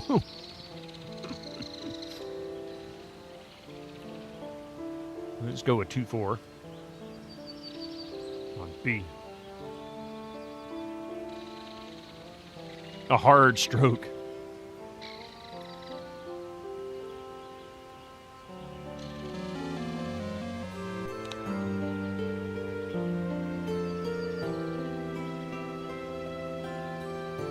I mean, these things really hit hard. Not one. Cast 3, 4. 5 on A. Really? You son of a biscuit. Power Cure. 1-6 on Hans.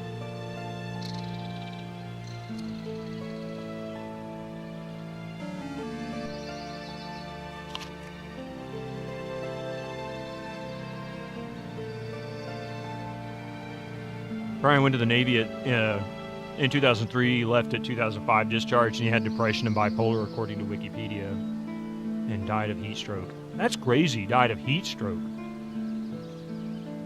Your dad was like Navy conspiracy. I mean, there's lots of evidence of military using, troops for various experiments. I don't know if there's any evidence in that instance, but... Randy Quaid's Star Whackers theory? I've never heard of that, but Randy Quaid's a bit of a nut anyway, as far as that's concerned. He fell off the deep end years ago. In fact, I think he found a deeper end to fall off of, too. He got real weird.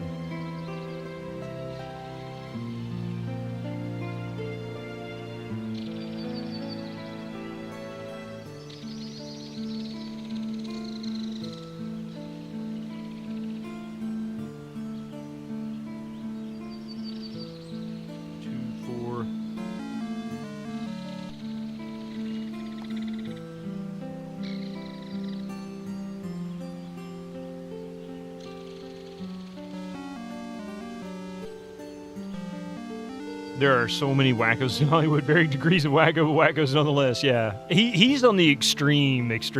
He didn't seem to be in the past. I mean, he's funny as he could be, but geez, that guy is...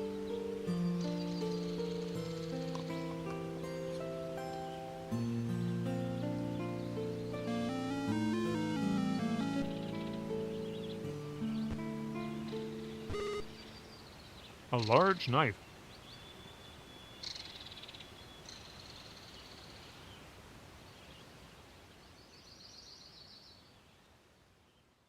Right.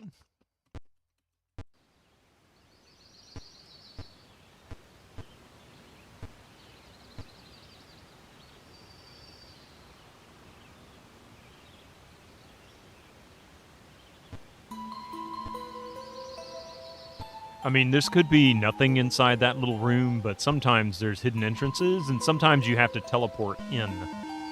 There's a hidden entrance.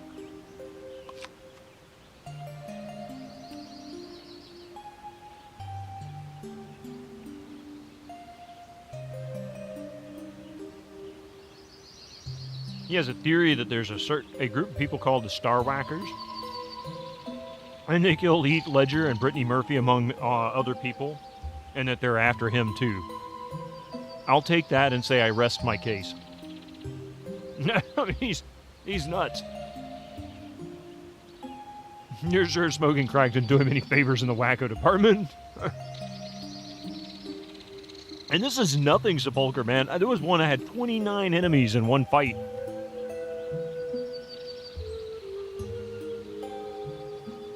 And I guess giant beetle.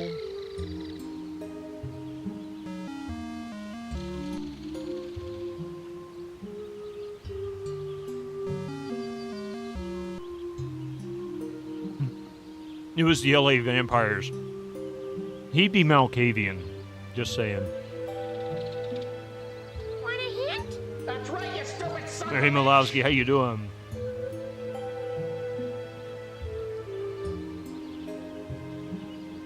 Probably take down this crazed dwarf. He's probably really nuts. Don't make fun of the LA Vampires. Those are real. Cast 3, 5. Okay. Well, failed. Aw.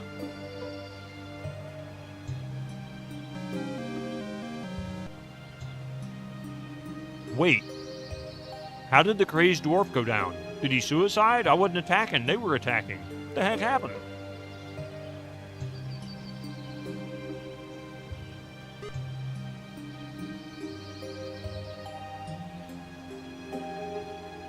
What about the New Orleans vampires? Of course they're real. We all watched the documentary along with Pillow. He frenzied, then died.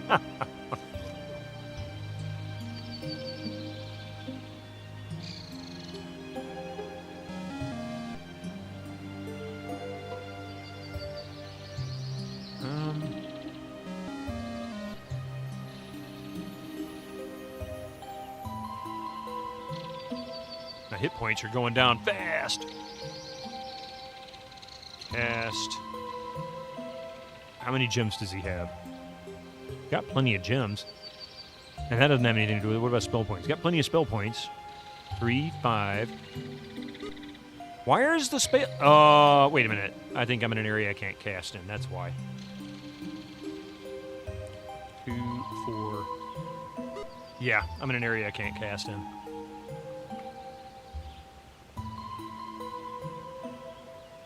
Minnesota vampires are just enormous mosquitoes. All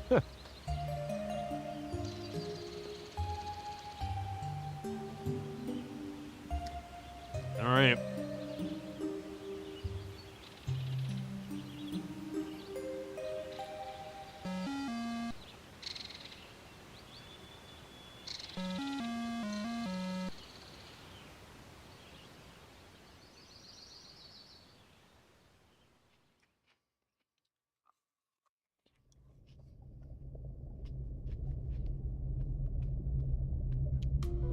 Guess it's pointless for me to even try.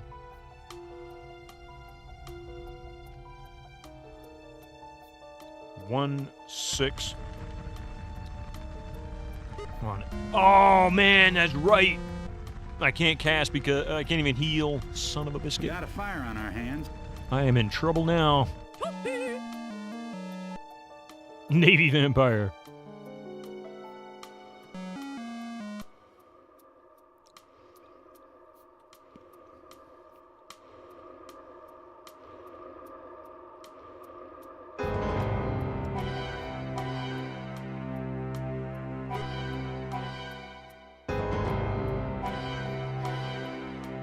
Oh boy, this is not good.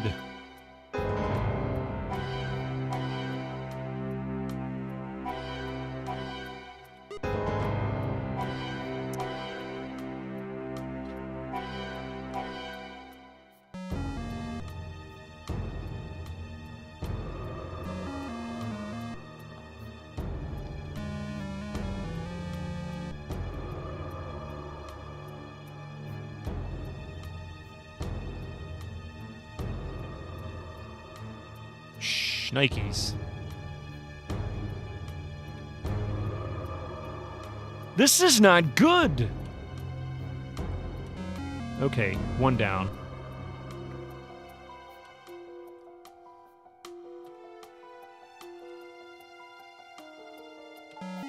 Finally.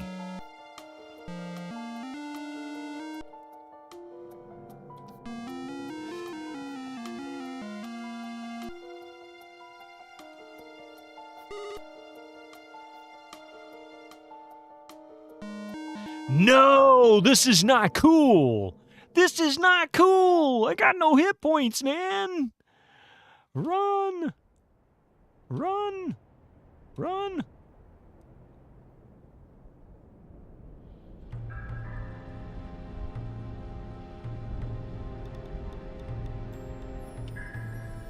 Yeah, that's what I thought.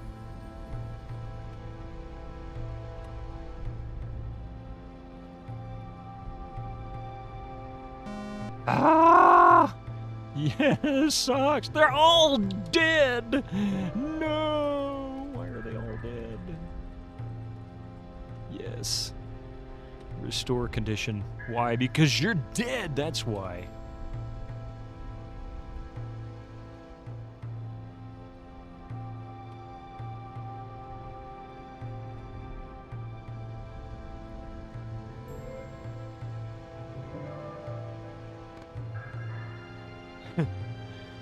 It's not very cash money of him.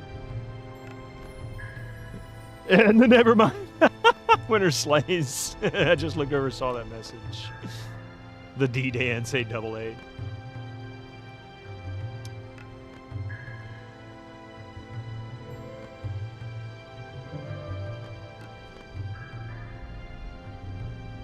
Ah! Oh, okay.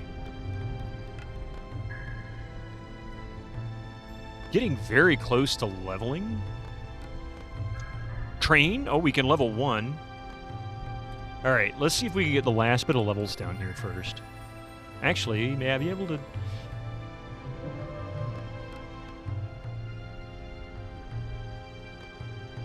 Numerous rewards will be yours if you retrieve one of my magical golden... Oh, we've already done that one, but... Okay, so you're still there, huh? Will I still be able to get experience for doing this?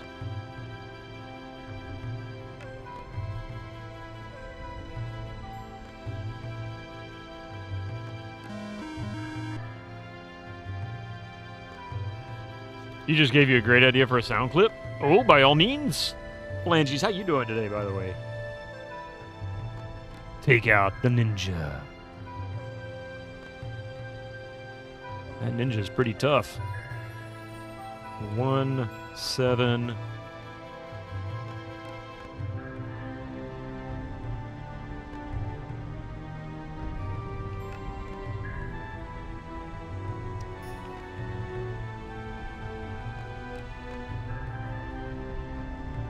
let's see. Cassandra cast 1/7 turn undead.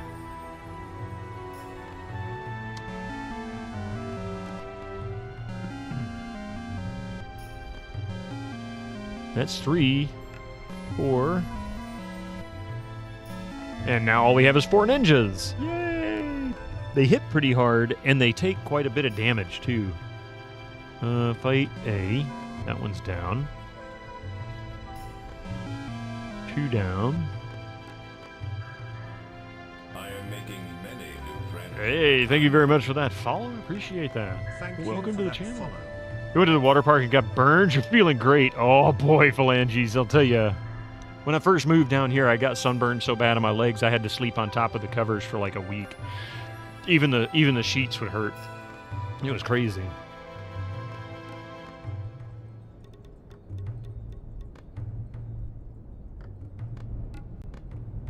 One, 6 on ons. I know the pain. That should have been at least 1,000. Ooh, 1,600.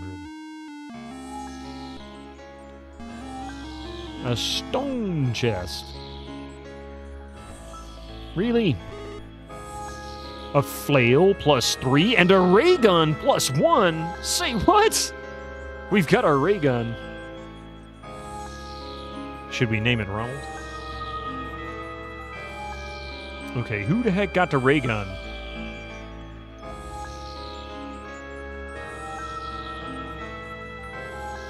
We gotta go up and sell crap. Bad. Use energy blast. 60 charges. Nice. +6 to accuracy. Okay, this is kind of nice.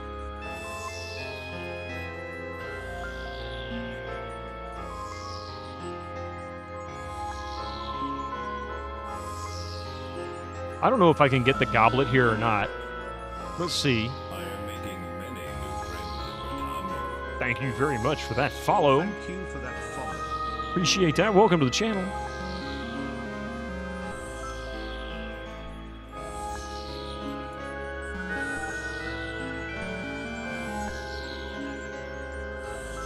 Let's see, what is this? 1, 3, and goblin down. 2, 4. Another goblin down. These things are so easy.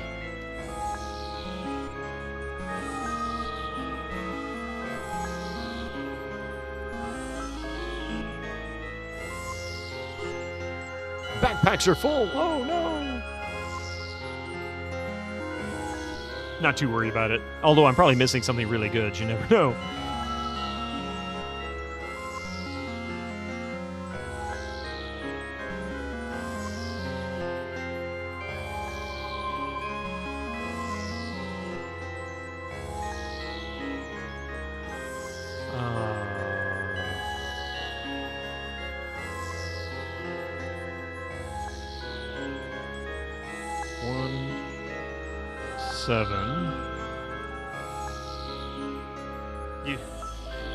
So I guess you're really uncomfortable. Is that what you're saying, Phalanges? Is that it? 4-1 on E.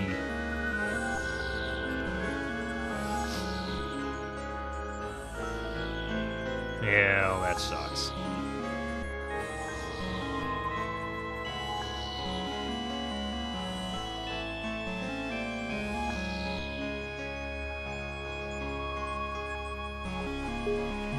Damn, that was pretty hard. 31 damage. Nice. Cast 2, 4. Oh, no.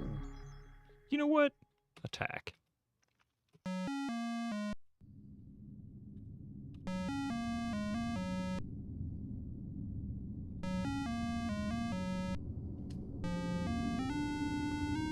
Okay. Yeah, look at that. So close. We've got one that needs to train. And we've got 3 more on the verge of ready to train, so...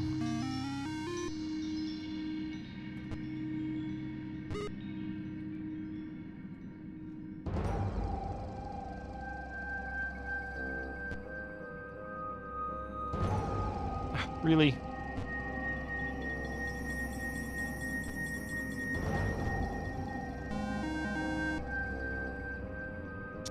Yeah. Okay.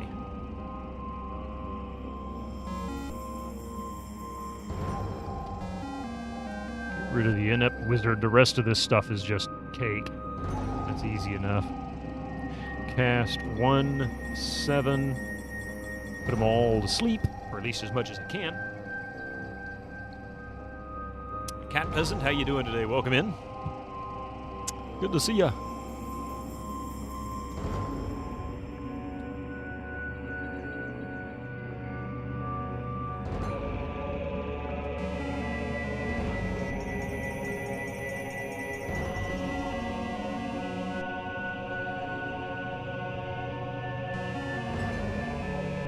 We went to the nice local place with a 2-acre-long pool. Basically lay on a float for 6 hours, got up to do slide, then would lay down again.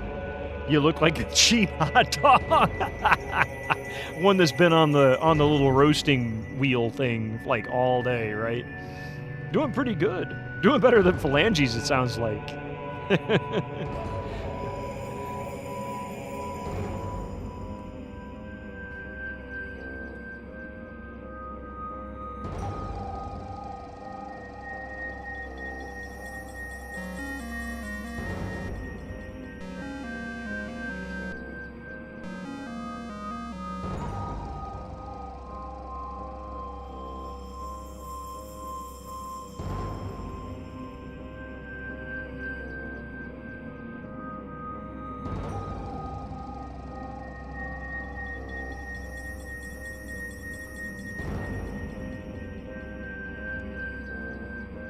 Sorry.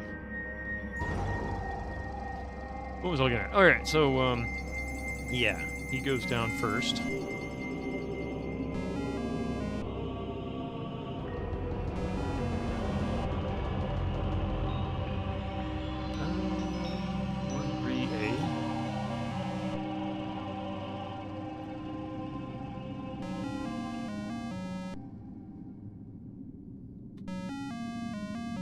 Music is dark but awesome. Nukem, yeah, it's more Might and Magic music.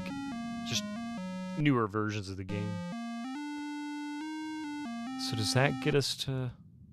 Yes. That got us to... Almost everybody needs to be trained. Okay, so it looks like just Swifty Sarge is left. Other than Xenon and Eric, which have quite a bit more to go. So, not going to really worry about them yet. I guess this is a repeatable quest.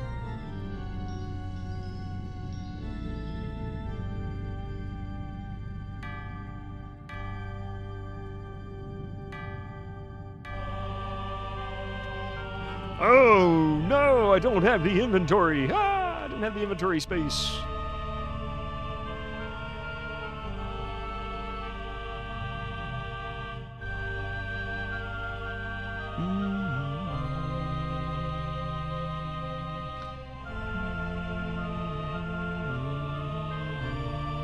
Classless, magic plus 10. Okay, so I'm going to give that to Eric, I believe. Hero metal. Personality plus 6. Maybe to Cassandra? Or magic herbs. sure what that does. B, poison plus 11, equipable, use item, yes, okay, charges 59. E, accuracy plus 6, gonna give that to Ada, I think. Flail plus 3. Equipable, yes. Flail plus 3 also adds AC 3, 1d8 victory. Really? You still been working on MMM? Yeah, MMM 1 will take forever. If you're not using a mod like Where Are We or a walkthrough of some kind, you can expect easy 60 to 100 hours if you're really not sure what's going on. If you're just wandering around aimlessly, it could go on even longer. It's really brutal. Let's start from the beginning. Ada, E.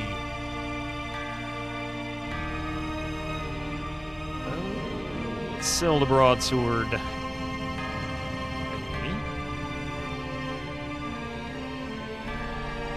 B.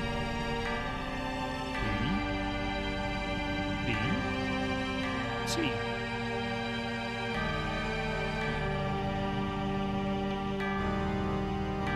F.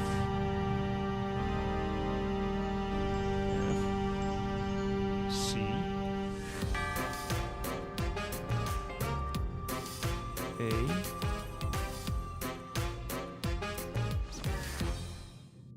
Oh, plate armor. That's right. B. It's crap, son.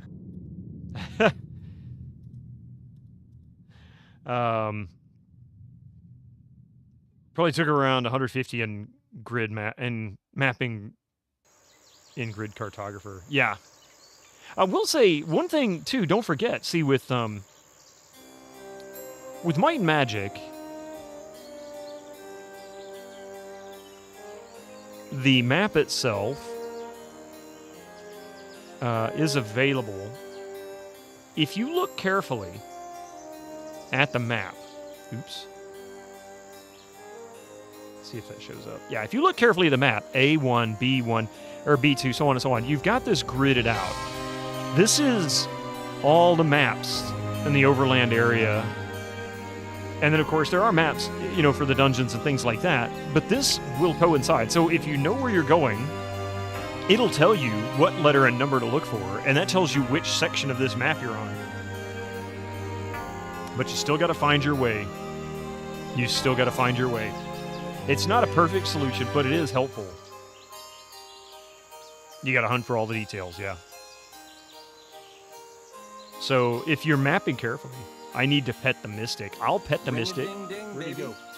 Here, I'll be right back.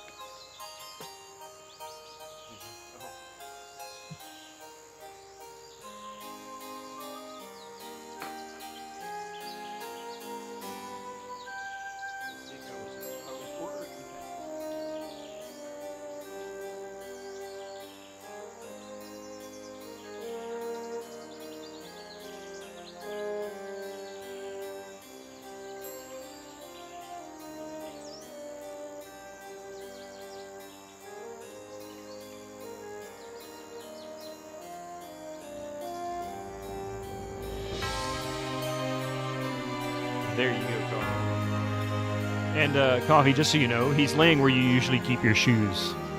That tells you he's waiting for you. He's saying, come home. Where are you? Oh, I need to redeem, yeah, for Stashy. It sounds a bit band pass because voice isolation had to remove some background music. I'll have to look into it and see. Cher's your favorite host. Not share, but chair.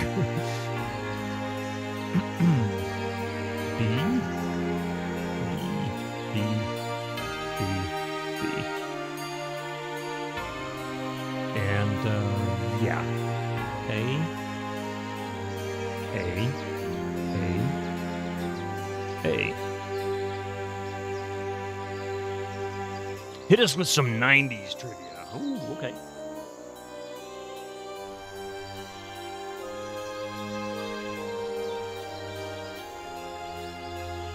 Easiest question in the world, maybe.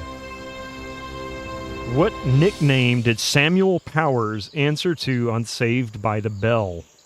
What nickname did Samuel Powers answer to on Saved by the Bell? Yeah, exactly. You haven't come back in yet, so he's still waiting on you. Ah!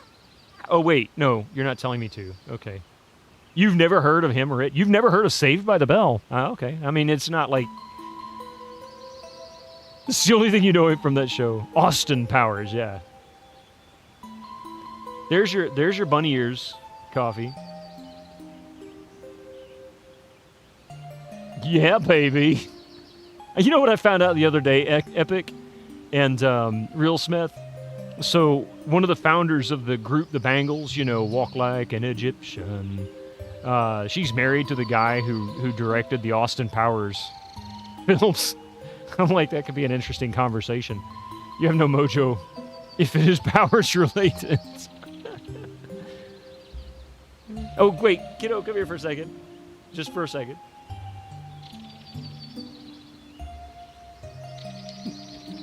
She says, give her a smile.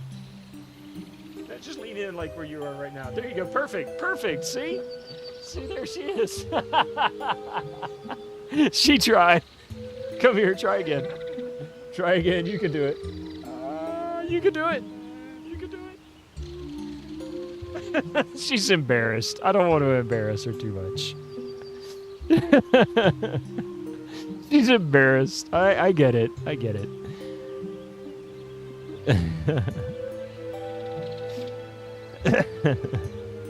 Oh, I understand. That guy did a funny cameo in the show Your Pretty Face is Going to Hell, and his hell was to be in a permanent sitcom. Yeah. And that's how Christmas got canceled. But yes, the answer was Screech. Another one of those you learned recently is the gal from Thompson Twins is married, or at least partnered with the guy who drew like the quintessential old school Lord of the Rings poster in the 70s. Oh, kidding. Really? Oh, wait.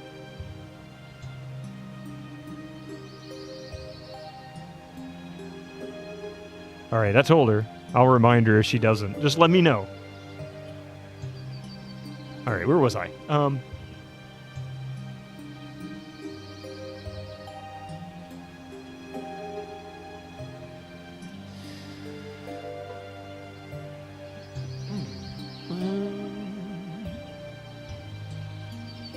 Trade. 4. B. Oh, wait, with 6. We'll do that. B. 5A.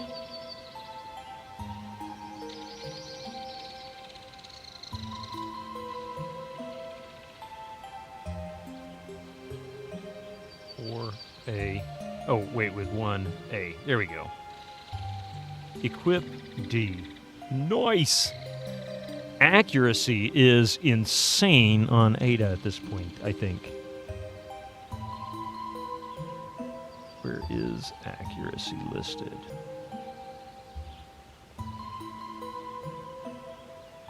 That trivia question was almost like it was for you on easy mode. I mean, it really was. For some people it would be, but that's the way it is with some questions, right?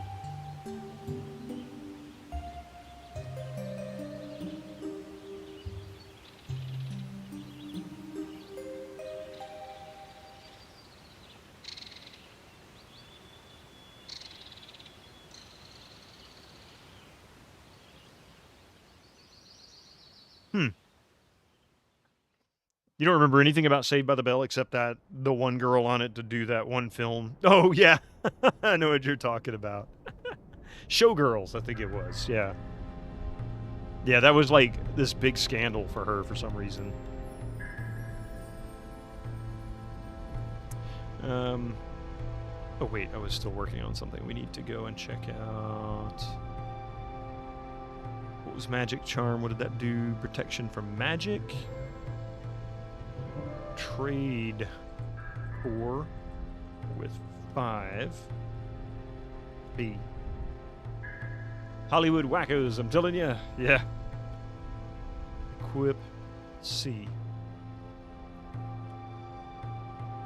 Hero Medal +2.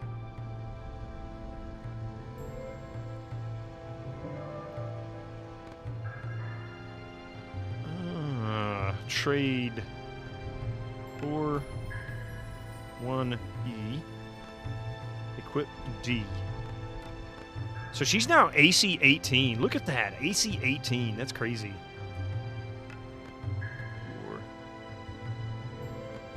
Silent Horn.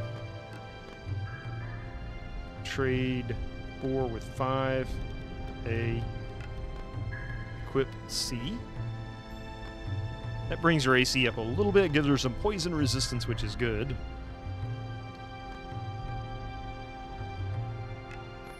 A flail +3.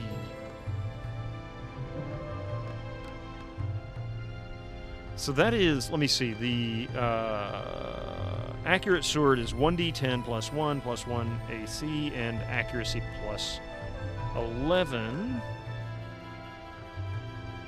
The flail +3 is weaker than that. I could use it.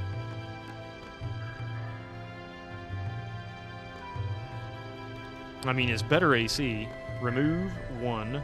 Equip A. Wrong class. Okay. Equip C. It looks like I can equip it. Let's see. 5. What is she using?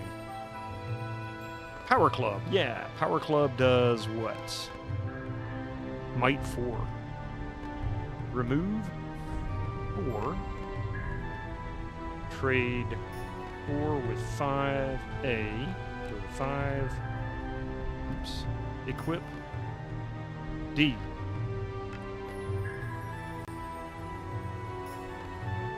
There have been raunchier movies. Oh, yeah. You would have known anyway, but we watched it a couple of years ago with the kiddos, so that helps as we've seen it more recently the most. That's true. Yeah. There have been raunchier movies before Showgirls, but it was a big deal because that was the first NC-17. Yeah, that was the only reason it was really a scandal, and it wasn't much worse than an R-rated movie. Like, I don't think I could have, I didn't think I saw anything. When it came out in the theaters, I was working there, and I don't think I remember seeing anything that was any worse than just watching some random 80s raunchy comedy. Reminds you of Congress trying to ban metal because satanic when people have no purpose, they invent boogeymen. Nah, it's just people who don't know what they're talking about. So, the description of every politician ever in history. How many MTG players does it take to screw in a light bulb? 3. 1 to do it. 1 to stand and watch, telling him after the fact how he could have done it 3 turns faster. Yeah, Absentia, exactly.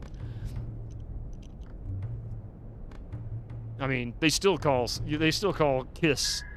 They still say Kiss is what do you call it? The Knights in Satan service. Nah, just a bunch of greedy jerks. Well, one of them's a greedy jerk, the others aren't. I think there's someone in the bushes there. Yes, let's train. Ada, yes. T to train. I gain 10 hit points.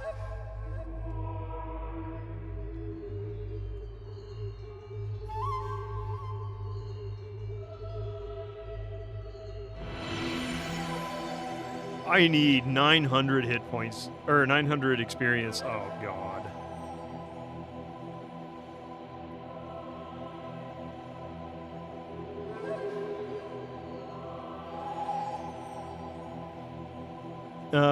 Let's see. There have been lots of movies that would have been NC-17 without it, so it probably was just a decision that would help the film to not make whatever demands the Raiders requested. They did it on purpose. They actually weren't going for it just for the shock value. I mean, that I know, because that was actually a big deal during some of the complaints and articles. They don't know what they're talking about, but they also have no purpose. And it gets eyes on them, so they invent boogeymen. It's like this. I mean, that's true. So laughable, because Kiss is some of the tamest crap you could find nowadays. I'll talk to you too, Coffee. You can always pop in. You know I chat with everybody I can. A little harder with lots of people, but, you know. The difference in age ratings, by the way, countries, was always weird to me. You watched a movie that was 12 plus in Germany that had a topless love scene in the late 90s. It really has to do with, I guess, the U.S. was founded by some very conservative people, largely evicted from their own country. So it kind of started that way, I guess. So we've always been a little bit more, what's the word? Uptight Might be the best way to describe it. Angelic compared to some bands. You look more into the details of ratings of films in the U.S., it's very disturbing. Yeah, because it's done by people that don't really care what other people think. It's rated based on what they believe it should be and not really considering what anybody else wants. That's the opposite of democracy. Look at Madonna and Sam Smith. Truly demonic. Not sure you should go any deeper. Yeah, I don't want to go too much further into it. Yeah, puritanical is the word.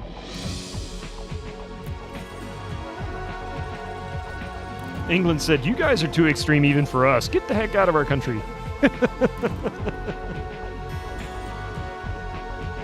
All you had to do is see Germans. Oh, wow, really? What was I looking for? Oh, yeah. So time to go save real quick because we just got new skills and equips. Now that I've leveled up, let's see if I can actually get into these doors.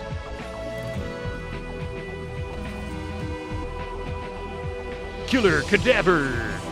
That sounds like a band. It's like a 60s band. The Killer Cadavers.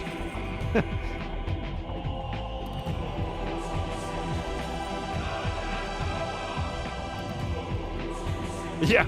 Gee, go figure, Josh. You notice the way it is now.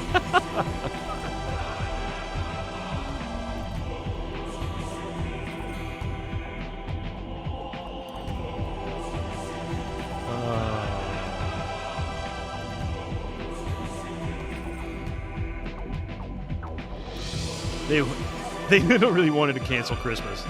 I mean, to be fair, Christmas was never a Christian holiday anyway. It was originally a pagan holiday, so I kind of sort of see where they might have been coming from.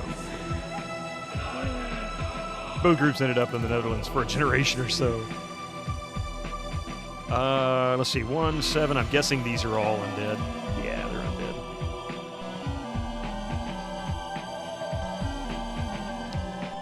You suddenly remembered the Benny Hill show for no reason. Oh, I wasn't sure about the flesh eaters. I figured those were not undead, but I'll take it. Easy EXP. Really?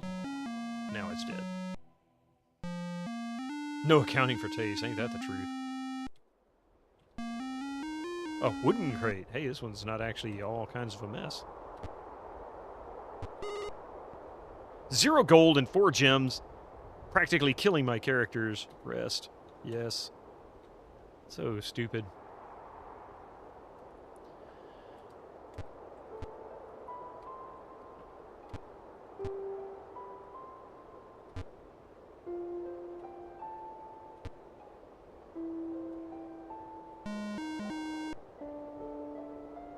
Oh, brainless one.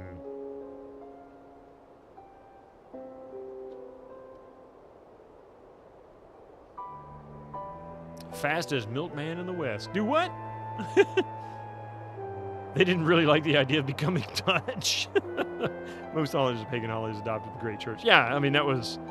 Well, Ralph, I mean, my understanding, at least of the history, of course, that was 1,500 plus years ago, so it's kind of hard to really know for a fact what was said in those meetings. They weren't exactly recorded and only written, so... But my understanding is that it was an attempt between the Catholic Church and the remaining pagan religions within Europe to kind of try to bring them together and get everybody on the same page. Basically so that it wouldn't be nothing but wars. Wait another 500 years and there were plenty more wars. all around the same thing they were trying to prevent. Didn't quite work. Nice try though. But it did fix a few things that still persist to this day. So...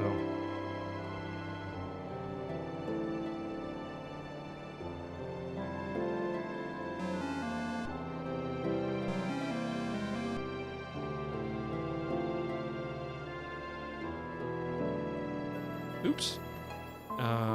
Let's see. Fight.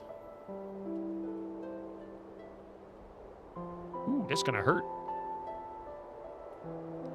Let's see. 1, 7. Stupid archaeologists and their pot shards. They need to start digging up ancient Roman minutes from those meetings, right? Winged steeds, yeah. Okay, it looks like 1-7. Take out these undead. Ah, man, only killed one undead. Darn it.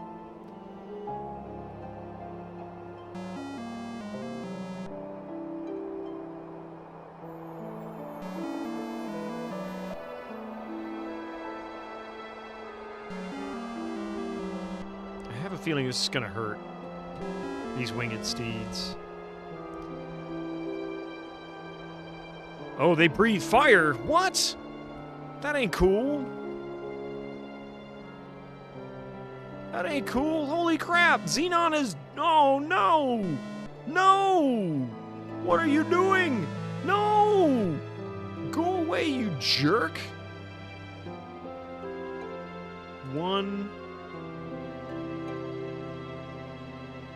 You know 6. you've been tangled. 5.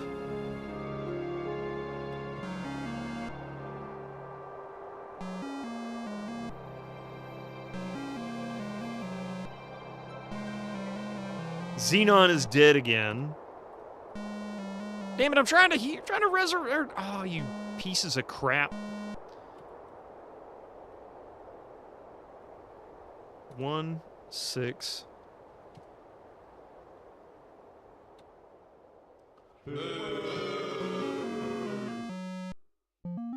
The winged steeds are pretty bad news. You're not joking. You are not joking.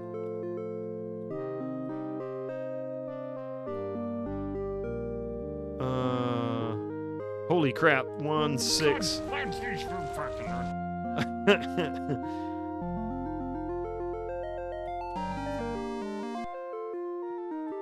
Come on, come on, take him down. One shot. 1, 6. Okay, last winged steed. This better be like 5,000 experience. 3266, okay. A 10 lockbox. I haven't got one of those yet. 40 gold, 9 gems. Well, that was bullcrap.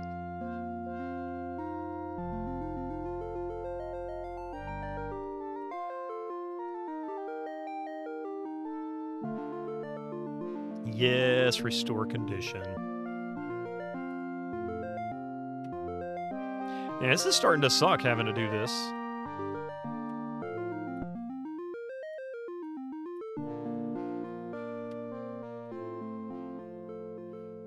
So did,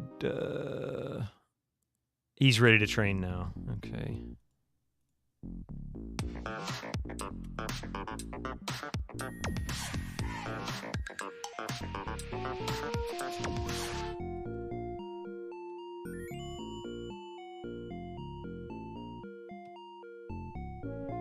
Swifty Sarge is now leveled up.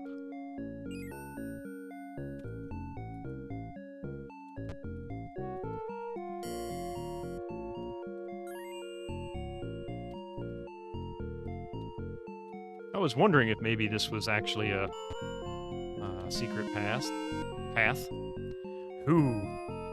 Witches, cats, and rabid rodents. You mean the latest masterpiece of fantasy storytelling from Lucasfilm's Brian Moriarty? Why, it's an extraordinary adventure with an interface of magic.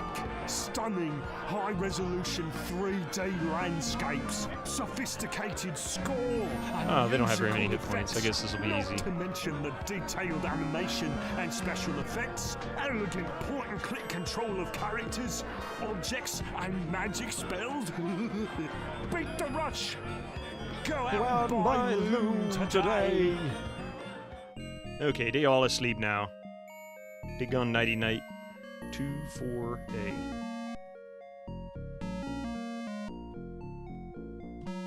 That one tried to wake up. Had to take it down. I've been staring at the screen since 8 a.m. today, so...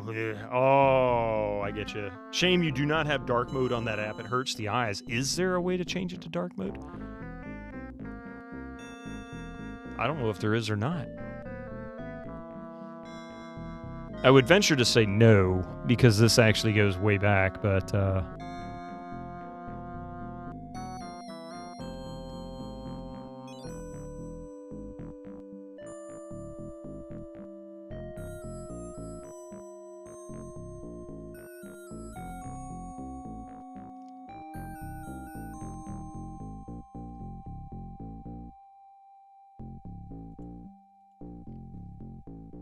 Yeah, it doesn't look like it.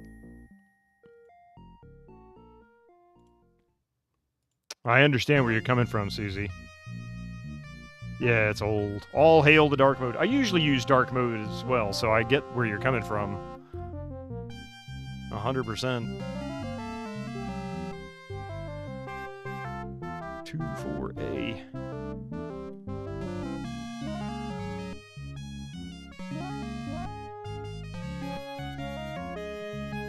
Nothing to be had there.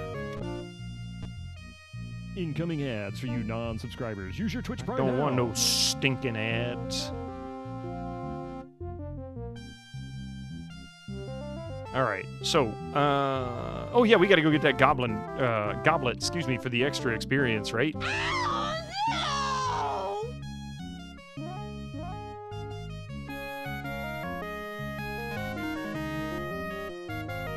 Muggers. Oh, I hate it when we get muggers.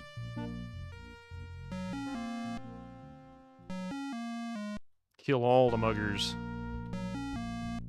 in this game. They are awful. Cast 1, 7. Can't remember any word processors that did dark mode. Yeah, I think it's been recent versions of Office where you could do that. Or 1 on G. Yeah, Office had it. Yeah, it's like past 5 or 6 years at least, I think. DOS was always dark mode, except when it was green. Even that was dark.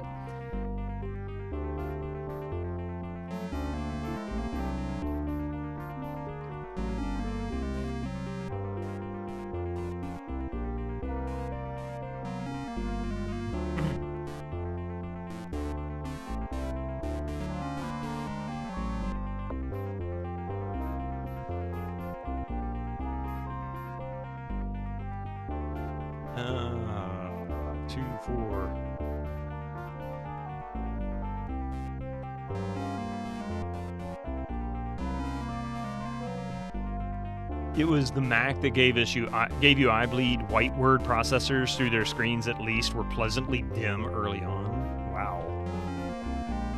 You're just old of the tired eyes. Cast 1-3A. The greedy snitch goes down.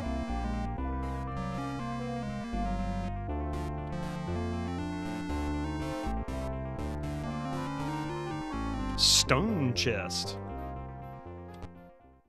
Of course that figures. Small knife.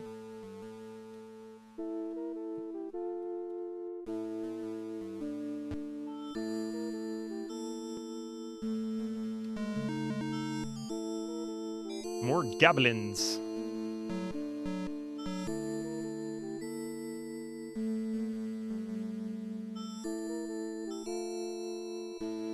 Usually keep your screens at like 5% brightness. It's nice. 2-4A. A rotting box. That's nasty.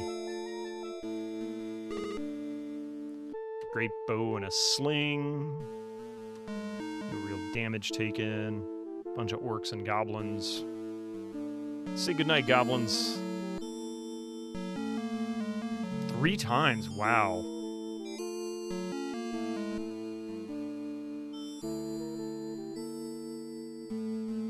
One 7A. Cast 4-1G.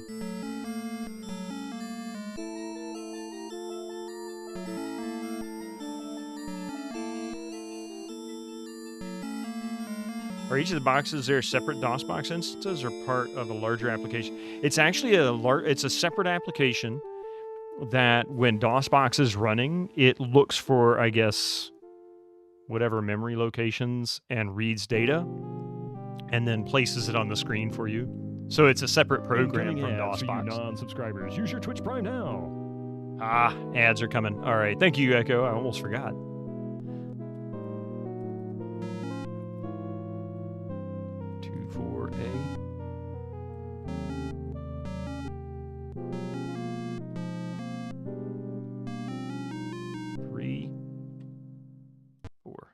course that figures. 5, cast 1, 5.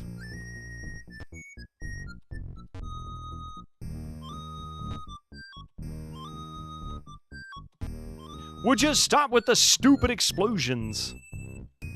Unlock 4. This is bullcrap. Why all of a sudden I can't unlock this door? Finally. All right. Let's let these ads roll through. I will be right back after these few minutes. See you in just see you shortly.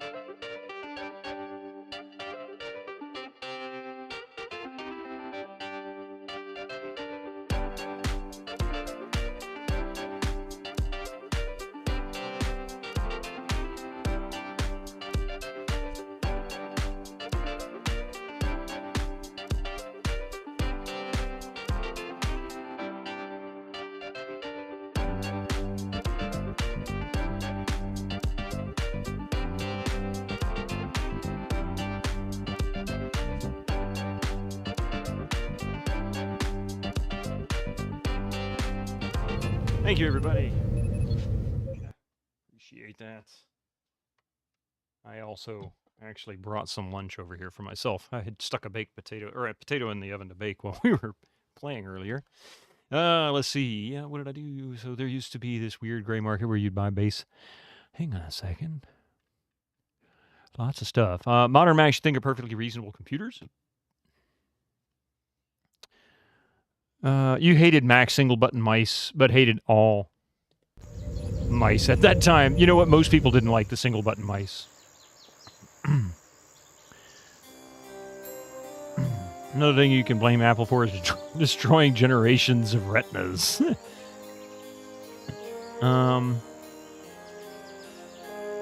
Switch perceptions. Modern Macs I think are perfectly reasonable computers, except that I hate wall garden trend there.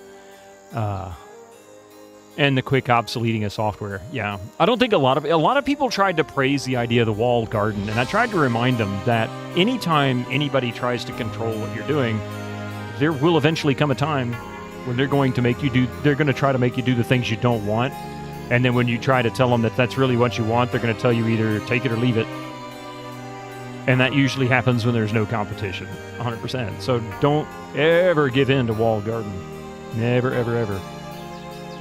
Just ask a question, nothing else allowed to work. You're like old bubble screen Macs. Apple's people too much money for their own good. Truth is, we should have moved to RISC chips more than a decade ago. They were saying that in the 90s, Ralph. I mean, you could argue 25, 30 years ago. You know, Framework is making serviceable RISC V chip laptops. Yeah. And I've heard great arguments both ways.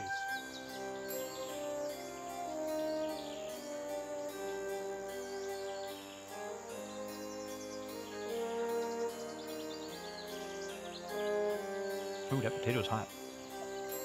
People were right in the 90s. I mean, I'd say at least in theory they were probably right. But there is an argument that a developer once mentioned in the 90s and has been reiterated by others over the past 25 years, and that is we never really saw consumer-level RISC chips for Windows. And software and the operating system can make such a big difference that there really isn't any way to compare it. So it only really would be in theory. They're really only useful for people who want to prepare their own software for RISC-V. They're poor price performance.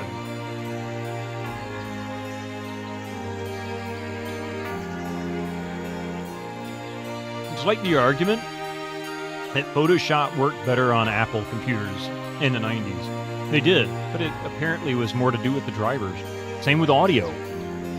Nobody wants to do audio on Windows because Macs just do it so much better. Lower latency and all of this kind of stuff. Well, the operating system was better designed to use lower latency drivers. Windows has to use things like ASIO drivers, which are not always that great, kind of flaky sometimes. It's because they're tied to x86 instruction sets. It's not theory. Same thing happened with x64. It wasn't until the dual instruction set that AMD made so we could get 32-bit and 64-bit software compatibility. Well, I mean, what I mean by in theory is that it was never actually tested, so it could never be proven. Therefore, it was always theory. The theory's a very good one. I'm not saying it's not. I remember when XP 64-bit, it was garbage. It was utter crap. I mean, it was bad. That was Friday. Oh, Mr. Citizen Unknown, welcome in. My Friday so far has been great.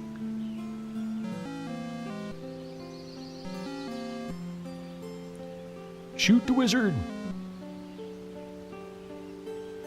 Cast 1-7.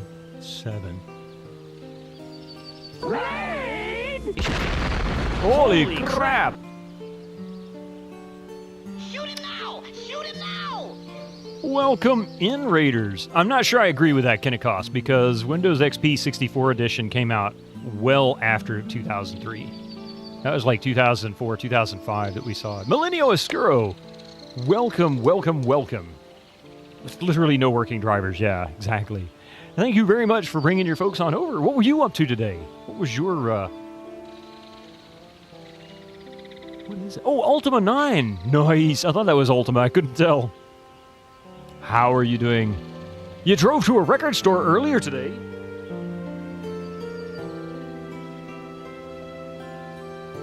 I went to the record store yesterday. I got this one, but I've gotten this one in recent weeks from it. Sorry. Those are my two acquisitions. Oh, I also went to the record store myself. What did you get?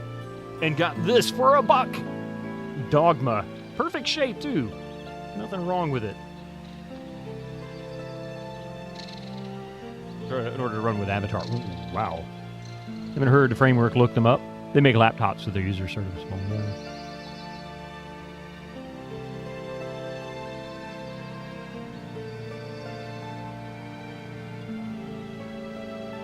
So what did you get when you went to the record store? I'm going to go 4-1 on E. Long live the records. You got it.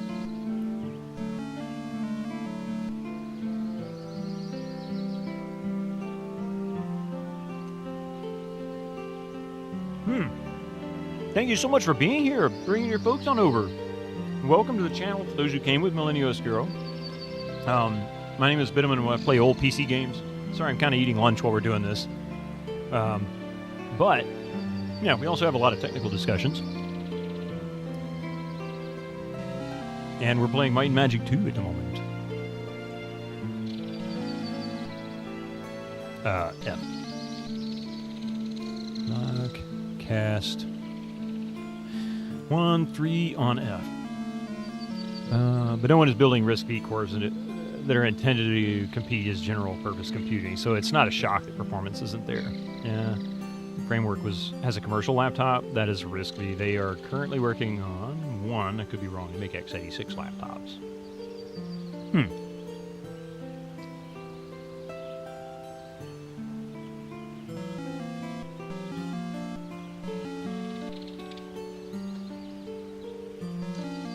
These guys are so easy. Block. Attack. 3, 2, 4. Explosion! Found a halberd. Figures. 5, cast, 1, 5. Okay, so we can go turn this goblet in now and get more experience, I guess. Giant lizards!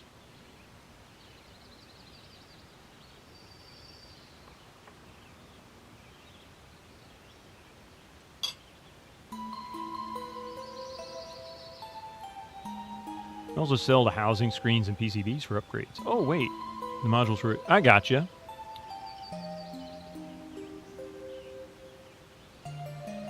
You can't run Java on it, and you can't run various things on it. Your single core performance is like a quarter of the x86 you got it instead of. See, that's the other aspect. It's easy to look at a piece of paper and say, oh, this will have higher performance than another. But the problem is the complexity of these processors. Some areas are going to perform very well, others are going to perform very poorly. One thing that's very common on mobile processors, including the ARMs and stuff like that, is they sometimes have really high, I guess, instruction like sets. You can read a lot of instructions very quickly, but then when it starts getting bogged down on different tasks, it just doesn't have the power to push through it compared to a desktop plugged into a wall. Yeah. It depends on what they're using for. It really does. But I wouldn't necessarily jump on one processor type or another and say it's going to be better than the rest. Not until we've seen it. Like, actually seen it in that real-world use, because that's where it fails. Like, one of the reasons why mobile, like, phones and tablets really just aren't catching on, despite Apple's insistence and trying to force everybody into it, is they're horrible with multitasking. They're awful. And, you know, they're slower, they're just not that great. Currently, we need a compatibility layer. Once the compatibility layer is acceptable, something Apple has achieved already, it's an overall better architecture. I hadn't even seen that, and I'm not saying they didn't do it, just hadn't heard about it.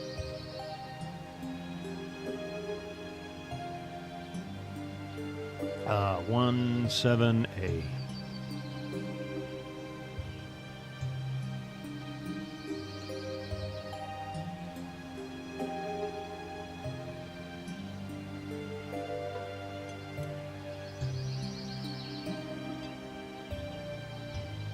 Wow,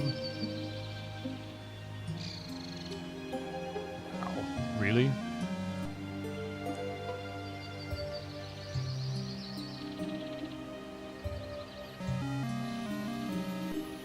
For a laptop desktop, RISV is not close to competitive, while ARM, you need a company building such a beast. Apple Silicon is mostly there, but they're a closed solution. Qualcomm is trying, but it's not nearly as competitive. They've never really had I guess they've never really had a big reason to compete. They've been pretty much the run of it anyway, haven't they? Cast 17.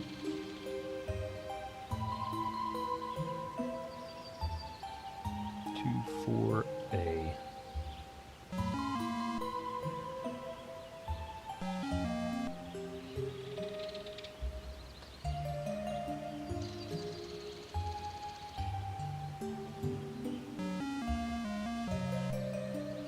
They bought a company to get into this market. Nuvia. Don't they make don't they make like razors and stuff? You need to run, your eyes are sore and you're tired. You need 40 winks. No problem, Susie. I understand. Thank you for being here, though. Sorry about this being bright. I never really thought of it that way, but yeah, you got a point.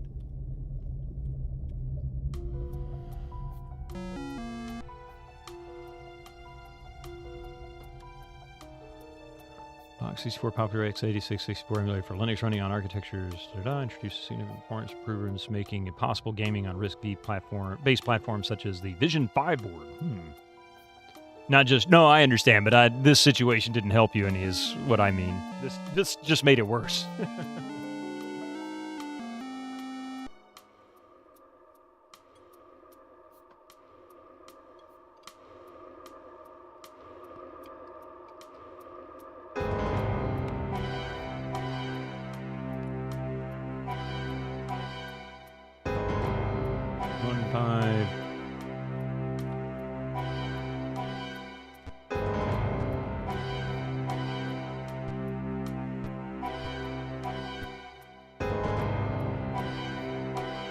Win the blackest battles, and you are halfway to an audience with Queen Lamanda. Queen Lamanda? Who the heck is Queen Lamanda?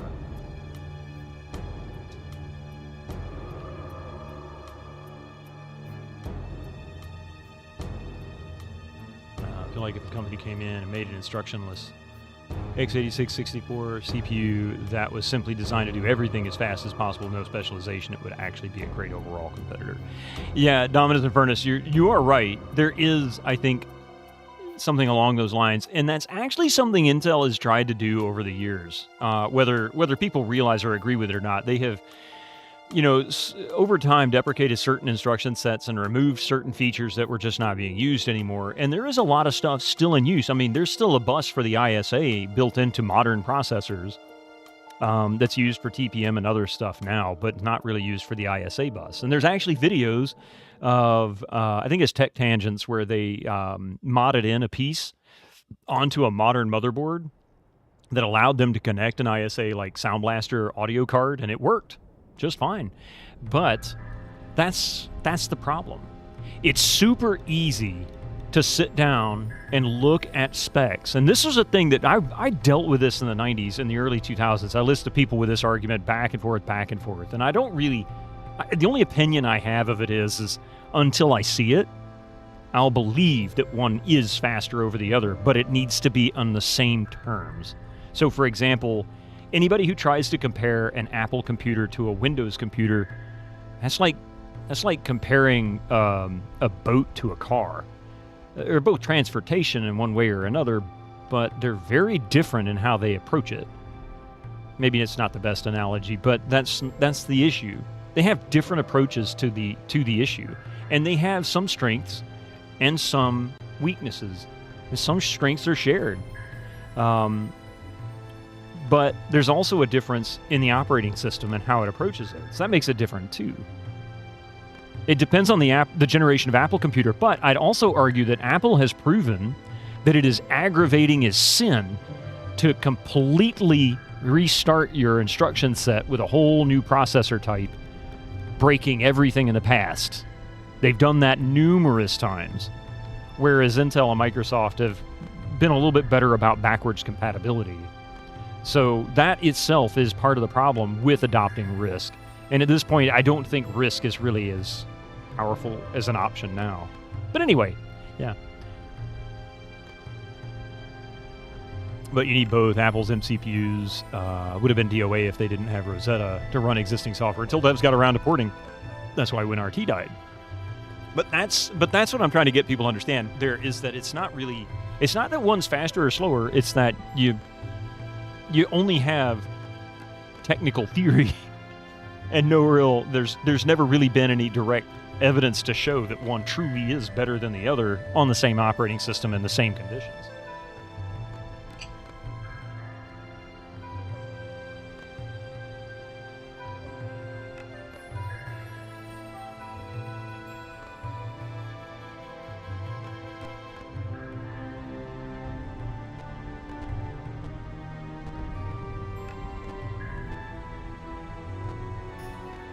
Wow, nothing in here but that? Okay. Bet you there's an encounter right there. No? Right there? Yep. When Apple was using Intel-based systems, then you could do a decent comparison. Pretty close to it, yeah. That was the closest you'd ever get. But up through the 90s, and then into the and then up to about what, 5-6 years ago? I guess 7 years ago. CPU type switches of Apple have actually been great, but Apple deprecates APIs. But if you look at the time of the actual switch, they're pretty much 100% compatible, yeah.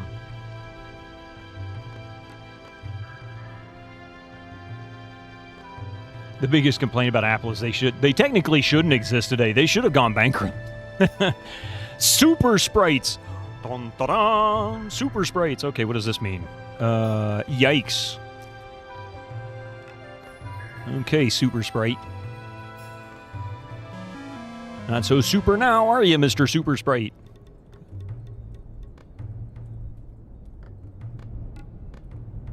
One 3A.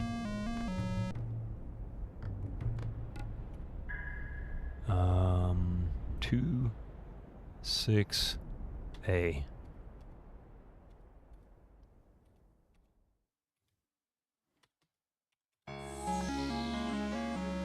The amount of apps that are used on ARM, even on Windows, is quite high now. Sure, it's not a great choice for gamers, but the reason it's not a good choice for general users, number one, Windows still sucks on ARM.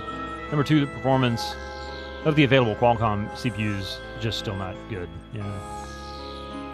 Switch PowerPC, large parts of the OS had not even been ported and ran in emulation as in individual functions. Yeah. My games are full of them. Doom's got all kinds of super sprites. Not so much the ninjas, though. There's no ninjas in Doom.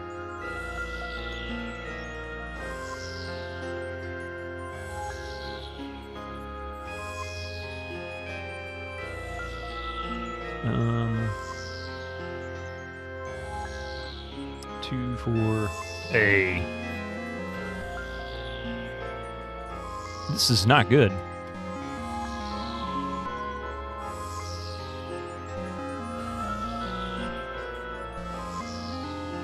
And then the comps just keep, of course, from chopping them into tiny pieces like the Bell Company. I mean, yeah, but I can't say that Microsoft did anything specific that's very well known that specifically kept Apple alive. Apple hurt themselves to start with.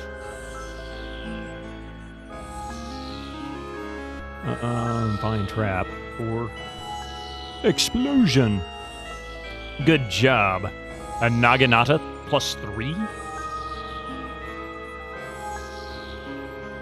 It was a cool bit of tech. I didn't even know.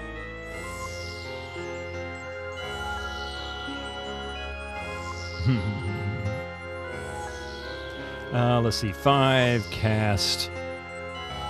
1 4 on Xenon. He's back alive or awake now. Rest, yes. 5, cast 1, 5. There we go. We got lights.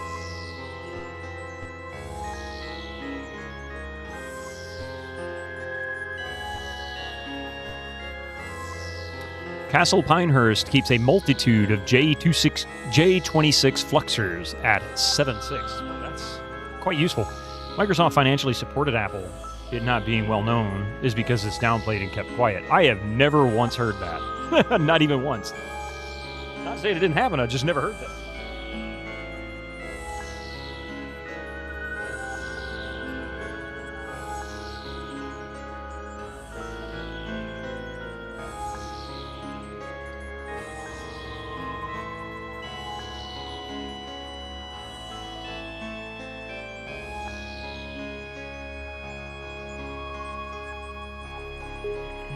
That's also how IE ended up on Macs.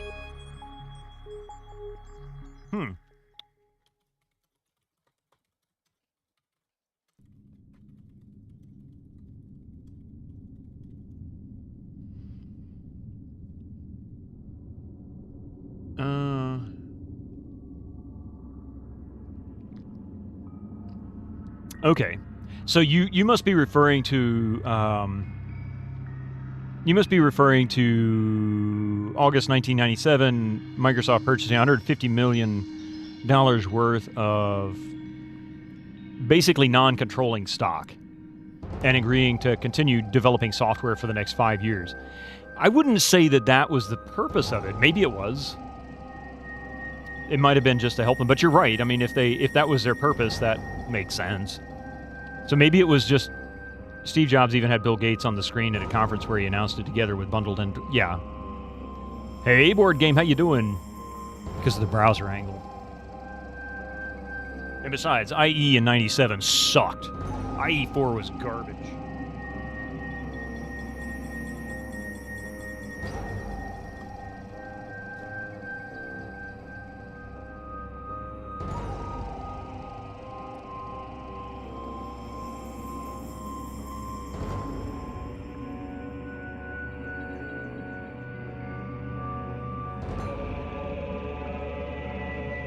J26 fluxers.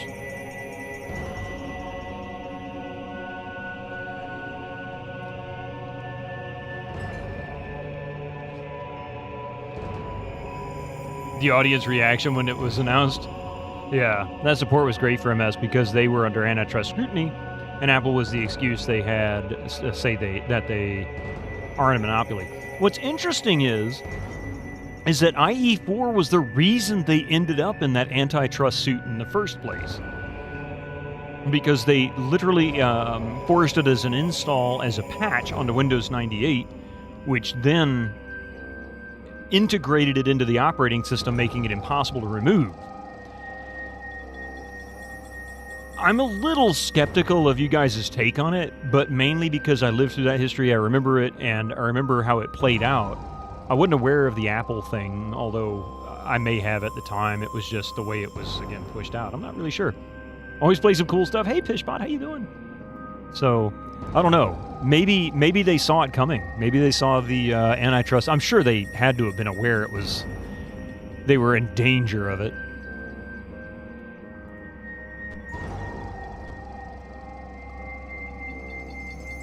I guess this loops around. Yeah, it does. The Apple deal was raised by the DOJ as support for monopolistic practices. Huh. And you hated IE being shoehorned in. Yes, I absolutely did. It was cool when they announced it. I'm like, oh, I want to check this out. And I went, oh, God, this sucks. Sounds like sci-fi. How dare they? Nah, there's no sci-fi in this game at all. Crap. I hate these things.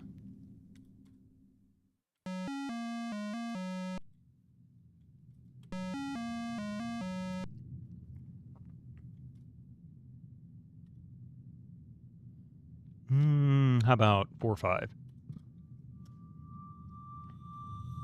Cast 1 7. Nice synth soundtrack. Thank you. Yes, Active Desktop was certainly a thing. I turned it on for all of about 10 minutes and went, this is really annoying.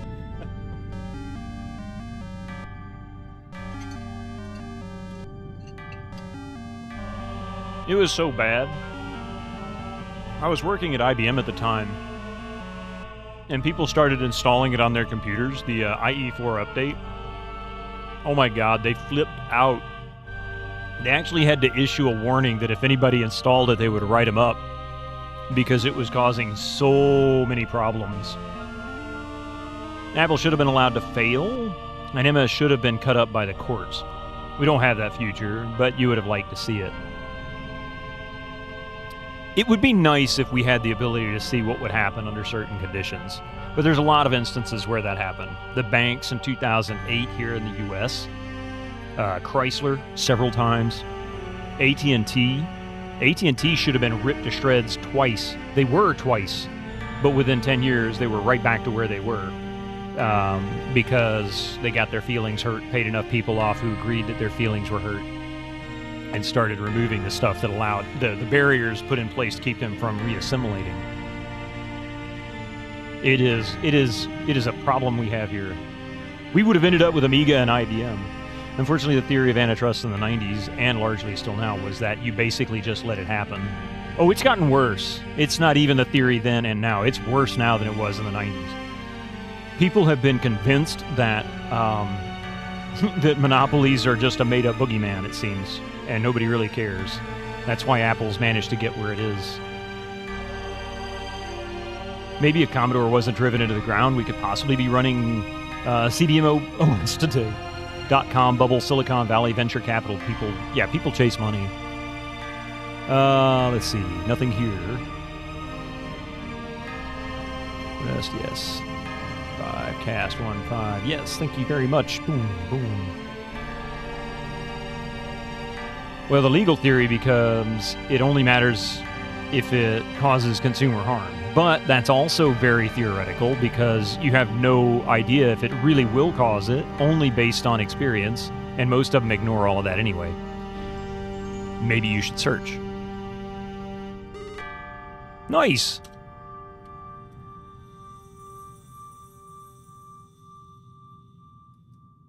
Okay, free money, I'll take that. As long as it's legal. AI, but AI's.com bubble is gonna grow to about that big and just pop and it's gone. Because what's gonna happen is that they're gonna realize nobody really wants it,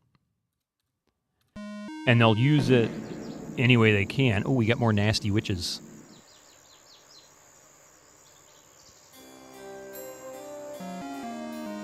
The one thing that would really like to see is DirectX pulled out of Microsoft, allow it to be incorporated into other operating systems, and then PC gaming isn't an effective stranglehold by Microsoft. I wouldn't say PC gaming is a stranglehold at this point by Microsoft at all. I mean, 15 years and before, like 15 years ago and before, I'd be more willing to argue it. But now, I mean, shoot, when they introduced Vista and removed Direct Sound, whatever the direct audio was.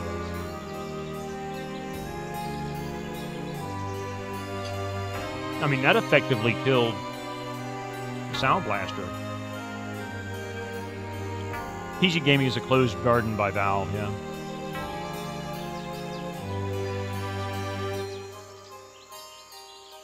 Hey, Tony, how you doing? A gnome elder.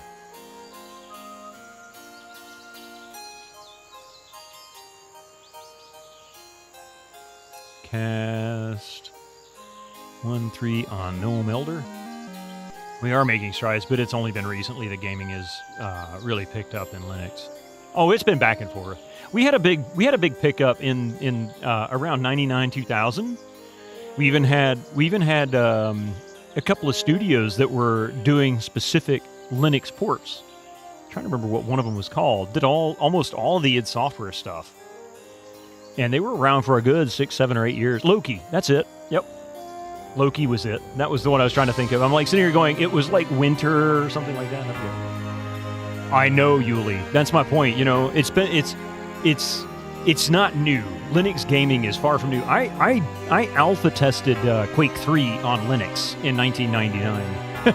It was fun too. And Steam has been a big influence towards gaming on Linux. It's definitely kept it alive. I don't know if it has furthered it. It might have increased the playability. But yeah, ultimately, they've helped. Valve's garden is too open. That's why it's choked with the weeds of shovelware. There were others. Yeah, and there were others. Loki was the one that I remembered the most. You have the UT 2004 box that has a Linux installer on it. You think that one was by them too. Probably, yeah. Trying Linux less invasive compared to Windows in general. It depends on the Linux distro you use. If you use Ubuntu, it's going to be a little more invasive than other distros. There was also an open source project that used GPU pass-through that improved performance on Linux gaming by a lot lesser known because it was a hypervisor. Yeah, that's right. The main issue with Linux is the community itself. It has been so toxic towards commercialization that the vast majority of software companies just noped out forever. Well, I mean, to be fair, Epic, it's kind of a two-way street, and that's the problem. The corporations will happily abuse their side of the road if they can control it. And so in some ways I kind of agree with the Linux community being somewhat toxic towards them because they know exactly what the commercialization will entail. I mean, look at what streaming is now, right? Streaming on television. Netflix will never do ads. Netflix does ads now, right? I mean, it's just a matter of time. Finally settling on SUSE Linux in 2003-ish, and that was a good... Yeah, SUSE was great. I really liked SUSE Linux. I used it and Debian for probably about 5 years straight, and really used it as my Plex server up until a couple years ago. Yeah, that's a good point. Kind of depends on where you want to draw the line for invasive. 100% agree with that.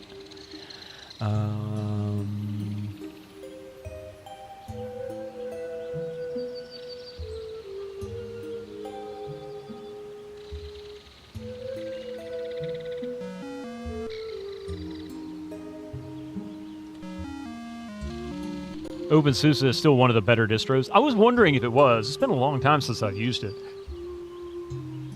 I like looking for updates and such. You switched to Linux full-time like a year ago. Best game. The last game you were waiting for finally became playable with Wine. Interesting. I remember tinkering around with Red Hat Linux back in the PC days. That was what I used originally. The first Linux I used was Debian. And then I used Red Hat Linux for several years, just tinkered with it. Not really used it, but tinkered with it. And then Red Hat finally went public and then slowly turned the Red Hat software into commercial only.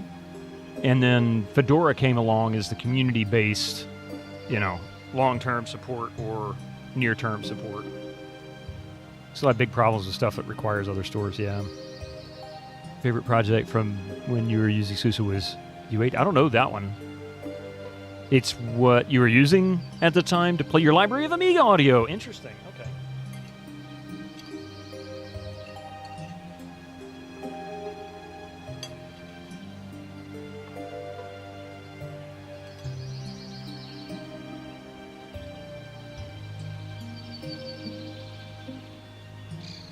Cast 1-3 on the Nasty Witch. She's not affected.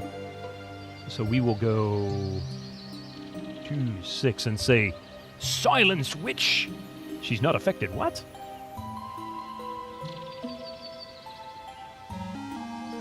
As long as you can run DOS games in Linux, you're happy. Yeah, which with DOSBox and ScumVM, that's always easy enough. Most cases, anyway. More often than not. How's that sound? That work better?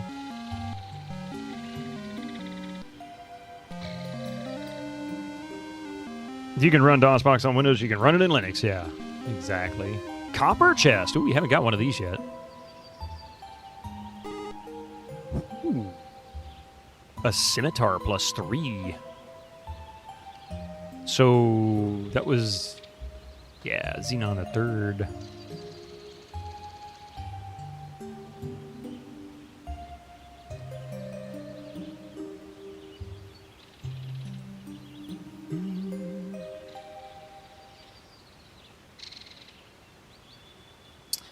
Okay, so we're almost clear here.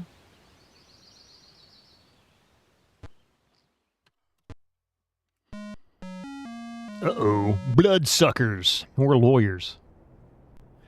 Susu was your first Linux back in the 90s. So difficult. Oh, they're running away now. Ooh, we're getting too powerful for them. So difficult to get a... Oh, man. Yuli, that was my issue. When I first installed Debian, I got X to work, but I couldn't get the interface to come up. Like, I couldn't get a user interface to work in X. And we're talking like 98, 97, something like that. Oh, my God. It must have been 97, actually. 96, 97. Wanted horizontal vertical refresh rate, and you didn't even know what manufacturer your hand-me-down CRT was.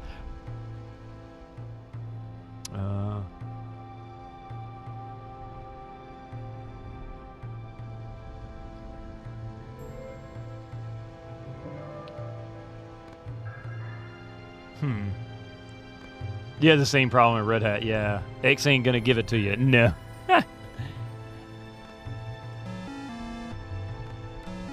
Okay, that's gone.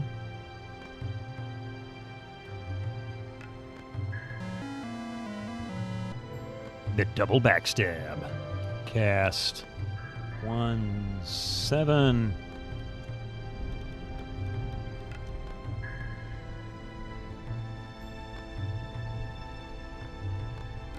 Hey, thank you for giving Tony that shout out there, Echo.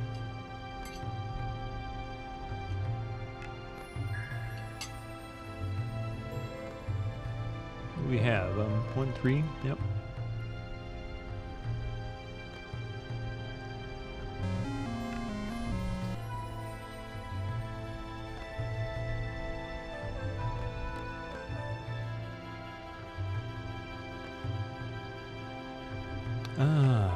Fight B.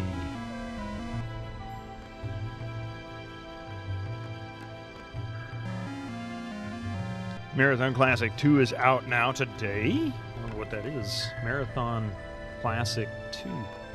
You tried OpenSUSE as a way to keep your Win98 SE machine viable for some time, but it didn't really work. You had a phase where you were downloading distros to see how it would work. I kind of did the same thing. That's how I came across things like SUSE and then later Fedora, because I didn't use any Red Hat after they went open source. Cast 1-3 on D.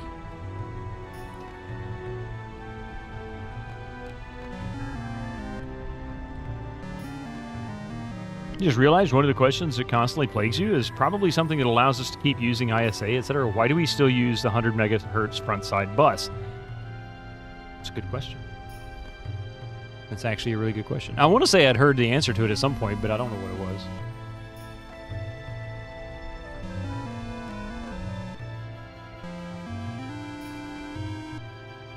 Oh wait, I just realized, how am I doing level-wise?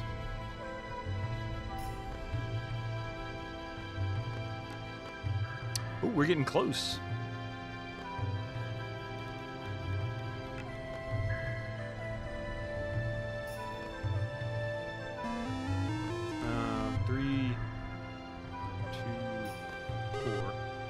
Ooh, Splint Mail +1. Basically Halo -2 with an engine that is max equivalent to the original Doom. Interesting.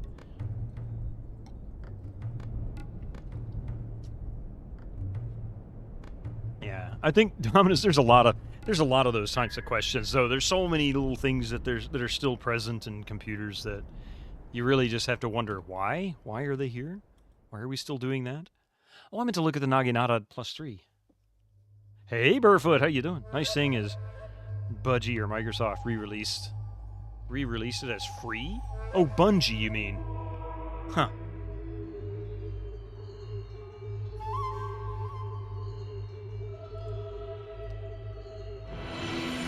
$1d12 +3.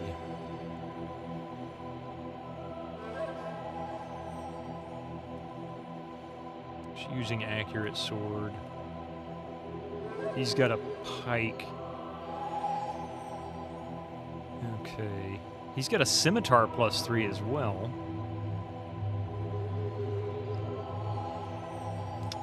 Ring mail, AC5, splint mail, archer, AC8.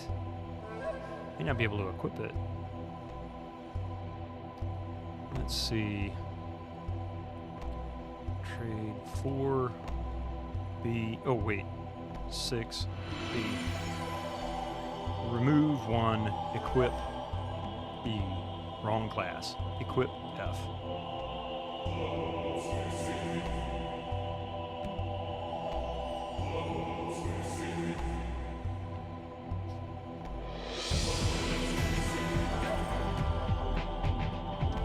Trade 4, 5. Trade 4, 2, E. Trade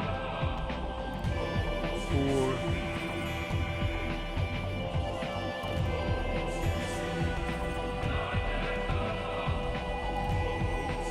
There we go. The iPad port of the Marathon used to the left one as well. Not sure what that is. Hey, going well. Nice, nice. Let's see. The iPad. Let's see. Whenever you hear humidity 100%, my brain imagines underwater city a la Atlantis. Ah, you've been to Houston, Texas, I hear.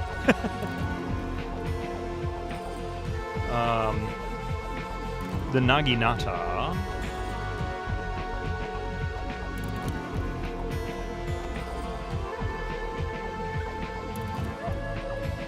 Remove 2. Equip D. 11 is one of the open source continuation of Bungie's Marathon 2 game engine. I getcha, okay. Available for Mac OS, Windows, and Linux. Left 1 supports Marathon, Marathon 2, and Marathon Infinity natively. Many third-party scenarios and net maps are also available. Cool. I gotcha. Okay. Now I understand. Sort of. I think.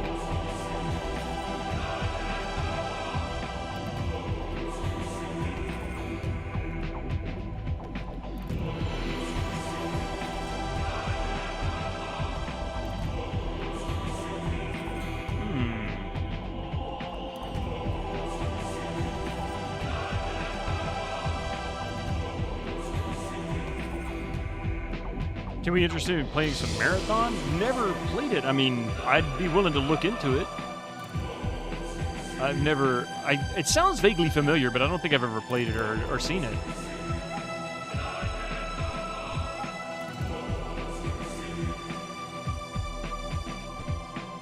Alright.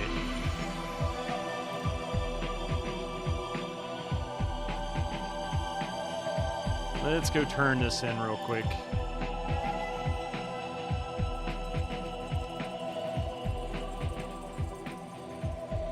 And we can go train.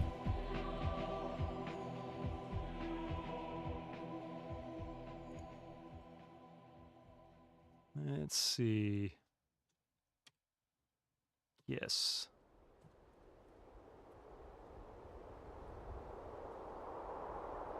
Wait, I thought I was... Oh, he's not there yet. Ah. Okay, so we still got a little ways to go. Darn it.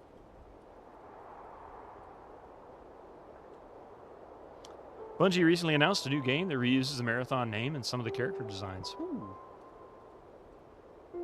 Danger, beware. Ah, rangers and skeletons and lots of them, oh my.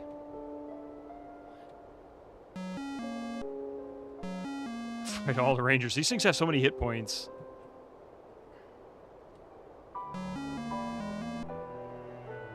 Cast 1-7A. Marathon is kind of tech-wise between Doom and Quake. The games have kind of significant story told through text blobs. Interesting, okay. Yeah, it's been hailed as the first game engine to use mouse look in an FPS game. That I wholeheartedly disagree with. But I can even show you the one that I believe is different. Hang on a second, though. I'm curious. Hang on. Hang on.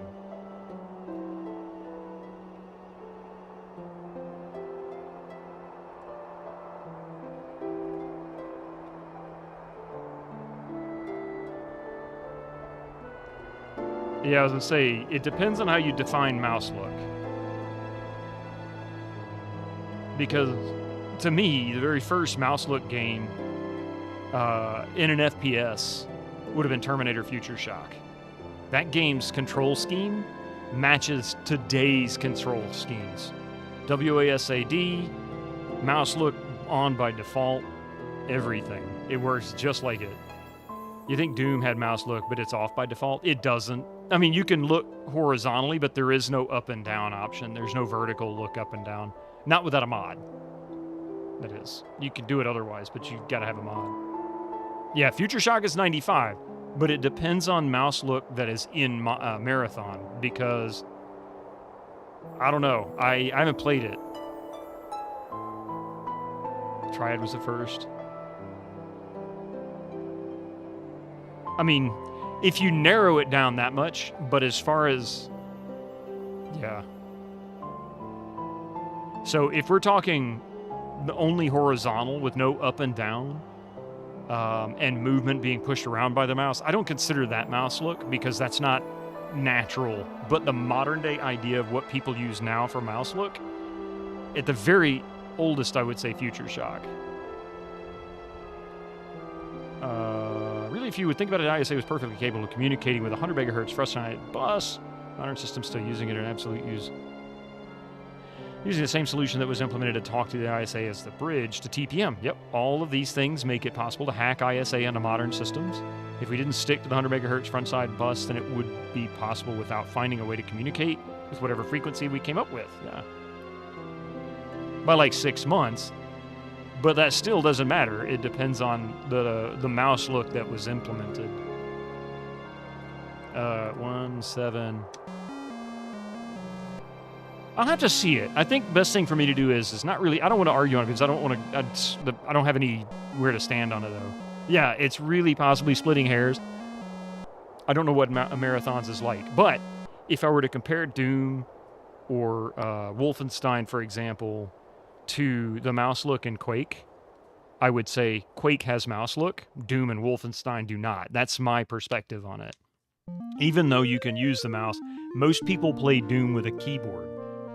I didn't play Doom with the mouse until probably after I started playing Quake. Yeah. It can be. I see, that's my take, Josh. I kind of look at it as 360 degrees. Well, in 3 dimensions. Not just 360 degrees in 2 dimensions. But that's just me. I mean, that's how I look at it. Because it's not comfortable. I don't even really like using the mouse in Doom now. It's kind of, without using a mod. It's kind of flaky. Although I streamed it that way, it's just it's awkward. Yeah. It's just awkward for me. And lots of lore in Marathon comes up again in Halo, although since Bungie owns Marathon and MS owns Halo, they are totally separate universes, and the genre Mark IV Cyborg is totally legally distinct from the Master Chief. It's going to feel the same for Marathon, yeah. Do you realize how offensive it is to use the term splitting hairs on this channel? That's painful, Chatliers. I feel hurt now. Let's not talk about splitting hairs. I'm just kidding. I'm bald as fuck. It's kind of the same as the mouse look in Dark Forces, except Dark Forces had vertical inverted for some reason. Yeah, okay. So it's kind of awkward, kind of weird, like, being a bald man myself, I allow it. Splitting hairs. Let's not split those hairs. They don't deserve to be split.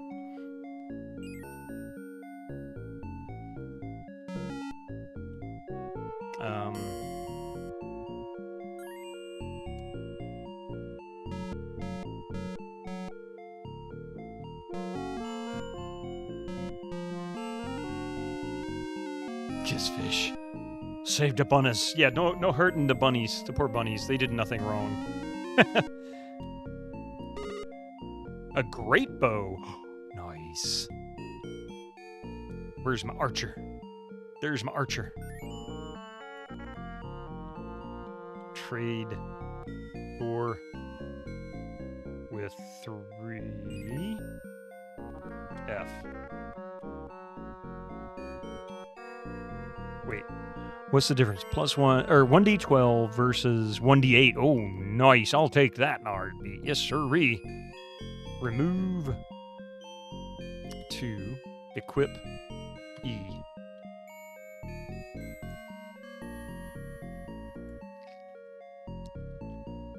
You always saw mouse look to enable you to both yaw and pitch the camera. Yaw only is not true mouse look. See, that's exactly the point we were making too, Chelnav. I agree with you. So maybe perhaps I'll define it like this. I'm gonna even talk about it like this from now on. 3-dimensional mouse look.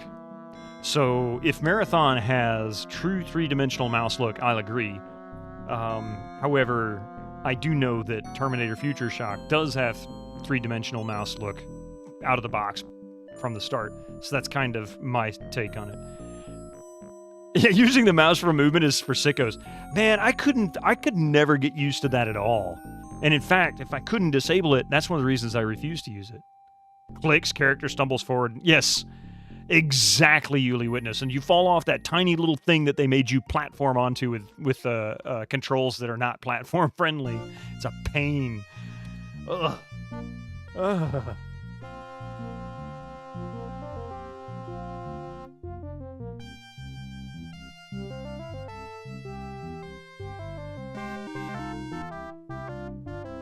I think only Classic Mac ever went hard on this approach. There are whole videos of people playing Quake with a joystick. Oh man, I've seen people do it. I've seen people play it with a joystick. Oh god, these woodsmen suck. Okay.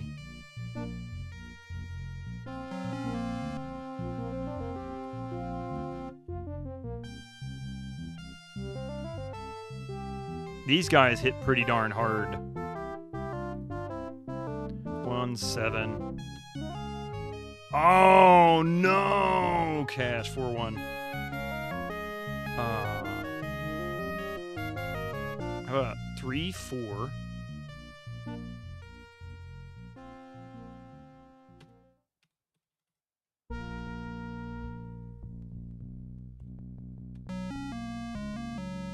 But mouse and keyboard is only natural because we have all been doing it for so long. But for someone who's never done it, there's an actual learning curve to it.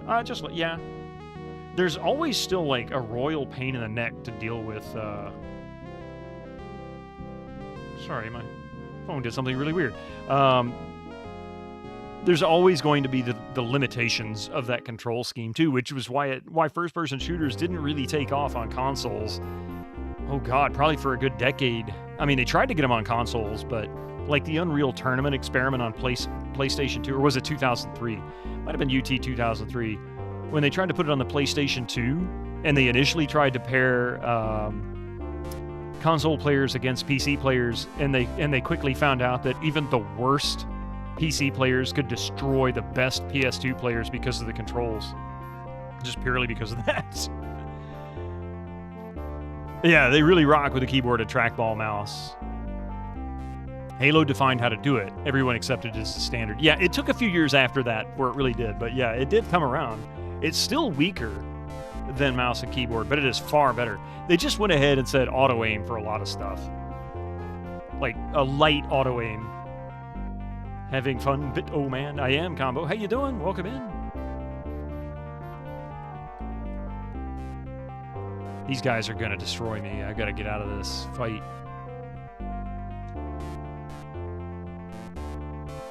Cast 4-6.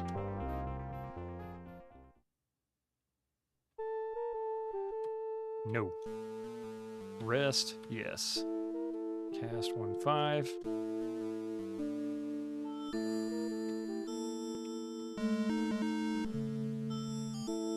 Thug trainee. What? There's thug trainees. You miss Bite, oh man. Don't stop at auto-aim. Just auto-play for me. I don't like PvP shooters anyway. Did you hear the... yeah, I mean, I'm aware, but I have no say or anything to do with it. You can play FPS on a controller now, though you still prefer mouse and keyboard, yeah. But I remember the first time on a controller feeling weird and alien. Oh, you know, yeah. It still feels weird and alien to me. Sweetest bit of honey. Most FPS games have aim correction. You just got to get it like within range, and then it'll just kind of snap to it. It's kind of weird. It feels strange until you get used to it.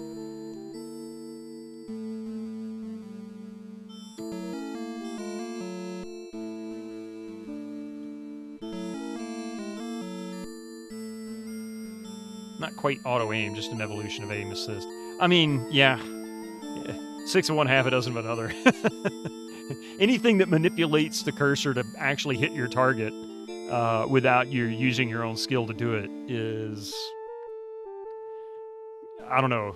That's a gray area. Alien Trilogy on PS1 had... D-pad was a challenge. Oh my god. A lot of things feel strange till you get used to it, yeah. Well, I mean, it's weird because, you know, when you're playing a game where you don't have any kind of, like, aim assistance, if it tries to snap your cursor to the target, even if you have to be within, like, 5 pixels of the actual target, you see it if you're not used to it, and it's kind of jarring. But it depends, too. Like, when I played No One Lives Forever for the PS2, that was straight up auto-aim. I would get within 20 pixels of the target, and it would just snap right to it. And it was very, very weird to feel. Don't bother with aim assist, just increase hitbox sizes, yeah. And you do not have a memory card, so you're writing down these long passwords like in the old days. That's funny. You never felt comfortable playing FPS on controller and games for Windows Live. Shadowrun just showed you that you had a significant advantage over Xbox players. Yeah, the reticle box is an approximation. I don't think they snap it as much as they just simply, if you're within range, it'll give you credit. Like Lazy Grip says, increase the hitbox sizes. Or aim assist, yeah. Without it being too much. It's like, where's the limit? How far can you go?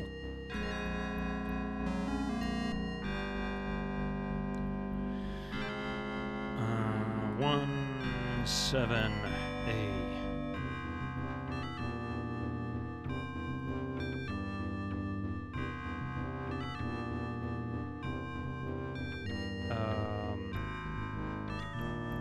Cast 1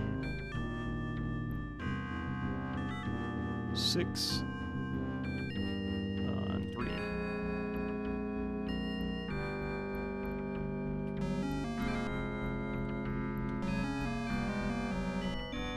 Halo used to snap real bad. Yeah, some of them are really bad, but some don't. Just depends, I guess. You played BioShock on Xbox 360 with a controller. It was okay, despite being an FPS. Since it was a slower game, yeah, it utilized... The combat was a little friendlier to it, I guess. Modern aim assist just bends the laser hit position, but leaves the cursor alone, makes it much less noticeable.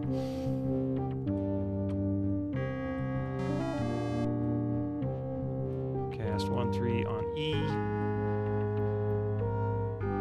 Yeesh.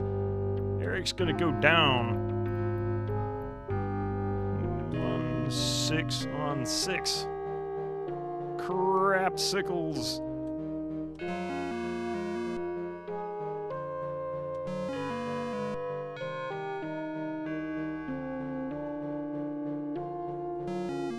Okay, now Thug Trainee is all that's left. Cast 1-3 on C. Now the other two are asleep. We're good. Nice!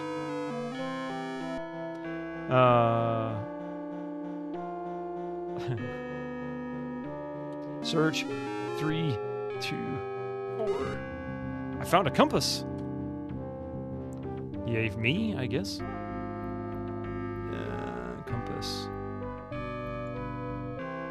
So basically, compass is just it's a spell on an item. It tells us exactly the coordinates we are on the map if it's like it was in the first one, so that's pretty easy. Yes, 5, cast 1, 5.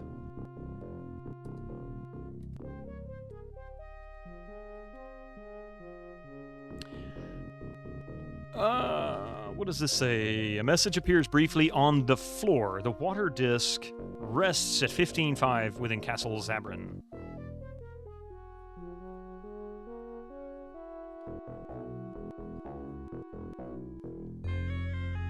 15.5.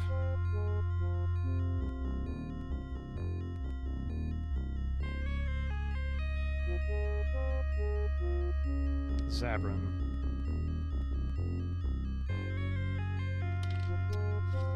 It's canned coordinate spells, yep. If only compasses worked that well in real life. I mean, nowadays I guess they kind of do, right?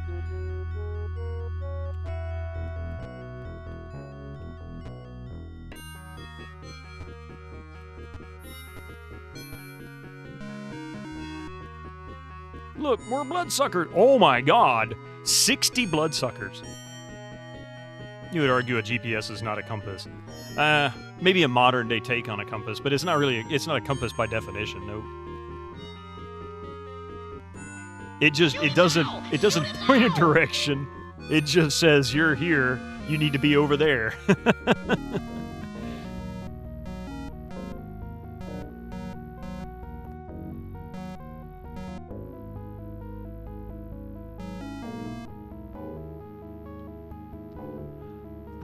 Hey, I wonder, hang on a second, cast 1-7. Are these undead? Probably not undead.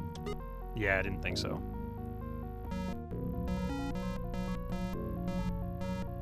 Yeah, they are pretty neat.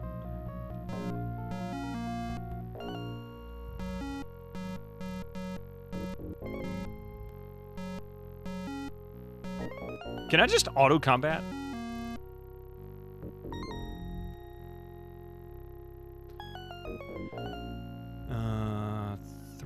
Five. Of course that figures. 4-1. Yeah.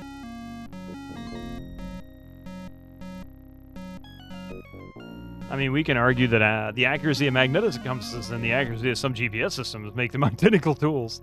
However, the accuracy of GPS systems is usually, if it's not bad tech, like they just made a crappy piece of equipment, is also limited by governments that don't want them to be too accurate in consumers' hands.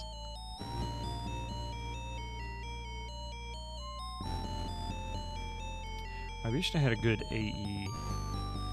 3-5. Incoming ads for you. Yeah, that ruined your joke, sorry.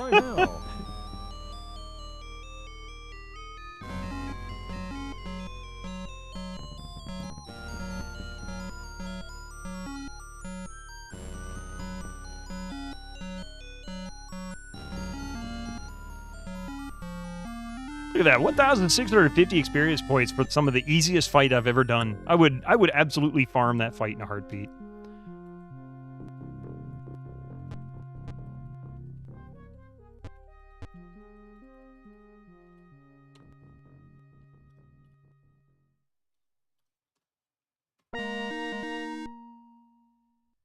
The Dancing Dead.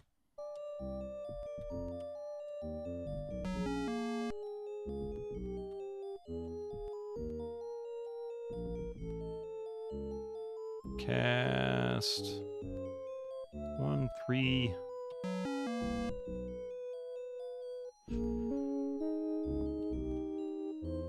Cast, let's see, 4-1 on E. Take it right here, Ghoul. That is a lake. Just kidding! That animation's like watching Thriller. That might have been where they got the inspiration.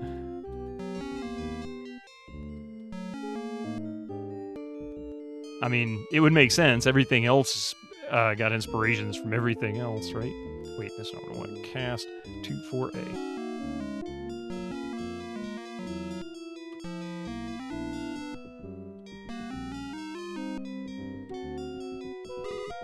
Found a large shield.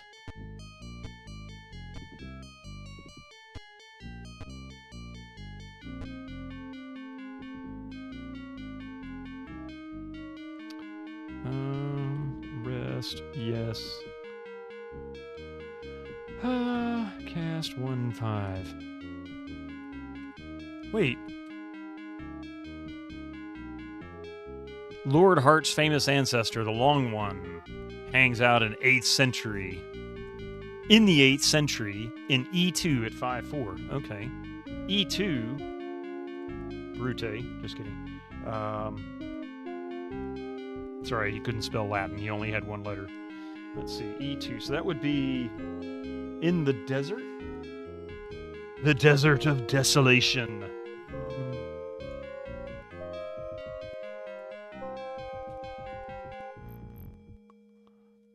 Let's see, Lord Heart's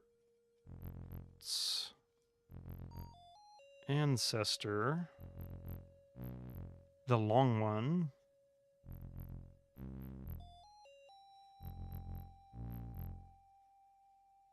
hangs out in the 8th century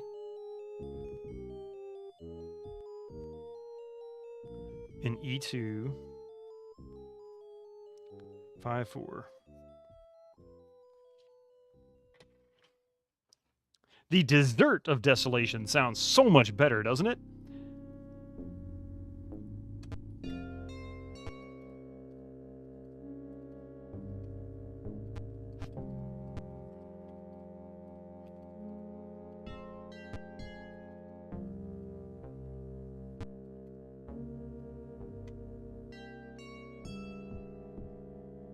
There are only 180 days per year.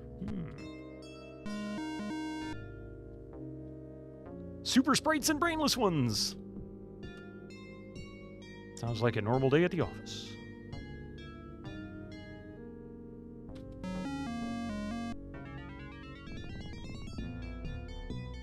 Why can't Hans... Why is Hans not in range?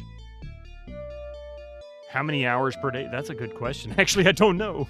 They might answer that somewhere in here.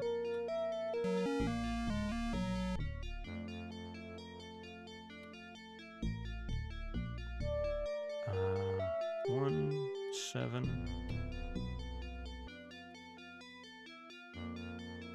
4-1.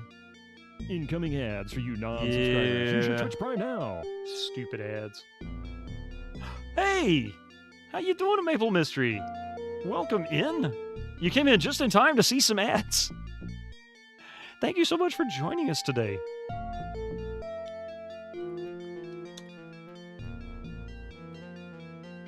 How is the release going? How is it going?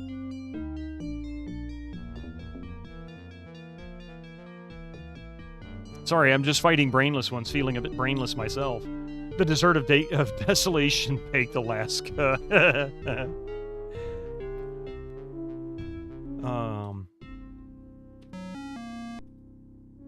Man, this is terrible. I really need to get some ranged weapons for everybody because these guys can't do anything. We're still working on typos. Release date is looking good. Nice! I'm looking forward to it. I can't wait. Ads are going. We'll be right back. I'm really sorry for this. Give me just a few minutes, and this will be the last set of ads for today. I'll see you in just a few.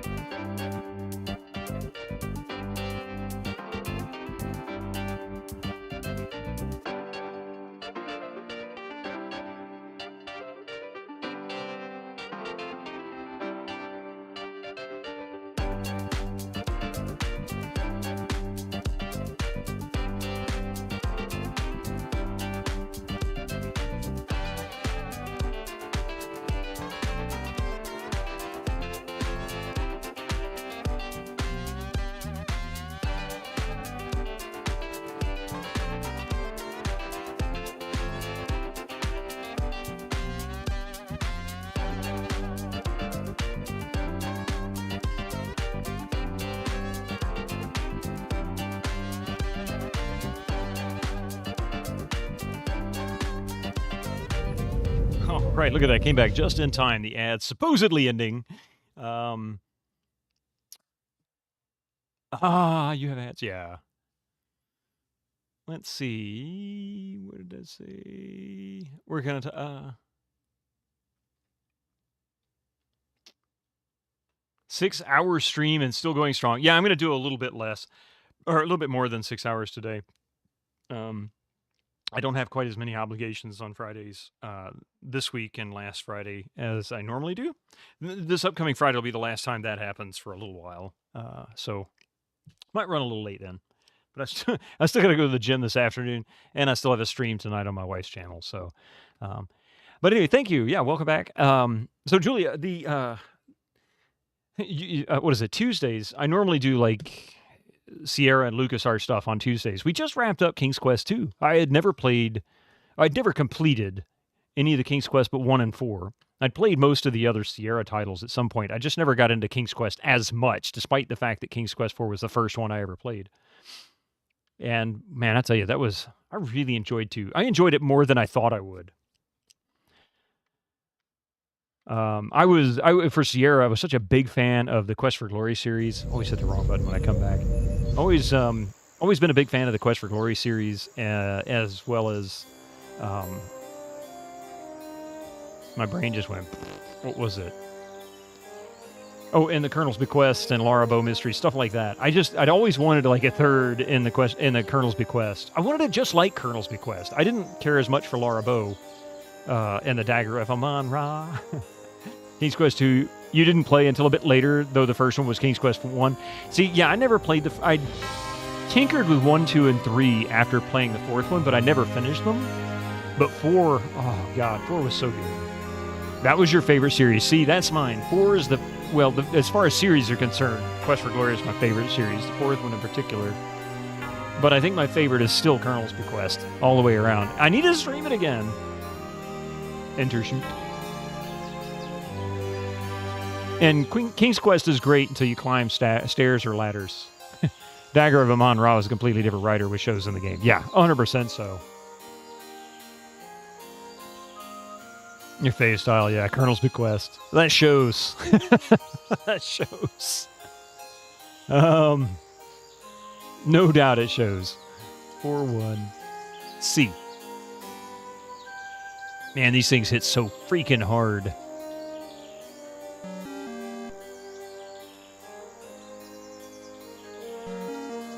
You saw King's Quest pretty early because you had a family friend. You had family friends with PC Junior. Nice. They regretted that decision. Why did they regret it? I mean, it didn't sell. The PC Junior didn't sell well, but that was mostly because it was overpriced. It was a good computer for the most part for the era. Just very, very expensive. 1-3-B.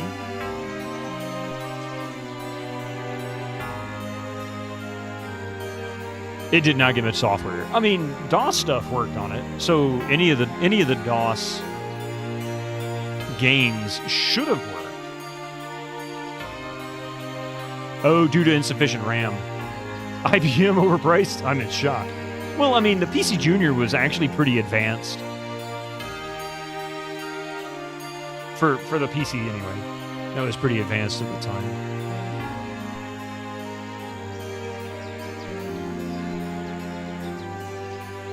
Oh. Cast 1-3 2-4.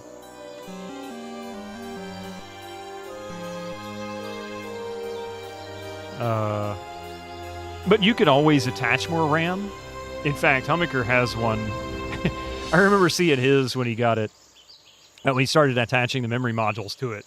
And like the case would be like so wide, and then he had the memory modules. He had like 2 of them attached to his out the side. I don't even remember how much memory it was. If he was in chat, he might be able to tell you, but I don't remember how much memory it had. I don't know if it hit 640 or if it was, less than that or what. 3. Ooh, a stone chest. 2, 4. Wow. +3 Great Hammer. +1 Small Club, +1 Splint Mail. This was rather nice. Swifty Sarge, busy today. Okay, so you've got Splint Mail 1, Small Club 1. So he can't wear the Splint Mail. AC 8. What is she wearing? AC 5. Okay. Trade 4, 5, F. Trade 4 to 5, E. Pull. Trade 4 to 6, E. Trade 4 to 1, A. Great hammer. 2D. Oh, nice. 1D14 plus 3. That's quite nice. He's got the Naginata. Oh, man. That's actually really nice. Trade 4 to 6. C. Trade 4 to 6. B.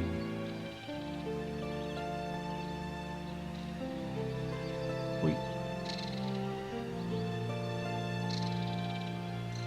Where the heck did it go? Oh, that's it. Trade 4 to 2. B. Remove 3. Equip E.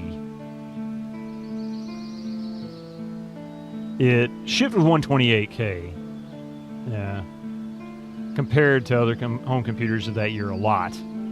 Compared to DOS machines, generally not much. Because the RAM upgrades were kind of special to the PC Junior, it was a bit pricey to upgrade. Yeah, because it used these big, massive modules that you had to stick on the side of the case. Just kept making the case bigger and bigger. It was really weird. It came with other features, too, like serial ports and stuff like that. Those little modules, there was more to them, but it was a strange upgrade path. I'll give it that. What am I looking for? 6. Blowpipe, flail, magic charm.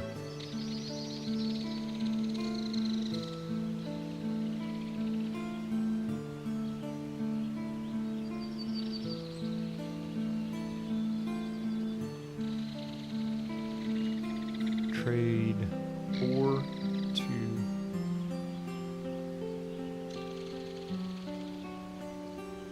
Okay, so he can actually use the crossbow. Okay, so I need to give range stuff to these folks, too.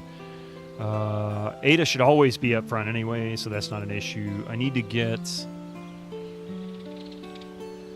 He needs a ranged item. So we'll go buy that. Got an upgrade path. More than you can save for the C64. Yeah, I guess that's true. You miss upgrade paths. Can't even replace a hard disk on your MacBook. And your PC doesn't have a door to get at the drive. Yeah, I kind of drives me nuts when I can't actually do anything with a computer. Like upgrade it in any way, shape, or form.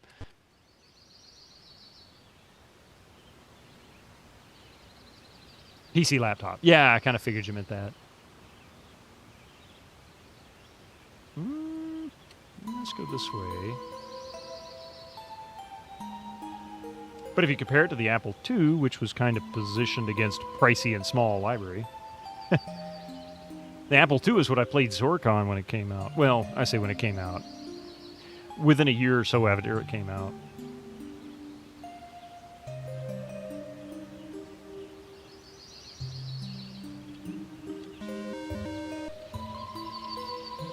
Oh, look, screaming pods. Whatever that means. Attack! They're gone now. No more screaming from them. Mutant swine! You spend so much time on your Apple II. The only thing, I mean, I was like maybe 8 or 9 years old at the time. And the only thing I remember playing on it was Zork. Man, I poured over Zork like you wouldn't believe. And Lemonade Stand, which came with it. And that was like the coolest little math game. You know, it's the same thing as what's probably more well-known nowadays as Drug Dealer. It's just, you got different products listing. Really cool stuff. Dang, these things hit hard. Cast 1 7.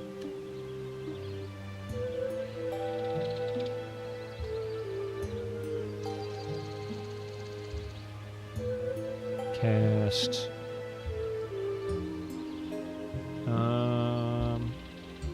2, 6A.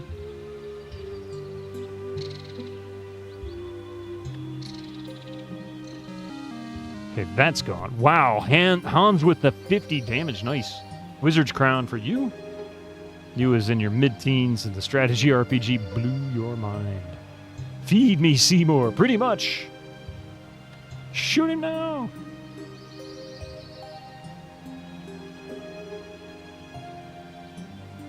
One, 3 on D. Now then. Now we can just beat up mutant swines. 1, 3 to increase accuracy. Oh crap, they woke up. Ah!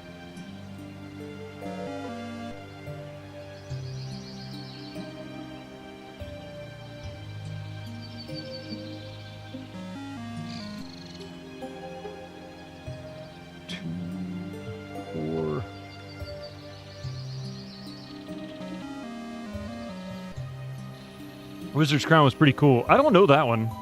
Wish more Apple II games were available for sale on GOG. You get a lot of terrible DOS ports. That's the unfortunate thing.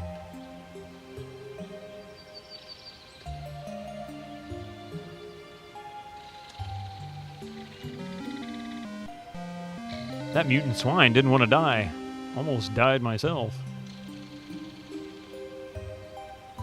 5, cast, 1, 5. Yes, thank you very much. Here we go. Up, up, and away.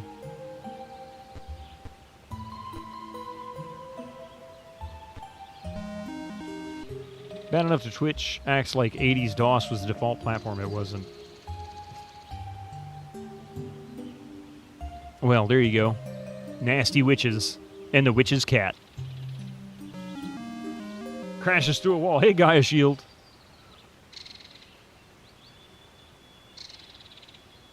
I forget now what the Kool-Aid Man said when he crashed through the wall. It's been so long. It's so creepy.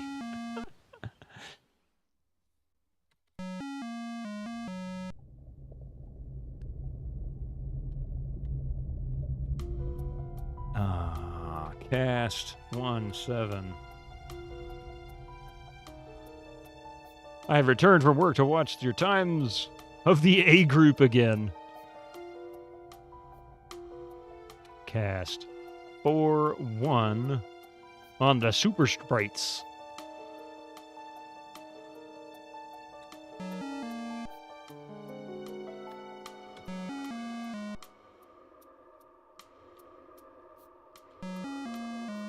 Everyone used the boss until 78. Bit of an operating system. I thought you were going to make a Bruce Springsteen reference. I'm like, where's this going?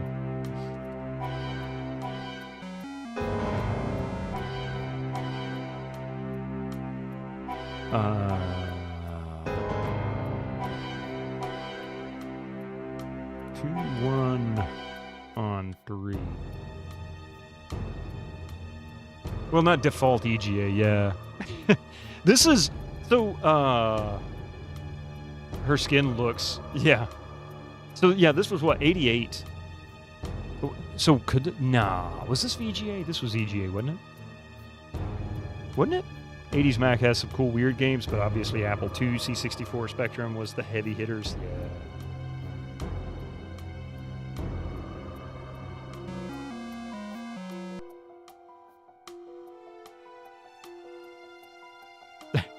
That is a weird emote there, Wolf Soul. I've never seen that one before. That is a very strange emote. Finally, you can use that emote. Apple II had C64. Ah, yeah.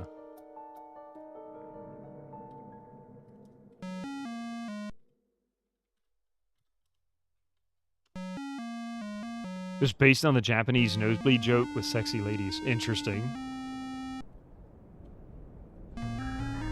Stone chest, 3. Contents are magical, has trap. Fine trap. 4. Ooh, small club +3 and a great axe +1. So Hans found that. Small club +3. That's AC3, but a 1d2. God, that is an awful weapon. 2002 gold, though. I'll take that. No special power, no special bonus. DOS machines didn't hit as hard because you were already an adult by then, so your formative years were long gone. Still enjoy many DOS games, just not super memorable. Yeah. I got more into it around... I got into it in the 80s, like mid to late 80s, got into playing PC games more, and then I didn't really get back around to it until around 93 or 94. And by that point, you know, we're talking mostly Windows 3.1, Windows 95, and it was pretty much Windows from that point forward. And I kind of didn't really look back on DOS until maybe about 5 or 6 years ago. By around 90, DOS had really come into its own. DOS was good. I mean, people can make fun of DOS. It's not the easiest operating system to configure, but it's far from the hardest. It is by far one of the easier text only. And for gaming, yeah. DOS is great. It really is. It's not bad at all. It's scary to some people, but it's not bad. What was I looking for? Okay, we're going to ignore the rest of that. Rest, yes. 5, cast, 1, 5.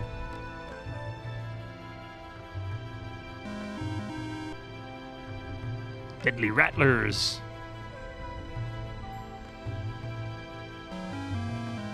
You think it's garbage as an OS, but maybe 1981 it was good? Not really. A lot of the stuff that people would find makes DOS useful didn't happen until DOS 3. So really DOS 1 and 2 were garbage. They were really hard to work with. Like, really hard to work with.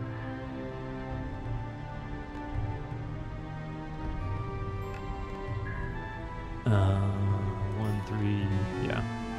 But I want to say 5 pretty much was when it got good. Like, everybody really, really was happy with DOS 5 and 6 ultimately, by extension. But by 6, it really was kind of pointless because 95 was coming out shortly after that, and it just didn't make sense.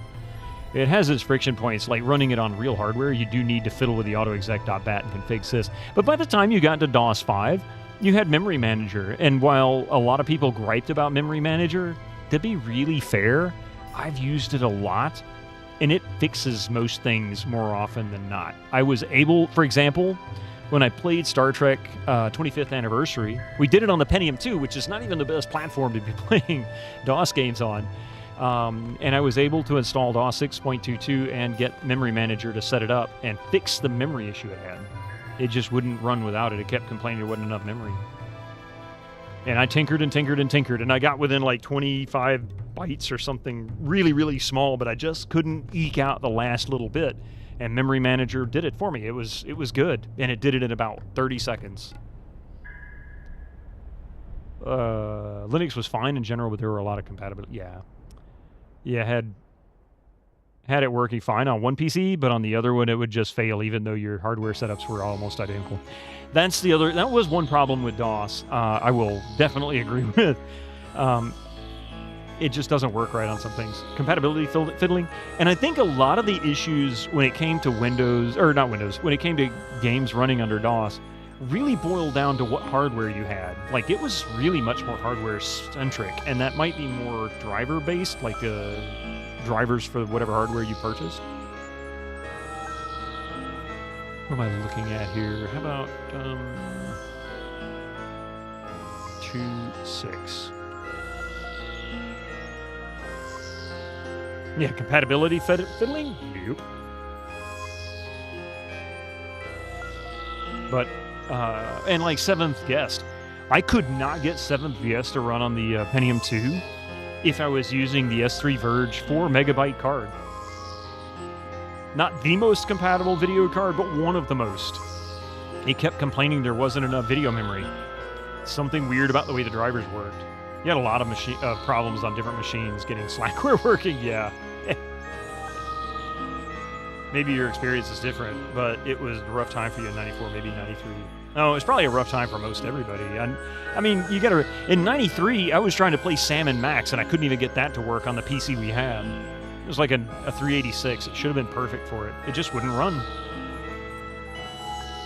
386 or 486, something like that. Just enter the right IRQ in the autoexec.bat.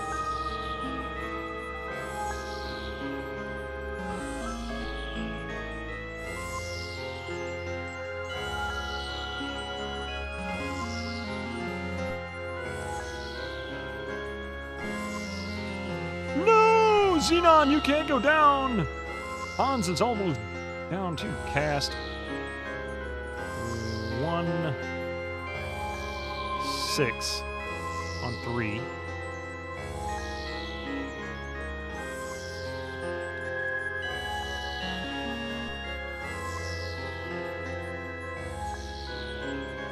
One, 3. Yes. So close. Those things are so hard. To run SVGA software on Verge, you needed Univibe. Yeah, I was using UniVB. It still wouldn't do it. I ended up using a different one that was actually on the disc for 7th Guest, and it worked fine. But I've actually since picked up 2 other cards that are perfect for it. One is a Trio 64, and the other was a Cirrus Logic. Oh, I forget the model number. The Cirrus Logic's a 1 megabyte card, and the Trio 64 is a 2 megabyte card. So I've got a 1, 2, and 4 megabyte video cards.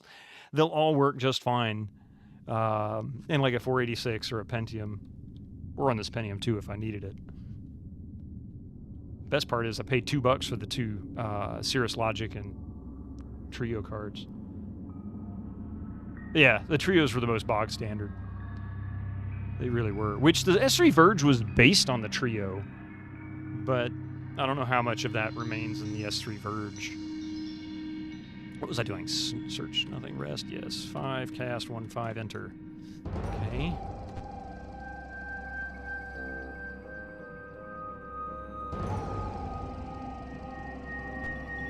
Almost got the caverns completely searched out. Really? What the heck is that? That doesn't look like a phantasm. That looks like the chatterbox of a weird demon head coming out of the wall. Oh, yeah.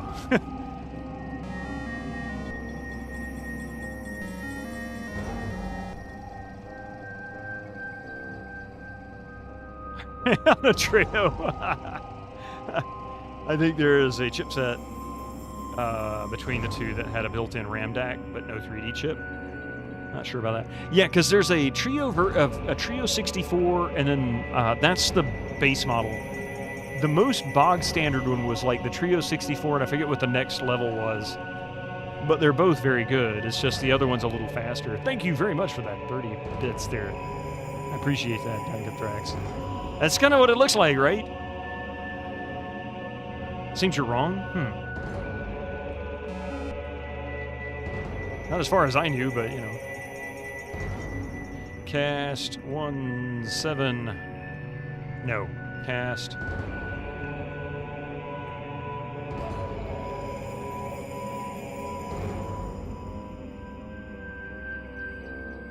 Why is my spell list not popping up? Uh-oh.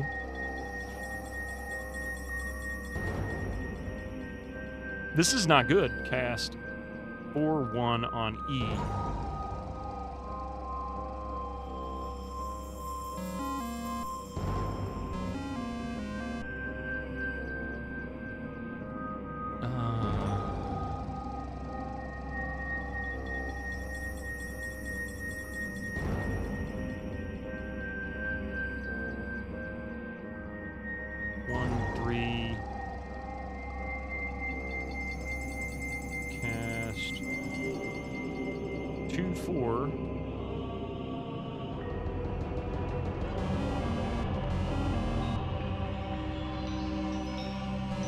Nice. The Trio is the integrated RAM DAC model. Oh, okay. He is thinking of the 868 or 864. Gotcha. One-time hit. Okay. Cast 1/3. He's gone. Cast 2/4.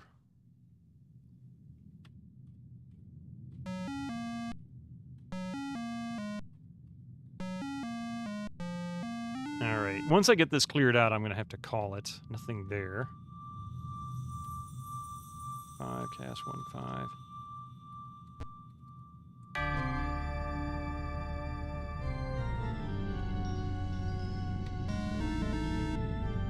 Whoa, giant ogres. How bad is this guy? 64 hit points and still standing. Okay, so it looks like 88's too many. Or is it doesn't have enough hit points to cover 88 damage. Cast. Oh, there we go. Okay, finally. 1/7. You must go for now. Hey, thank you very much for being here, Winter Slice. I gotta be ending here after I clear out the rest of this dungeon anyway, so thank you for joining. I appreciate it. When you were a kid, you thought the Schneider Amstrad CPC 464 was a C64 clone. So sad when you found out that was wrong a few years ago. Huh. Yeah, I don't know.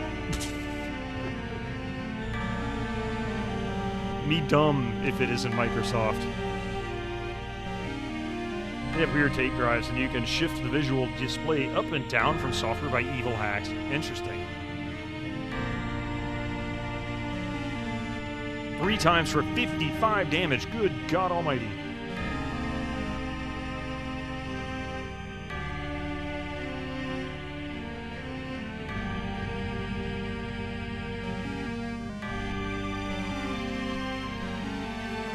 Man, Hans is turning into a real monster for damage.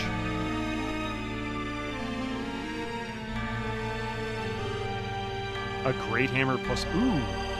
Instant keep. What is that? Oh, it's a shelter. Okay, so protect me from getting attacked when resting. Gotcha.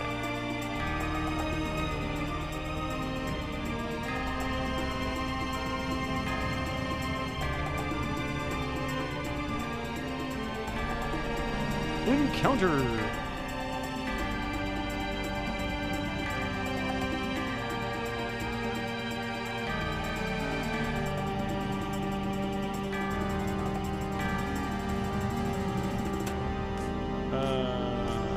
Didn't you do the same last M&M? You mean, I did do the first Might and Magic. Yep, we carried those characters over to Might and Magic too. So this is actually a continuation. I don't think I can put these things to sleep. Maybe I can hold them? 3, 5? No, it failed.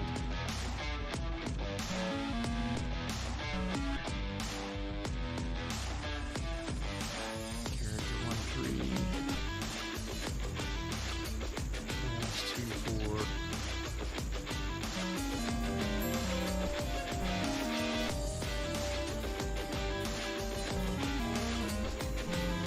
1233 experience. Hey, wait a minute. I can train too, so we'll go up and train as well. Yep. All right, we can get some levels here shortly. 2, 4. A large knife plus 3. Nice. Okay. Somebody was using a large knife. I think that was the robber. He's using a lucky knife. I'm going to stick with the lucky knife for him because the luck is nice. 12 luck. Insane CPC things.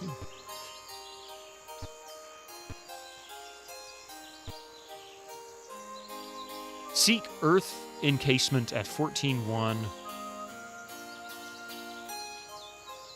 Do walkabout first.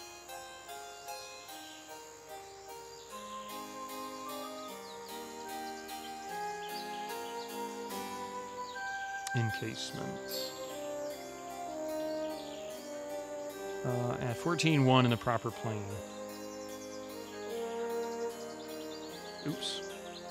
That 14 ended up looking like an H. That would be very confusing. In the proper plane, yeah, in the proper plane.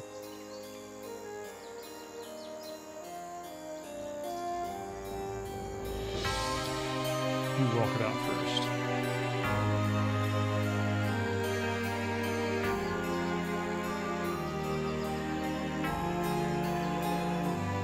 Okay.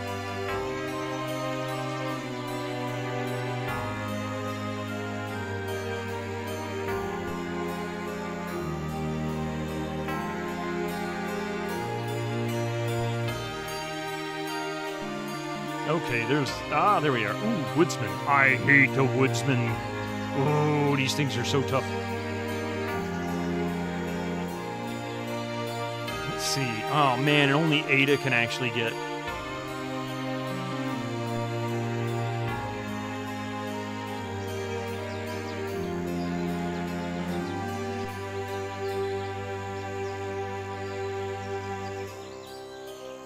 Wait.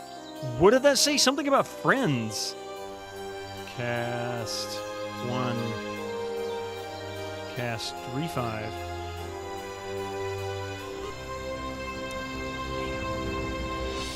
Cast 4. Oops. Cast 4/1. Confusingly, there were also hybrid Amstrads that run DOS with their own weird graphics. And then Amstrads that are normal DOS machines. Huh.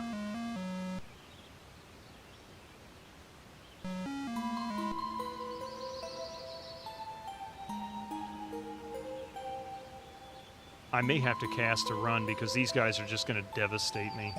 Cast 4, 6.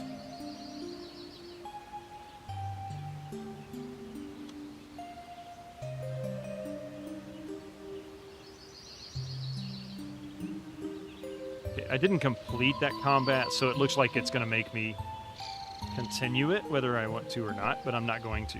Not right now. That fight's a little more than I can handle. Those woodsmans are awful. Okay, so I've managed to clear out all but those 2 rooms, and I'm not going to do it yet. All right, let's go train these folks. Did you click something that said Batman Forever? You hope you appreciate how much I trust you. Oh, my God.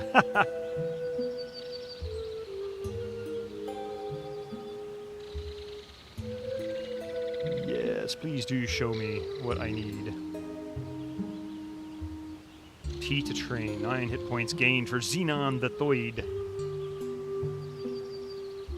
T to train for Eric. 7 hit points gained. Now then...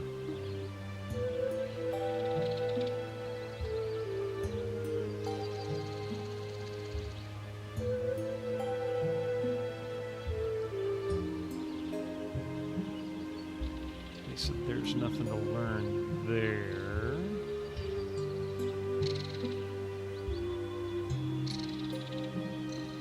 Where the heck?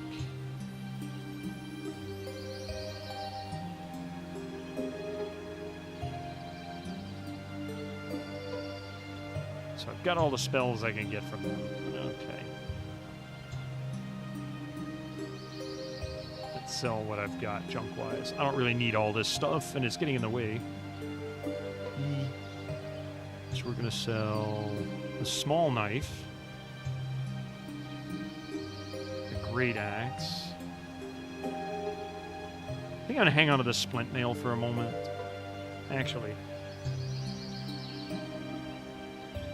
Okay, he's using splint mail +1. She's using ring mail. Yeah, she can use splint mail, so I'm going to back out for a second. 1. Where is it? Remove 2. Equip D. There we go. Now she's up to AC 21. Nice. Got nom-noms in the oven. You'll update everything post-stream. No worries, man. I'll keep Dittaman going. Movie was a good. Best thing about it was Nicole Kidman. Oh, I got you. Yeah, and the violating of the psychologist's code of ethics. And is a bit of a stalker. You skip most of the movies, you remember being shown clips of Chris O'Donnell and nipples. That's awful. Sell. D.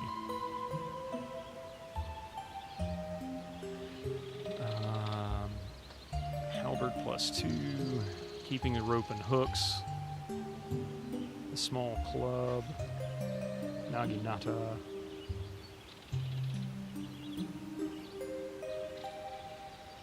The scimitar. The large shield.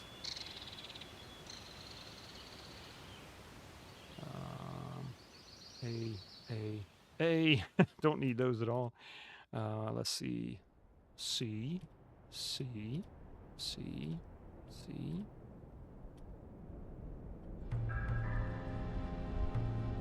C. C. C. Okay, now then, we need ranged.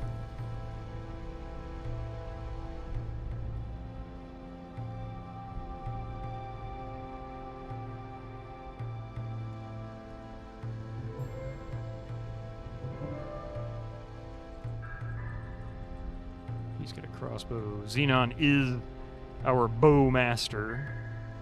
Swifty Sarge has nothing. No backup.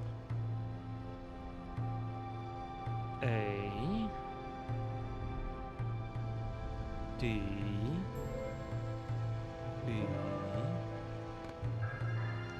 Oh, nice. Okay. Crossbow +2. And let's see, Cassandra, she has no ranged either, right?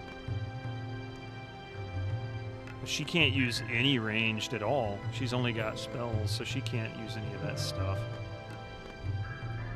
6. He can use the blowpipe +2.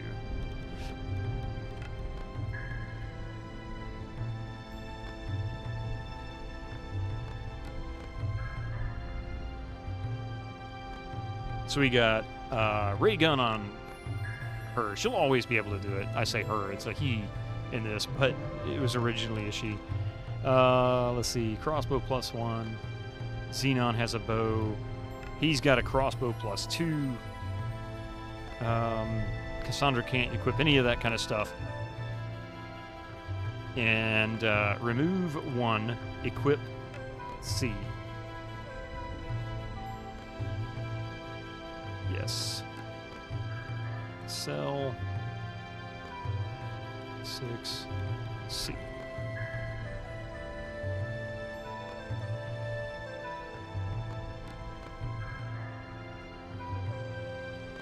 And with that, I hate to say it, I do need to go. I have some things I need to do today before it gets too terribly late. Shopping for groceries is one of them. So I'm gonna hit save. We're gonna exit out. And there we go. Adventure_Josh just cheered 100 bits. Thank you Cheer very much. 100, have a good offline. That's weird. Why didn't my alert kick off? For 100 bits, it should have given you the usual Ash from Army of Darkness. Thank you all for being here. I appreciate it. You just earned your 1K bits badge, Adventure Josh. Nice. Thank you so much for being here. Echo, thank you for jumping in there right away. I appreciate that. What is this? Offline? Is that when you close your eyes and shut down? Yeah, that's one time. No, I appreciate you all being here today. I really do. Thank you very much for it. Steldy Gollum, Millennium Oscuro, thank you very much for those huge raids this morning. That was really awesome. And of course, for all the bits and the subs. You guys are fantastic. I will be back tonight on my Weiss channel as we continue our Fry Night. So if you're not familiar with that, it's just multiplayer. It'll be a little bit better than last week. Last week, it was primarily just me and one other person playing Deep Rock. However, normally it's actually a pretty extensive collection of folks. We got anywhere about 6 to 12 different people playing different things, golf and jackbox and that kind of thing. So we'll be back to a little more diversity tonight. So join us. Join my wife's channel. She does mostly casual games when she's streaming, but she's out of town right now, so it's fine. I'm just kidding. Only for tonight. So thank you all for being here. I really appreciate it. Let me see if we can find somebody to raid into. I'd love to bring you guys over. Hang on. Gotta fix something here that got real wonky. There we go. You'll be asleep by then. I don't blame you. I know for most of our folks, and not in the U.S., that's pretty true. They usually end up being in bed by that point. And Julie, again, I look forward to the release of the Crimson Diamond. I am so excited for you on that, and I'm looking forward to trying out the game and beyond the demo, of course. Yeah, that's gonna be really exciting.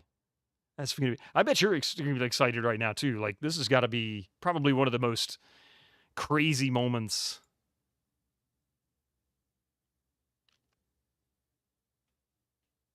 What is he doing? You know what? We've raided into him recently. I tell you what,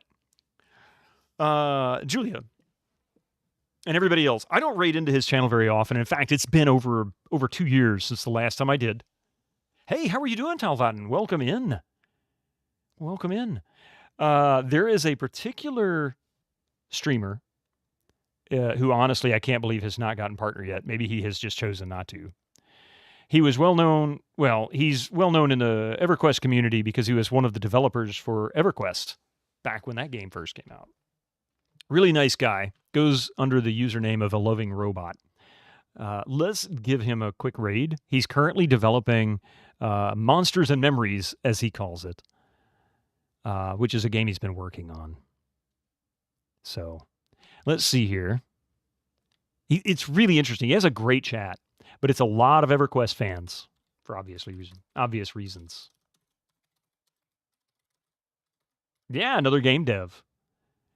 Interesting title. Yeah, I think originally it started as a project for himself, just, working on something with chat.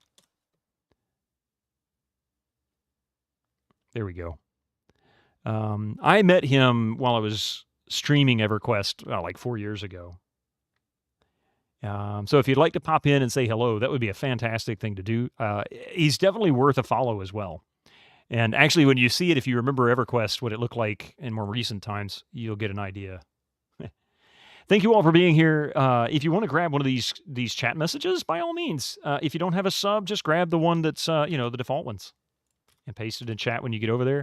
But tell him where you came from. Tell him hello. I appreciate you all being here today. Be safe and have a wonderful Friday. I am making many new friends. Take care. Britannia.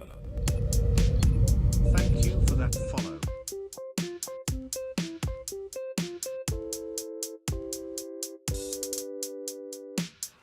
Well, hello, Mr. Fancy Pants.